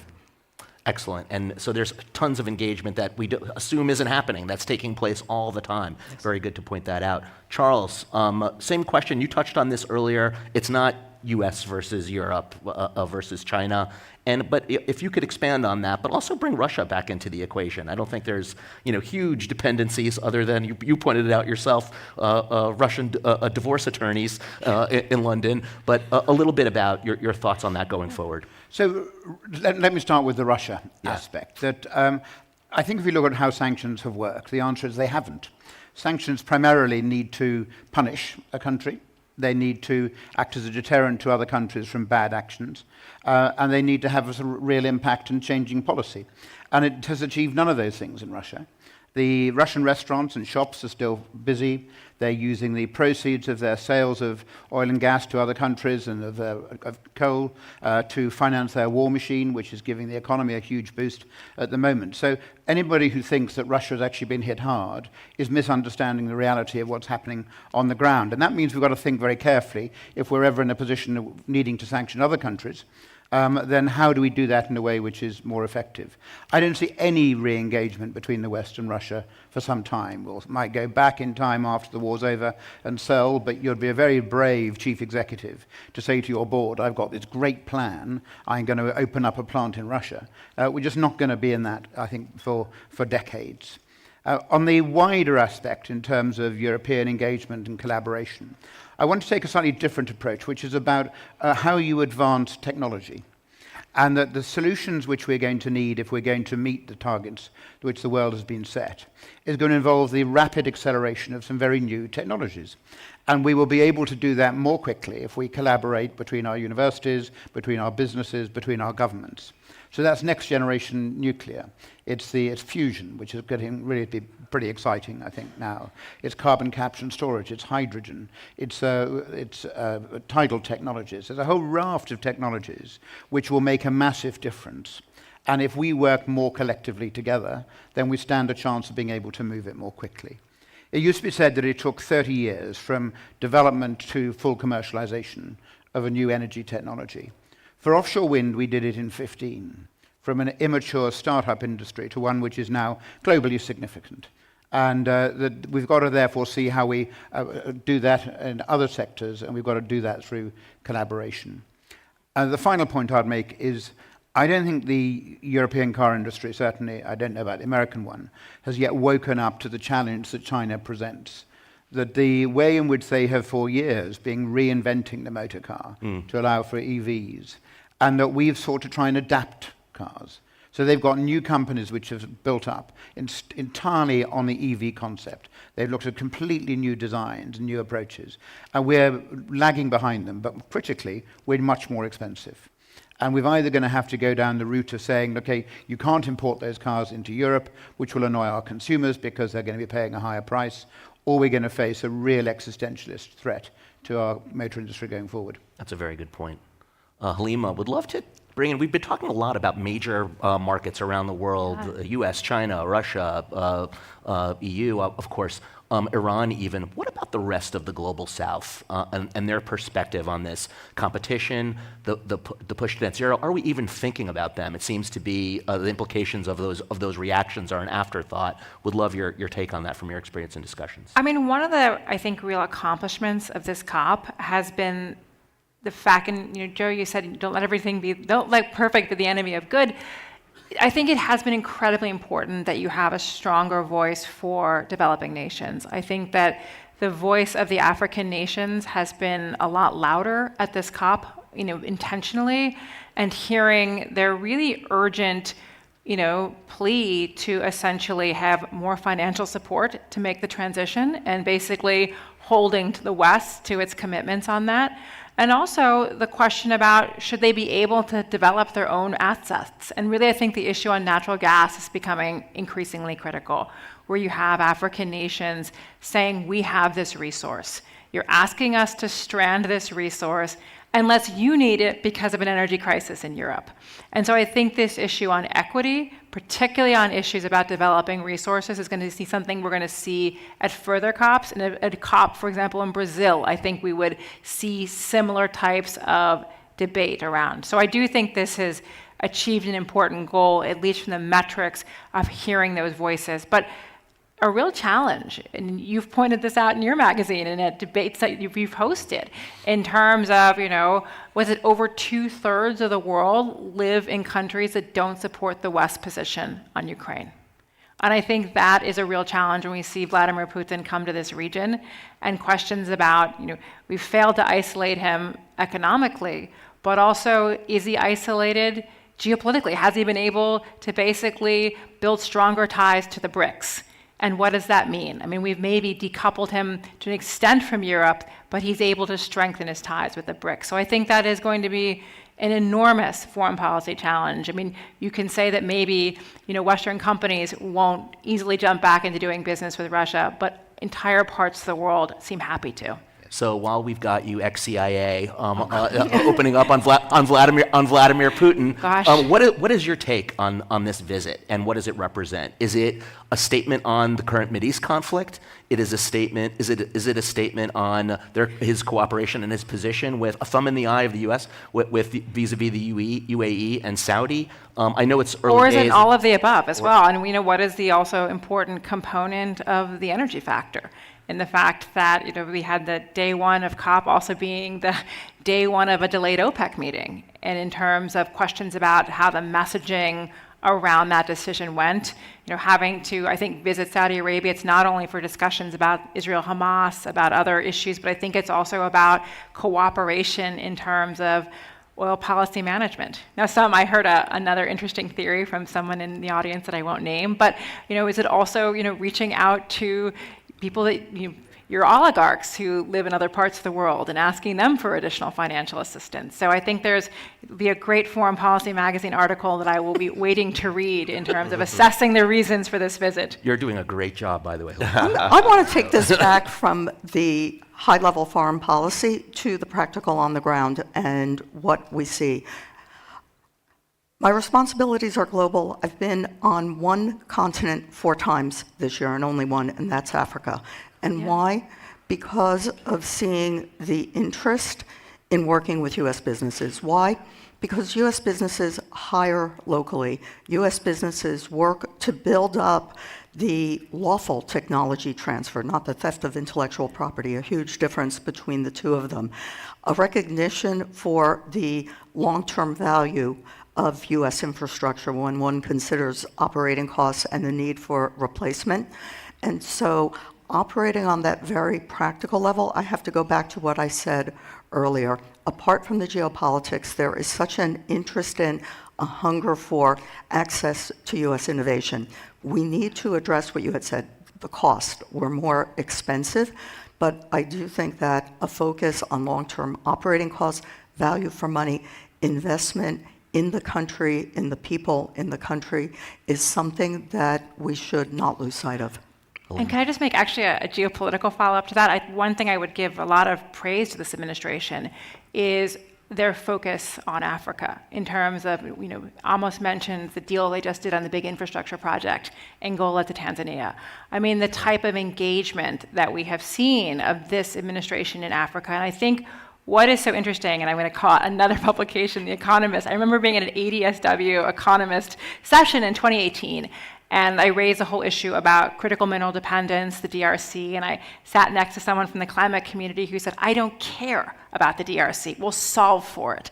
And I remember also there was a fantastic ARENA report on the geopolitics of the transition, and they talk about all the obvious climate benefits of the transition, but also said there's incredible geopolitical benefits because there's not concentration risk because everyone has access to the sun. And I think what is really important is that this administration is also focused on the energy security component of the transition and saying that the issues of concentration risk are also risks when it comes to the transition. And instead of that being a binding constraint, we try to solve for it in terms of engagement. And it's a complex Yes. Jenga tower that we're working there, but I think that's a very good point. Joe, just to touch on that, on the Global South again, and the rest of your 72 country members, again, you're not speaking for them, but your perception of their perception of how this is all operating and how they are being impacted by a lot of these decisions. Yeah, no, I mean, I think going back to the IRA, I think one of the lasting legacies of the IRA is going to be the enormous incentives for CCUS and also other technologies, clean energy technology investments, because you had the reaction in Europe. The reaction in Africa, I was in Africa Energy Week in October. It was, we need to have these, when they're perfected, we need these technologies to be transferred to other parts of the world. And there's nervousness actually about that. And I'm trying to reassure ministers and countries on that topic. But there's a lot of criticism about CCUS. We hear it at this conference. But what the U.S. is doing with the IRA is making enormous strides to de-risk CCUS. And I think it's going to be a very important thing. But also on the energy technology side, you referenced the IRENA report.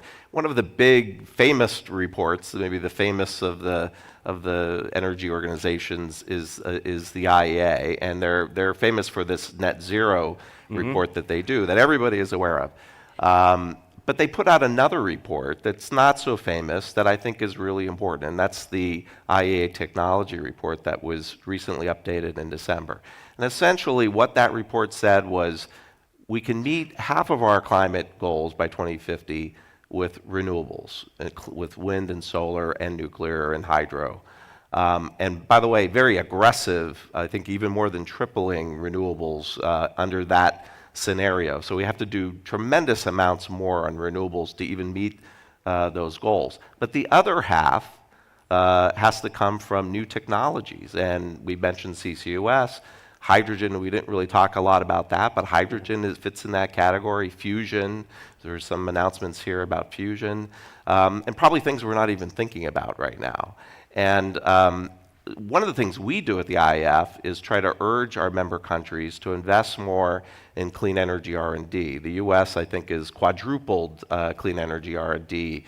Different countries in Europe are doing the same, because I'm not sure it makes sense to if there's limited national funds or government funding, I'm not sure it makes a lot of sense for it to go into wind and solar deployment, because there's a lot of private capital chasing that. But in clean energy R&D, yes, companies are doing some of that and making great progress, but really game-changing technologies, I think governments have to really invest in that. And we would encourage more member countries to follow the lead of the US, and also Italy is doing a lot in this area, and the UK, of course, as well.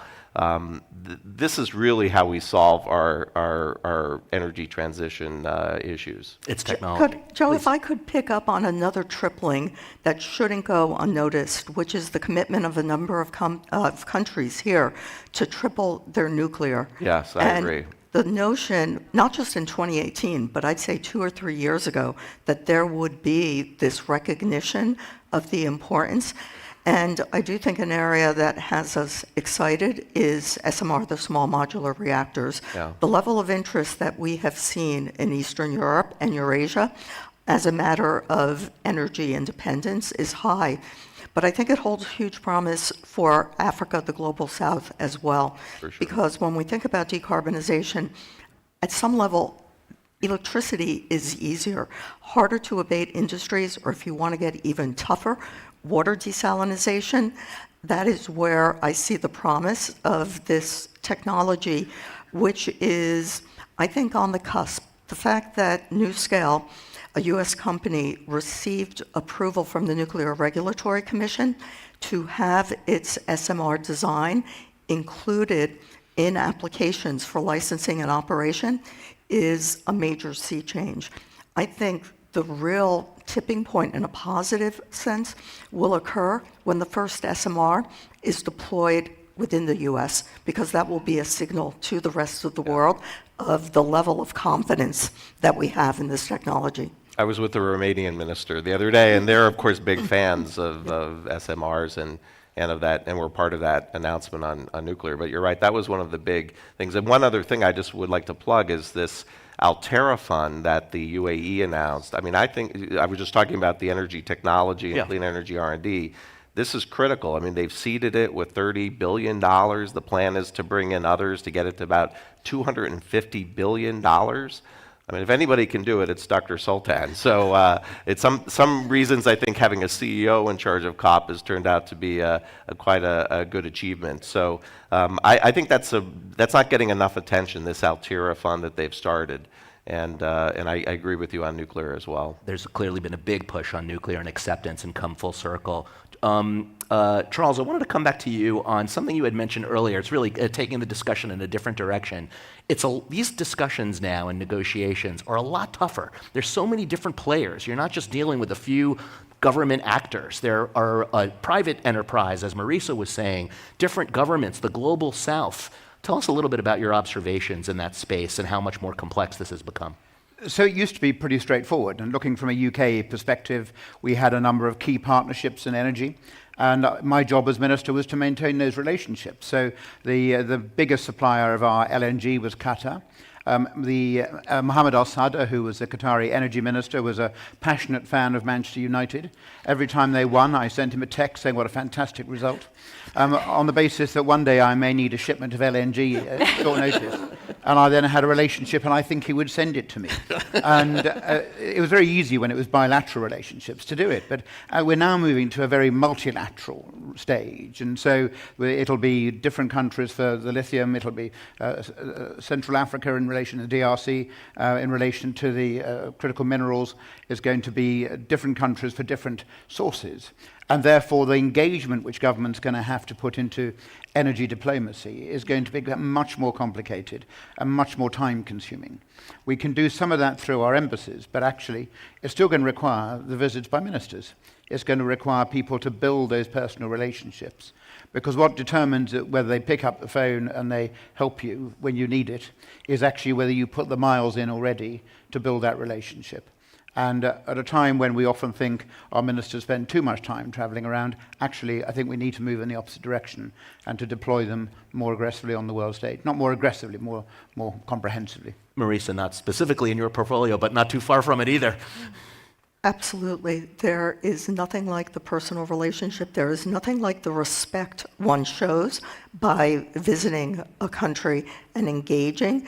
And where that becomes essential is when there are the inevitable frictions, to have someone pick up the phone rather than assume the worst. That's such a sage observation.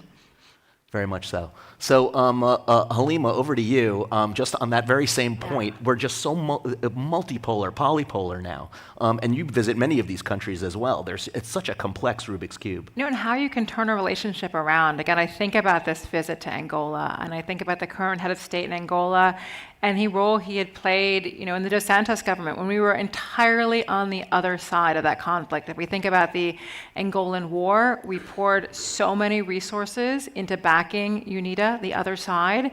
And initially after the war, that was a relationship that China really owned. I mean, China, where they pioneered the China-Africa relationship in terms of infrastructure for materials, it was in Angola. And then we saw that model sort of exported to other African nations. And the fact that you've had this incredibly successful US visit to Angola, this incredibly important infrastructure project being announced, I think that is a huge win when it comes to the new energy diplomacy.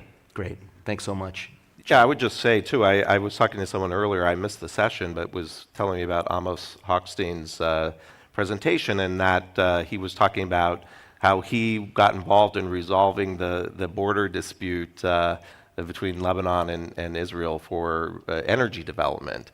And obviously, he had to personally get involved in that and spend a lot of time in the region. Coincidentally, we may need his services in the Western Hemisphere with Guyana and Venezuela soon, so maybe he can work his magic down there. But personal diplomacy, I think, is very important, and diplomacy by Zoom is probably on its way out now. Indeed. Charles, we have 30 seconds. Yeah, so I think one thing we haven't really touched on is how this region is changing and how it's emerged from perhaps under the Western shadow, is now got a confidence which is new, it's a very different set of international criteria and objectives which it's following. That's going to add complexity to it, but I think you look at the way in which they've been able to run this COP in a very effective way. People will always, I think, look back at this one as one of their favorites, because this is a city which can cope with 100,000 people and doesn't seem to have any difficulty in doing so, which Glasgow wasn't quite the same. And that it's so the excitement, I think, in this region is something where we'll see it increasingly being an important player. The optimism in the region, I think. And the optimism as well, that can-do attitude, that drive. Fascinating discussion. I really, we came in talking about decoupling versus de-risking. We almost put that aside right away and talking about diplomacy, technology, the global south. I've learned a great deal, and I really thank you, my excellent panelists, for joining us for this discussion. Thank you so much, Marisa, Charles, Halima, Joe. Audience, please thank them. Thank you. Thank you. Thank you. It's time for a coffee break. Please do refresh yourself. Thanks so much. That was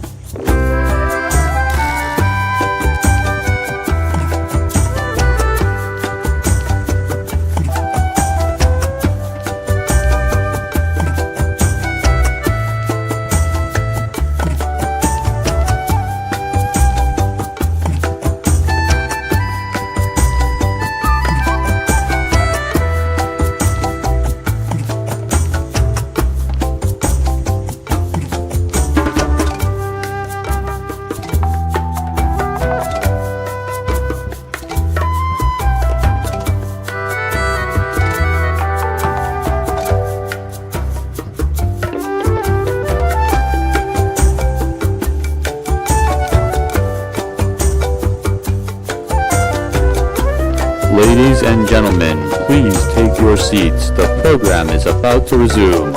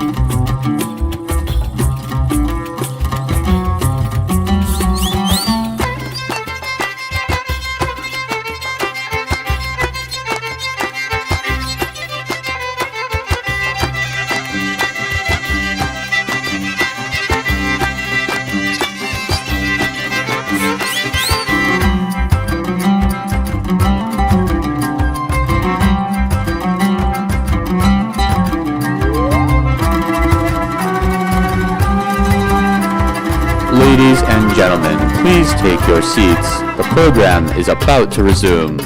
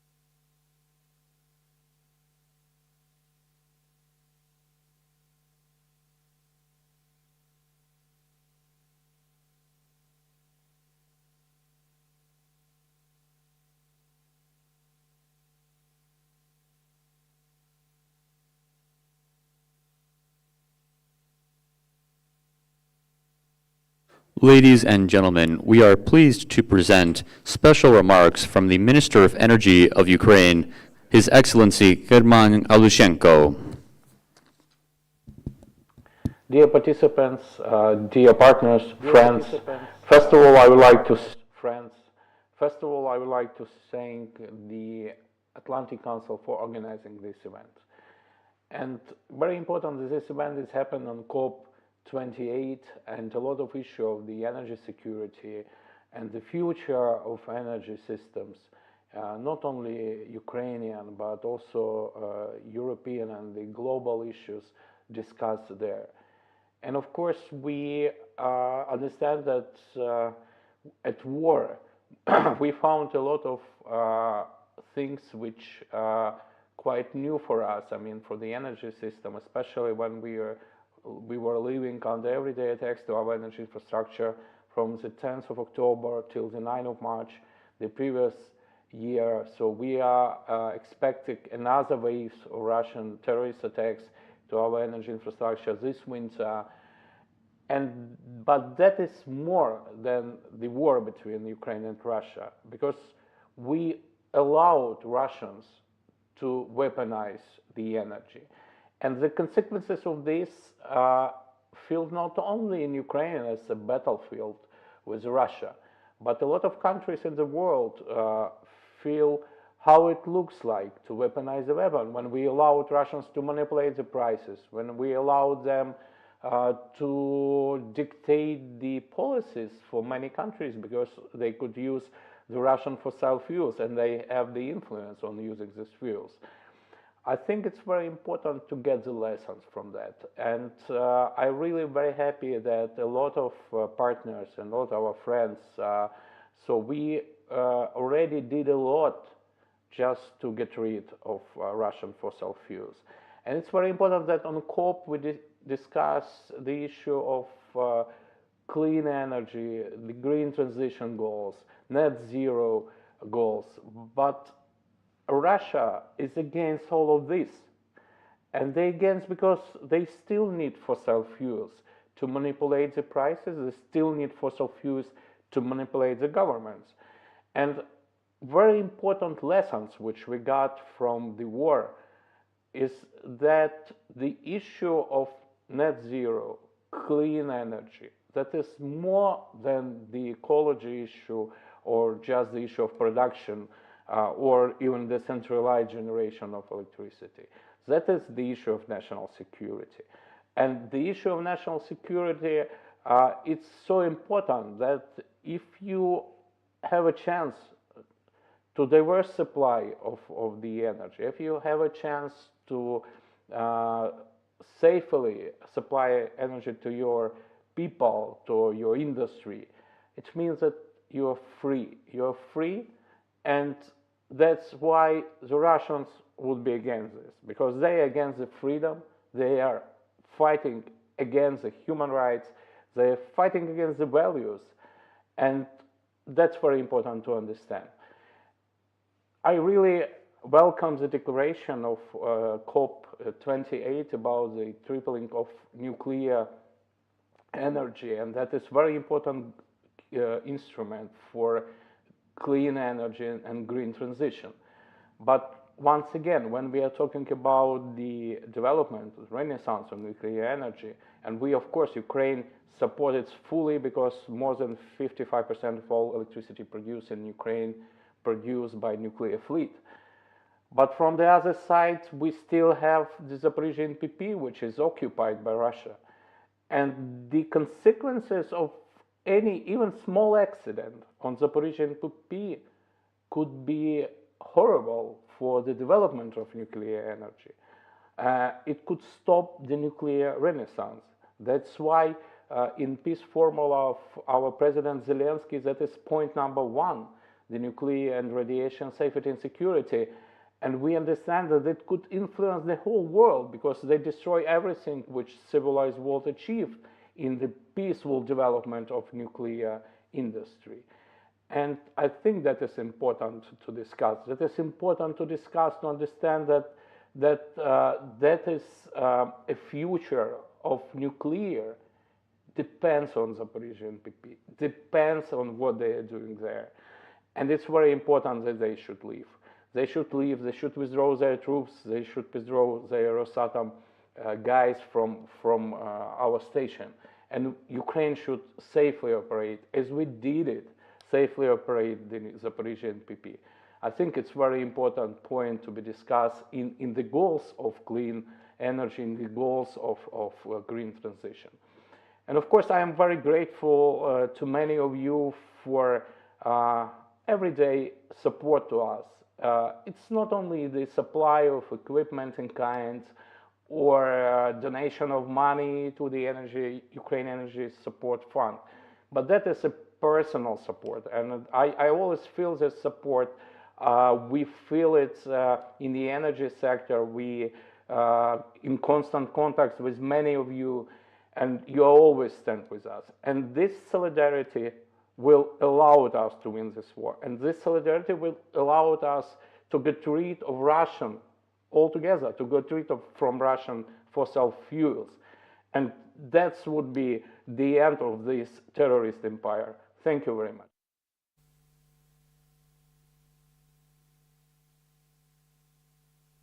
Ladies and gentlemen, please welcome to the stage David Goldwyn, Chairman of the Energy Advisory Group at the Global Energy Center of the Atlantic Council.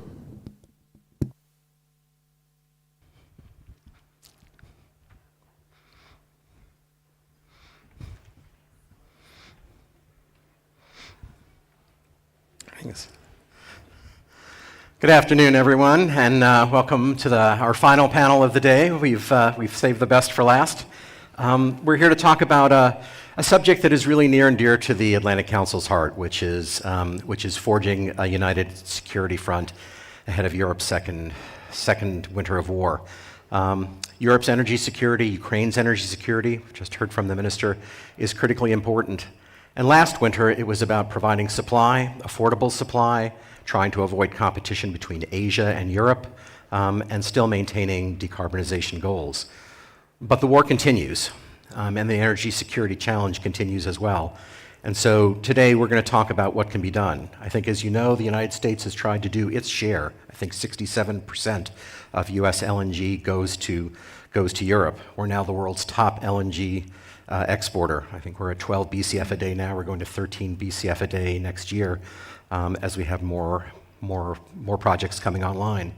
So in this panel today, we're going to talk about what the outlook is for this winter, what the role is of LNG, US LNG, but also nuclear power and energy efficiency and clean energy more broadly, and how we can provide security of supply to Europe and maintain our decarbonization goals. So we're gonna jump right in, and we're gonna start. We're really privileged to have Lithuania's Vice Minister of Energy, Minister Galvanizes. And let me start with you first. What is the outlook for Europe's energy security this winter? And with Lithuania's Klaipėda terminal, what is your role in providing a gateway for energy security for the rest of Europe? Thank you very much. First of all, it's a great honor to be part of this crucial discussion today on this topic. And to address this question, I will outline first where we stand and how we got there, and then I'll touch the immediate security risks and Ukraine's future role in European energy security. And maybe later on I'll share the long-term vision of Lithuania. So Lithuania and the entire region remains on a high alert, making significant preparations on both national and EU level. So we've stored sufficient amounts of natural gas in our neighboring country, Latvia's regional underground storage, aligning with the EU goals, that is 0.5 terawatt hours for vulnerable customers and 1 terawatt hour for the gas it needs for isolated operation. So our crisis management plans are updated and in line. So we have to admit that energy security was quite overlooked in Europe for a long time, and unfortunately it took us a war to put it back high on the EU agenda.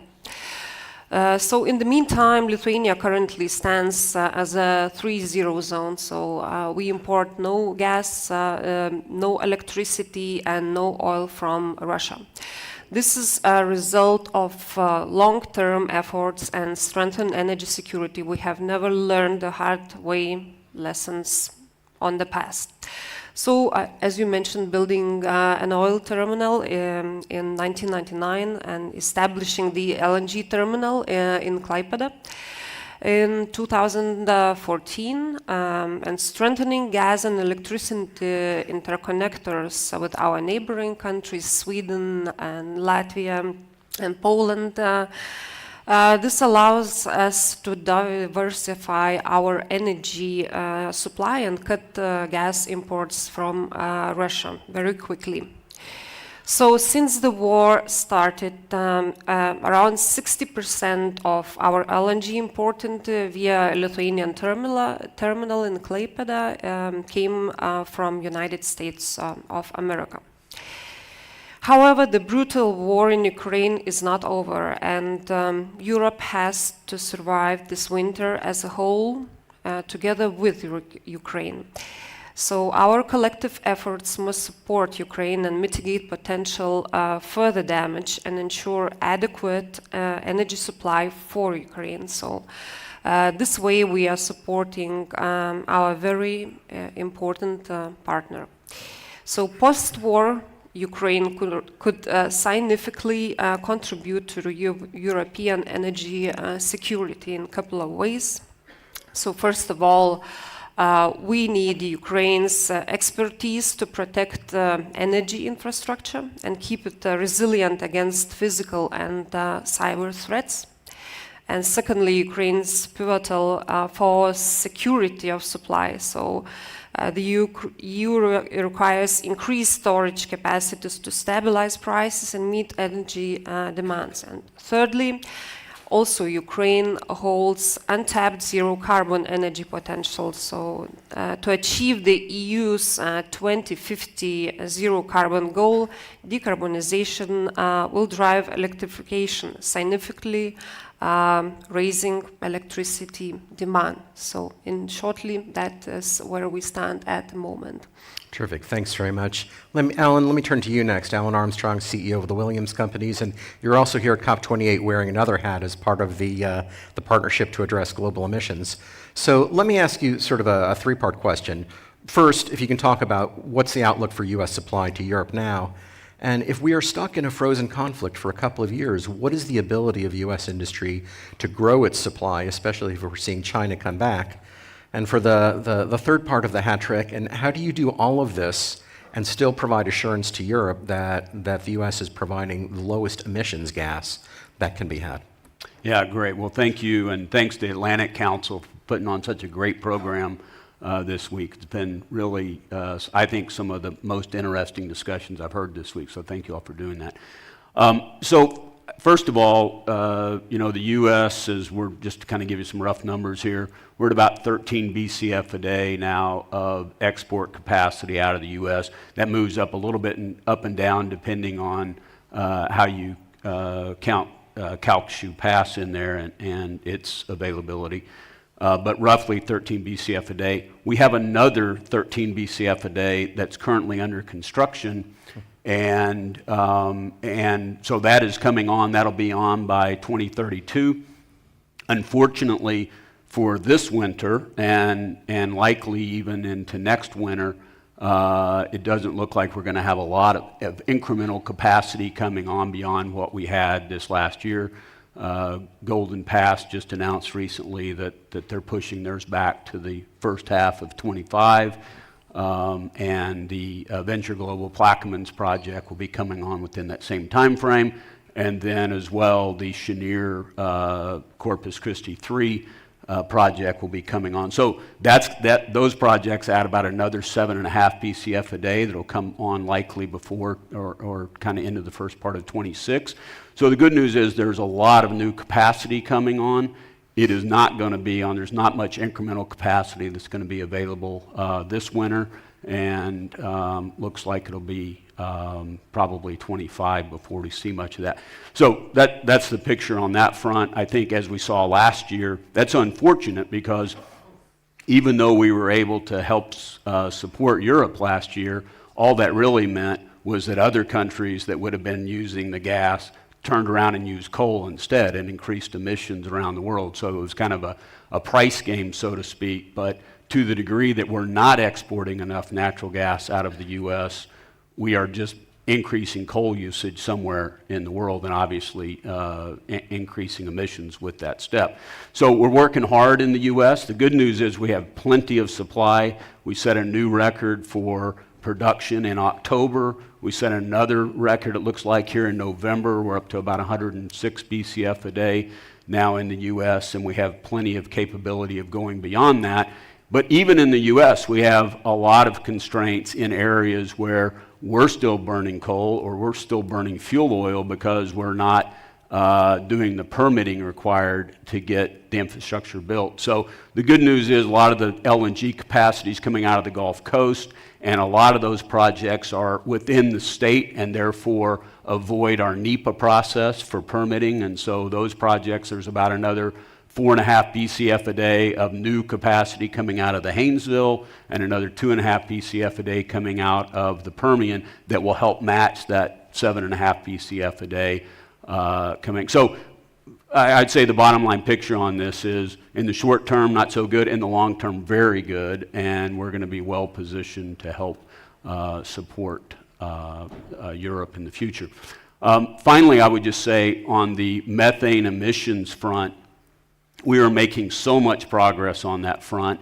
As a country, a lot of the Page companies, EQT is a producer, works closely with us and works to do emissions monitoring through a project or an investment that we made called Context Labs. And this actually is blockchain technology that is tracking all the way from the point of production all the way through the gathering systems, the processing systems, the transmission systems, and ultimately to the point of loading. And so people kind of want to oversimplify this monitoring and verification. We are taking it very seriously, and we're not trying to do something that will be assailable because we know there will be a lot of critique, and rightfully so. We welcome the transparency and we welcome the critique. We are definitely trying to get it right.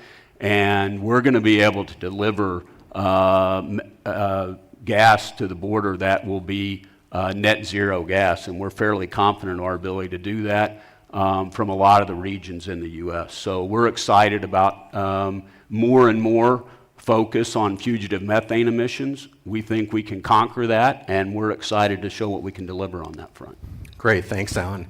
Well, energy security isn't just about gas, it's about diversification, as we've heard from many folks here today. And next I want to introduce Grant Isaac, who's both the Executive Vice President and Chief Financial Officer of Cameco. You just acquired Westinghouse and made a big acquisition. So I wonder if you could tell us a little bit about what's the outlook for nuclear in Europe and on what kind of timetable? When could we really see any significant growth in nuclear in Europe? Yeah, thank you very much. Thanks to the Atlantic Council for inviting us. These are not the kind of rooms we used to get into in the nuclear business. We were kind of the skunk in the room if we did show up, but it's changed dramatically. The answer to your question 3 years ago would have been in this part of in the European context, nuclear was a bit of a melting ice cube. It was just the energy source that was going to go away over time and be replaced by a lot of things. And then phase 2 happened, which was, well, actually, we need it to stick around long enough to enable the transition to that world of all renewables or whatever that vision was. But now we're fully in kind of a third phase with nuclear, which is it actually has to remain and it has to grow. On Saturday here at COP, the announcement about the tripling of nuclear power. 24 countries signed on. We expect more countries to sign on. So if I think about it just in the last decade or so, if the window after the Fukushima event was the perfect storm, this is the perfect dawn for the nuclear industry. It's quite a remarkable turnaround for sure. And the reasons why are just very simple. Clean energy crisis is colliding with a secure energy crisis. On the clean energy side, nuclear is a power source that's 100% base load and 100% carbon free. And in a world where carbon has replaced radiation as the invisible existential enemy that everybody should be focused on, the willingness to think about nuclear in the policy toolbox has just gone up dramatically. And on the secure energy side, it's really important to remember how firm and hardened nuclear assets are. If you're running a light water reactor and you've just been through a fuel outage, you're going to run for 18 months uninterrupted. And then if you've got fabricated fuel bundles at your reactor site, which everyone does, you can do another reload, maybe a second reload after that. You can run for perhaps years until more fuel shows up. So it's firm, it's secure, and it's clean, and it's just created a really good situation for our industry right now. In terms of timelines, a lot of folks think about it in the context of new build. But it's important to remember it's a little bit different in nuclear, because the first nuclear capacity that we're seeing are the reactors that we thought were going to shut down are being saved. So they were out of the models just a few short years ago. They're back in. So that timeline is now. And then we're seeing kind of the medium-term timeline improve too. The US, Canada pioneered reactor life extensions, but a lot of jurisdictions hadn't considered it. You know, you licensed those first reactors for 40 years and then you were just going to retire them. But there's no need actually to retire them after 40 years. And now we're seeing more and more jurisdictions consider 20 more years at a time. And in fact, you've got some reactors that are now rated to go to 80 years. Mm-hmm. So that's the medium-term timeline, and that's before us. It doesn't actually require a new reactor. And then you move out to the new builds, and we're seeing the new builds pick up steam in places where they are still installing baseload power. And now we're seeing new builds enter markets that you would consider mature and maybe not think about needing a gigawatt scale reactor. Those markets are going after new build as well. So you're connecting that whole demand curve from the short term right through to the longer term in a way we haven't seen before. So the timelines are: keep the capacity you have in the near term, extend the capacity you have in the medium term, and then connect it to more capacity in the future. So it's a very good situation for our industry right now. Good to hear, thanks. And yes, the best COP for nuclear, I think, probably in history, so enjoy. Let me turn next to Jake Levine, who's Chief Climate Officer for the Development Finance Corporation in the U.S. Can you talk a little bit, Jake, about what the U.S. is doing and what DFC is doing in particular to help Europe both manage its energy and climate security in both this winter and going forward? Absolutely. Thank you. Thanks, Dave, and thanks, Fred, and to the Atlantic Council for convening this important discussion, and so many important discussions throughout the course of this COP. Let me start by telling you a little bit about what we're doing in Ukraine, because this is a country where we are extremely active. We have been in Ukraine since before the war.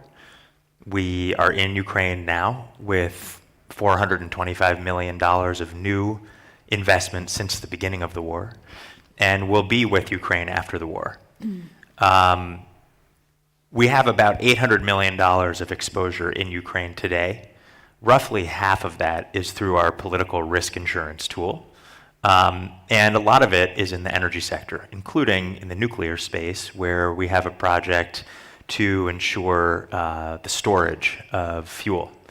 And I think the bottom line for us is that we are dedicating every single tool in our toolbox, whether that's our insurance, our lending capacity, our equity investment capacity, our technical assistance, to help Ukraine keep its economy moving, to keep people employed, to keep a tax base intact during this war. Some of the transactions that we've committed recently have been in partnership with the financial services sector, providing liquidity to banks to support local businesses. Some have been in the space of food security, working with protein producers to help them on their debt burdens. Some have been in the space of clean energy, including with a technical assistance grant that will go to a wind power manufacturing project.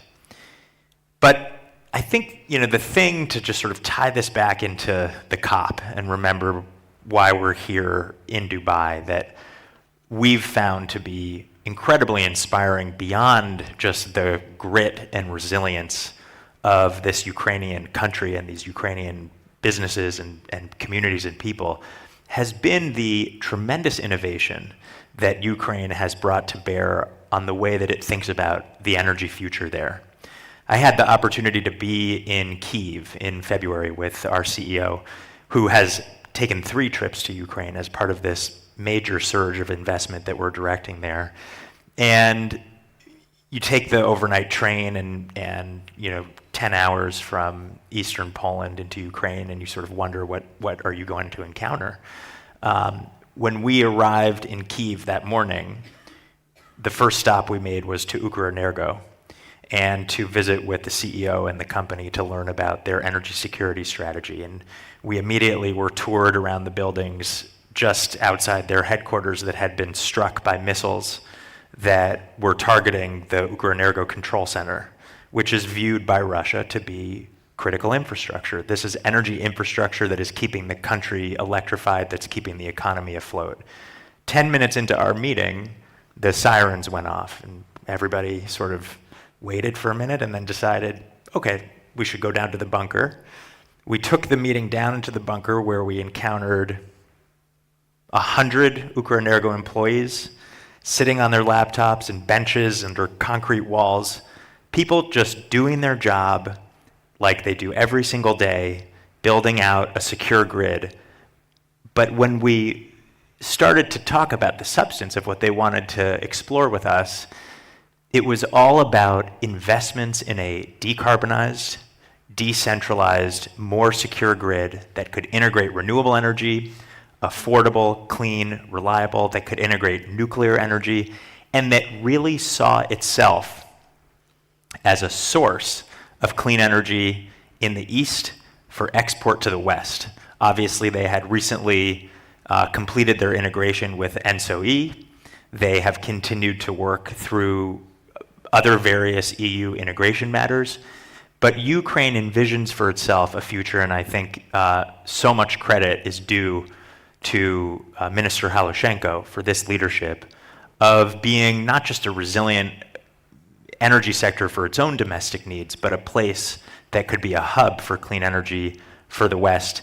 And this has sort of been an inspiration for DFC in terms of how we've thought about our strategy in the region when we work under our authorities in the European Energy Security and Diversification Act to support countries in Central Europe, Eastern Europe, and in the transactions that we've been able to do, for example, recently completing a $545 million loan guarantee to the Czech grid operator called Energo Pro, which will allow them to upgrade grids in Georgia and Bulgaria to integrate renewable energy in to reduce dependence on the fossil fuels that had left so many countries vulnerable. Now, at the same time, we recognize the need for immediate support. And so we have helped Poland, we've helped Moldova. We're working with those countries to help them turn down the dial on imports of Russian gas and import from elsewhere. We've been proud to do that. But as we do that work, we are focused on also identifying opportunities in the explosion of growth that we're seeing in offshore wind, in onshore wind and solar. In one area in particular that has been extremely inspiring, which has been the growth of heat pumps. 100% plus year-over-year growth due to the volatility of pricing in the gas markets where consumers are just getting squeezed. They want to find technological interventions to diversify. The last thing that I'll note is nuclear is going to be an enormous part of this future. I had the opportunity to sign a letter of interest with an SMR developer called Orlen Synthos, which is developing a series of SMRs across Poland in partnership with GE and Hitachi. We see this as a critical development. We know it's a ways off, But DFC is going to be there to support this industry, and we're looking forward to working with folks here to do that. Great, thank you, and thank you for those incredible stories of courage and resilience from Ukraine. At the Atlantic Council, we spent a lot of time thinking about Ukraine reconstruction and how to reinvent that energy system. In fact, a lot of time this week talking about Ukraine reconstruction and how to reinvent that system. And I want to come back to how, both for Ukraine and Europe. But first, let me turn to my old friend Mary Warlick, Deputy Executive Director of the International Energy Agency. Mary, you all have been at the center of this crisis from the beginning with recommendations, data analysis, and support, and participated in every international meeting. So I wonder if you could talk about three things. One, what does the winter look like in terms of storage and supply and the ability to get through the winter? Second, how is Europe doing on permanently ridding itself of dependence on Russian gas in terms of restructuring? And also the question I asked earlier, if we are in a situation where this conflict remains frozen for a couple of years and we don't get a quick resolution, is Europe prepared, or what more needs to be done to have long-term energy security as all of these other kinds of redirection of the energy system take place?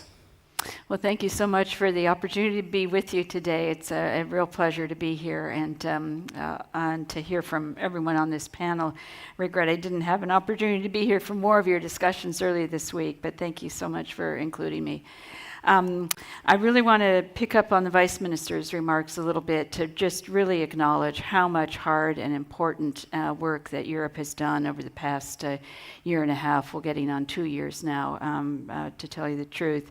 But I think that it's quite clear that they've taken so many intentional measures that have really positioned itself really across the EU to be in a much better situation this winter than anticipated. But very much big credit to all the work done in terms of diversification, very intentional work in terms of filling up gas storages. As of November 1, they were 99% filled.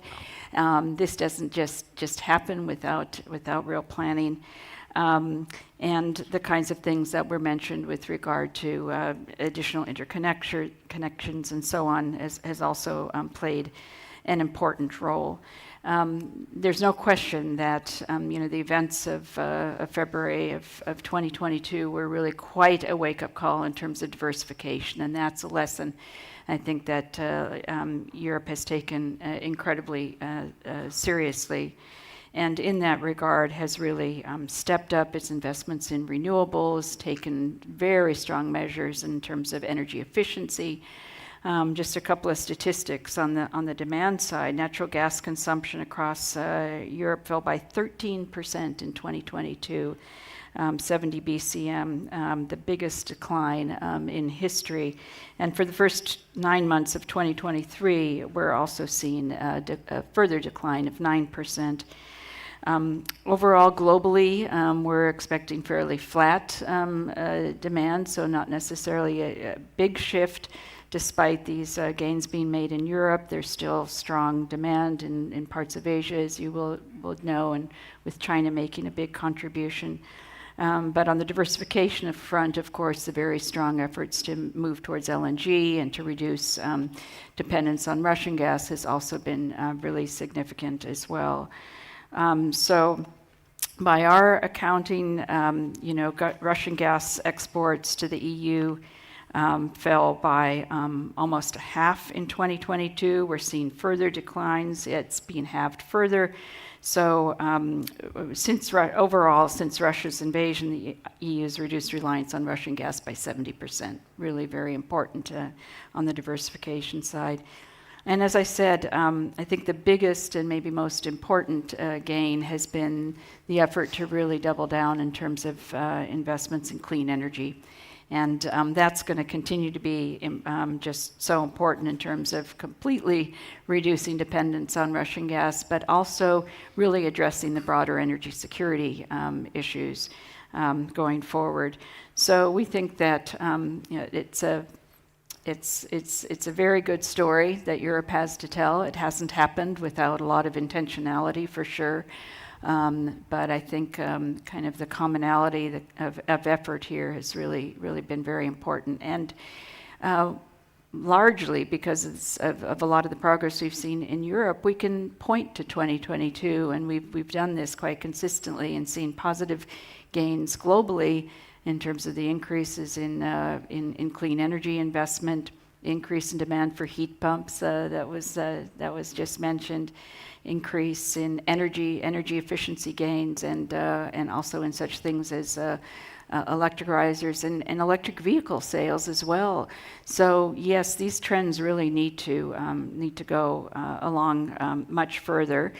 There's no doubt, but as you've seen, coming to as we are now sitting in COP, some of the big themes now under discussion very much fall in line with these, with the urgency of continued acceleration of tripling renewables, doubling energy efficiency gains, and in the oil and gas sector too, really looking for more progress in terms of methane emissions reductions and other progress there as well. So no doubt, I think we're never out of the woods when it comes to global energy risks.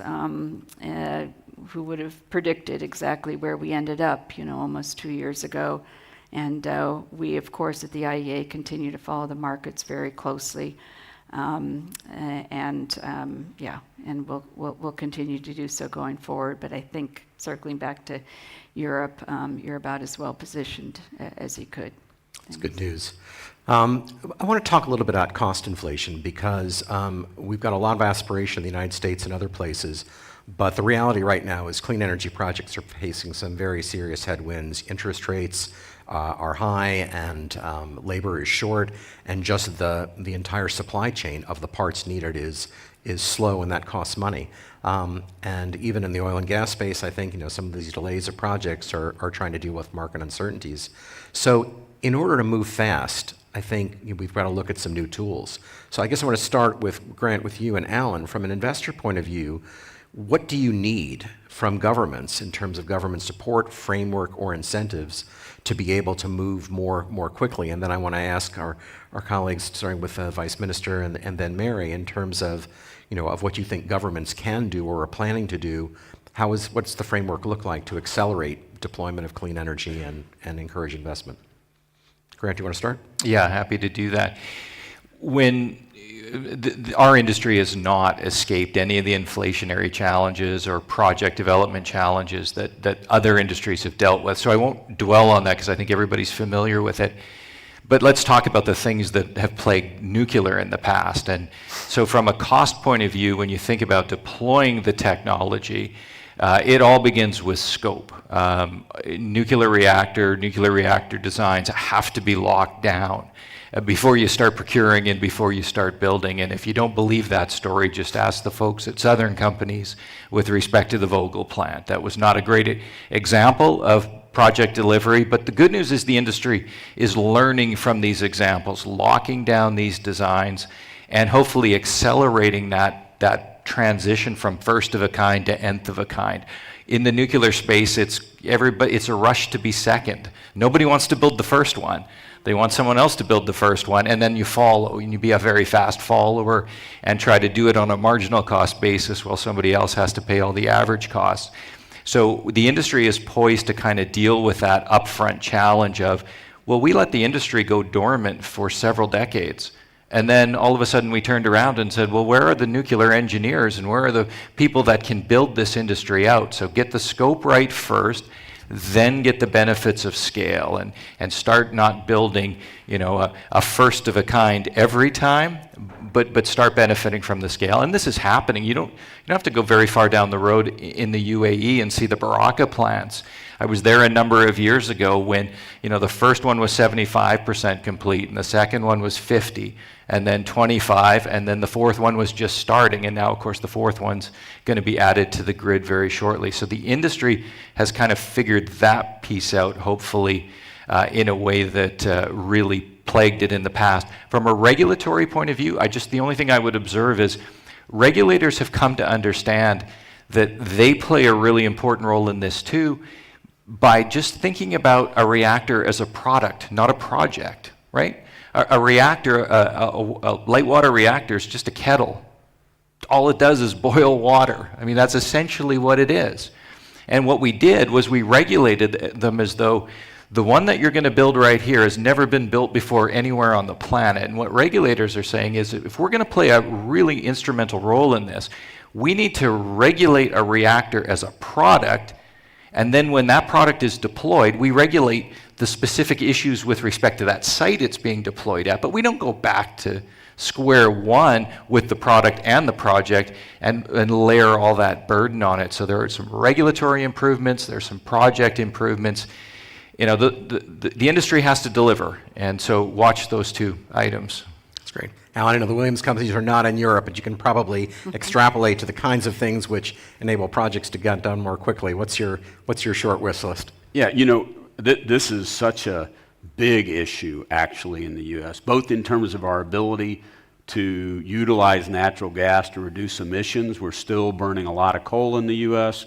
We have a lot of opportunity to reduce emissions, but our ability to get projects permitted has become very difficult. And it's not just pipelines, it's our transmission systems, it's really about anything you want to name that's infrastructure and energy related. Our permitting processes have gotten very tangled up. We've had 2 CO2 sequestration systems get stopped in their tracks over permitting and right-of-way issues. And so we have got to figure out and streamline our permitting process in the U.S. Our cost inflation, if you look at materials, contractor costs, those are not going up. What is going up is the length of time that it takes to get things built and the mutually exclusive permitting requirements that you get from local, state, and federal requirements, and the judicial process that we've left so many handles on our projects through our NEPA processes that about anybody can come in and stop a project. And that is causing, I think sometimes people really underestimate the impact of that, because the next time you go to a boardroom to try to get a project approved, your cost of capital has got to be double what it is when you start seeing projects stopped in their tracks.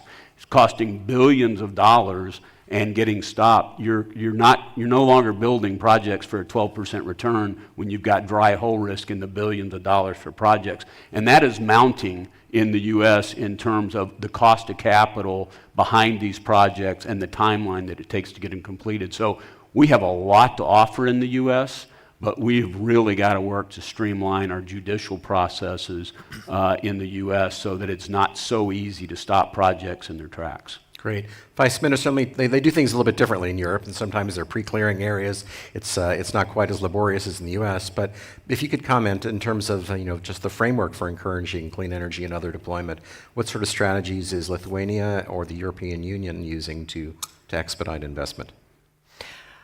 On this topic, I would say 2 main issues should be mentioned from the state point of view. First of all, it's long-term strategy. The other one is the regulatory framework that enables for the investors to invest and flexibly deploy the projects. So first of all, this reminds me of 2009 when Lithuania closed down the nuclear power plant in Ignalina. And afterwards, actually, there haven't been done active investment decisions on the development of national generation. It was Lithuania was relying on the imports, on building interconnectors with Sweden, Poland, and so on. But in the light of war, as we already spoke today, it became clear that national generation is the matter of national security, is a very important part of national security. Therefore, long-term strategy on what our goals are and what legal framework we are providing for the investors is very important. So therefore, Lithuania is focusing on renewables until 2030. We are aiming to become 100% self-sufficient on electricity, on renewables, and then we are now already working on the long long-term strategy, what is going to happen afterwards. Baseload and the flexibility services, because we know that the renewables, not only offshore, onshore wind and solar, but they have to be covered and the system has to work safely. And the other very important aspect is to react very flexibly and fast. What we did last year in Lithuania, we already adopted the package, we call it a breakthrough package for the investors in Lithuania developing renewables. So our goal is to have as much as possible until 2030, and therefore I think it's the responsibility of the governments to implement as flexible permitting procedures and regulatory framework which is not full of the bureaucratic elements, and if we can do the permitting procedures as fast as possible, if we can also have cooperation between the local communities and the investors, which is also mentioned as a very important aspect, that is a responsibility of the governments, and that's what we are focusing on. That's terrific. That's a great plan. We've got literally under 2 minutes left, so I'm going to come to Jake, and then Mary, I'll give you the last word. But I wonder if you could just give your sort of top 2 or 3 suggestions of tools, whether it's credit support or things like that, that governments ought to be considering to try and encourage investment. And Mary, you're the IEA. I'm sure you've got a paper on your top 10 recommendations. If you could just give us 2 or 3 of those, we'll finish with you. Jake? Thanks. Well, let me start by just thanking the Vice Minister and her leadership. And I know there are so many countries, whether we're talking about the Baltics or the Balkans, where real leadership is being brought to bear in terms of articulating a vision for a clean energy transition that also delivers energy security. And that cannot get done without the leadership of those governments. I think about, in addition to the excellent work of Lithuania, also the work underway in Kosovo, where the government has articulated a plan to shut down 2 of the dirtiest, most polluting coal-fired power plants in Europe and replace those with clean energy, with renewable energy plus storage. Now, we are seeing the cost of capital go up. That's where companies should come to people like DFC, EBRD, EIB, to seek help on the use of credit-enhancing tools like guarantees, insurance. We also do financing. We're not going to compete with the private sector, but where we can be additional in terms of extended tenors, in terms of other flexible terms, we would like to do that. Ultimately, I think we're going to see this transition happening faster than people think, because money will chase growth. Growth is happening in these clean energy industries, and the financing will work out. Fantastic. Mary, super quick, what's your... Well, so much has already been said. I mean, certainly the question of permitting on the regulatory side is frequently mentioned, and no doubt that's an area that governments really need to focus on in policy terms. There's no question, too, that the important incentive programs, such as the US IRA, have been so important, and we've seen elsewhere around the world, too, when governments really focus on what the key outcomes need to be and figure out what needs to be done to incentivize investment in some of these sectors and new technologies in particular that are going to help us unlock some of the hard-to-abate sectors will be really, really key. And I'm glad you mentioned the cost of capital, because on the investment and financing side, really finding ways to accelerate investment in emerging and developing economies in the clean energy transition, and addressing this cost of capital issue, both with concessional financing that will unlock the private sector capital that is out there, is going to be so incredibly important. And prioritizing, which is very much in connection with this notion of sort of long-term strategizing and figuring out what needs to be done. Some of you may have seen our grids report that came out a few weeks ago, which identifies one of the biggest challenges out there right now for finding ways to bring onto the market, so much of the renewable generation that's already taking place. Something like 80 million kilometers of grids need to be built, and this is going to require investment, investment, investment. Terrific. Well, thanks. Fred always likes us to end on a note of optimism, and so I think we've heard a lot of optimism here that in terms of gas security, Europe is in good shape this winter. In terms of U.S. support, help is on the way, more coming, not this winter, but going forward. In terms of investment, there is tremendous leadership, at the country level and the European Union level, and there is investment tools and strategies that can be used to accomplish this goal. So that's great news. So if everyone can give a hand to our panel here, we'll turn things over to Fred.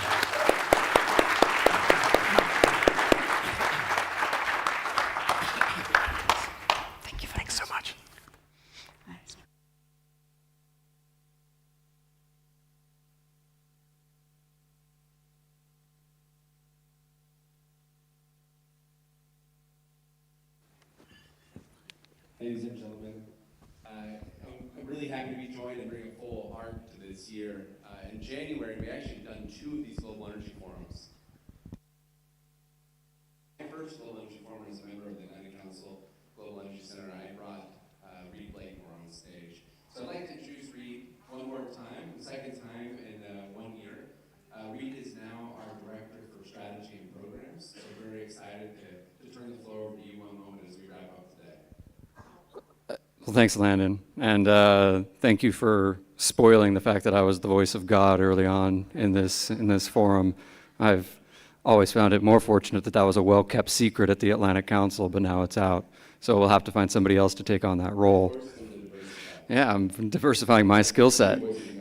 Oh yeah, there you go. Yeah, also Will Tobin. I might wrap up by saying I think this is a busy week for everyone, and I appreciate everyone in the audience taking the time to stick with us today. These issues are critical. We're here to talk about them for a reason, and the opportunity to gather a community like this on an annual basis, as Fred mentioned, this is our 8th year, is hugely special. And to see faces return year after year after year is remarkable. So the arc of the Global Energy Forum kind of matches the arc of energy transition and climate dialogue, I think, in a really profound way. And that wouldn't happen without all of you. The last thing I'll say is, it sounds cliche to say, but it does take an absolute village.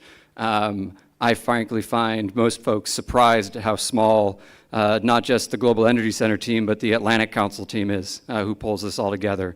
From our production and event staff, Iveta, Bain, Vicente, Jesus, everyone, to the Global Energy Center team who is working tirelessly to pull together the substance. I want to particularly shout out Maya Sparkman, who really stepped up to the plate in a big way for us this year. These are the people that make it all happen, to make the experience useful, make the community work, but importantly, make sure that we all enjoy ourselves and have a good experience. So with that, I don't know if there's anything left for me to say terribly. On behalf of our partners, ADSW, Mazar, the whole community that comes together to make this happen, I just know that this is a part of a very committed team. We're working around the year, not just during the Global Energy Forum. Please visit us in Washington, D.C. Think about the issues we're thinking about because we want to make a difference. We do this. We love these events because they magnify the really substantive work that's happening behind the scenes all the time. So with that, we conclude the 8th Annual Global Energy Forum and are very grateful for everybody that joined us for this trip. Thanks, all.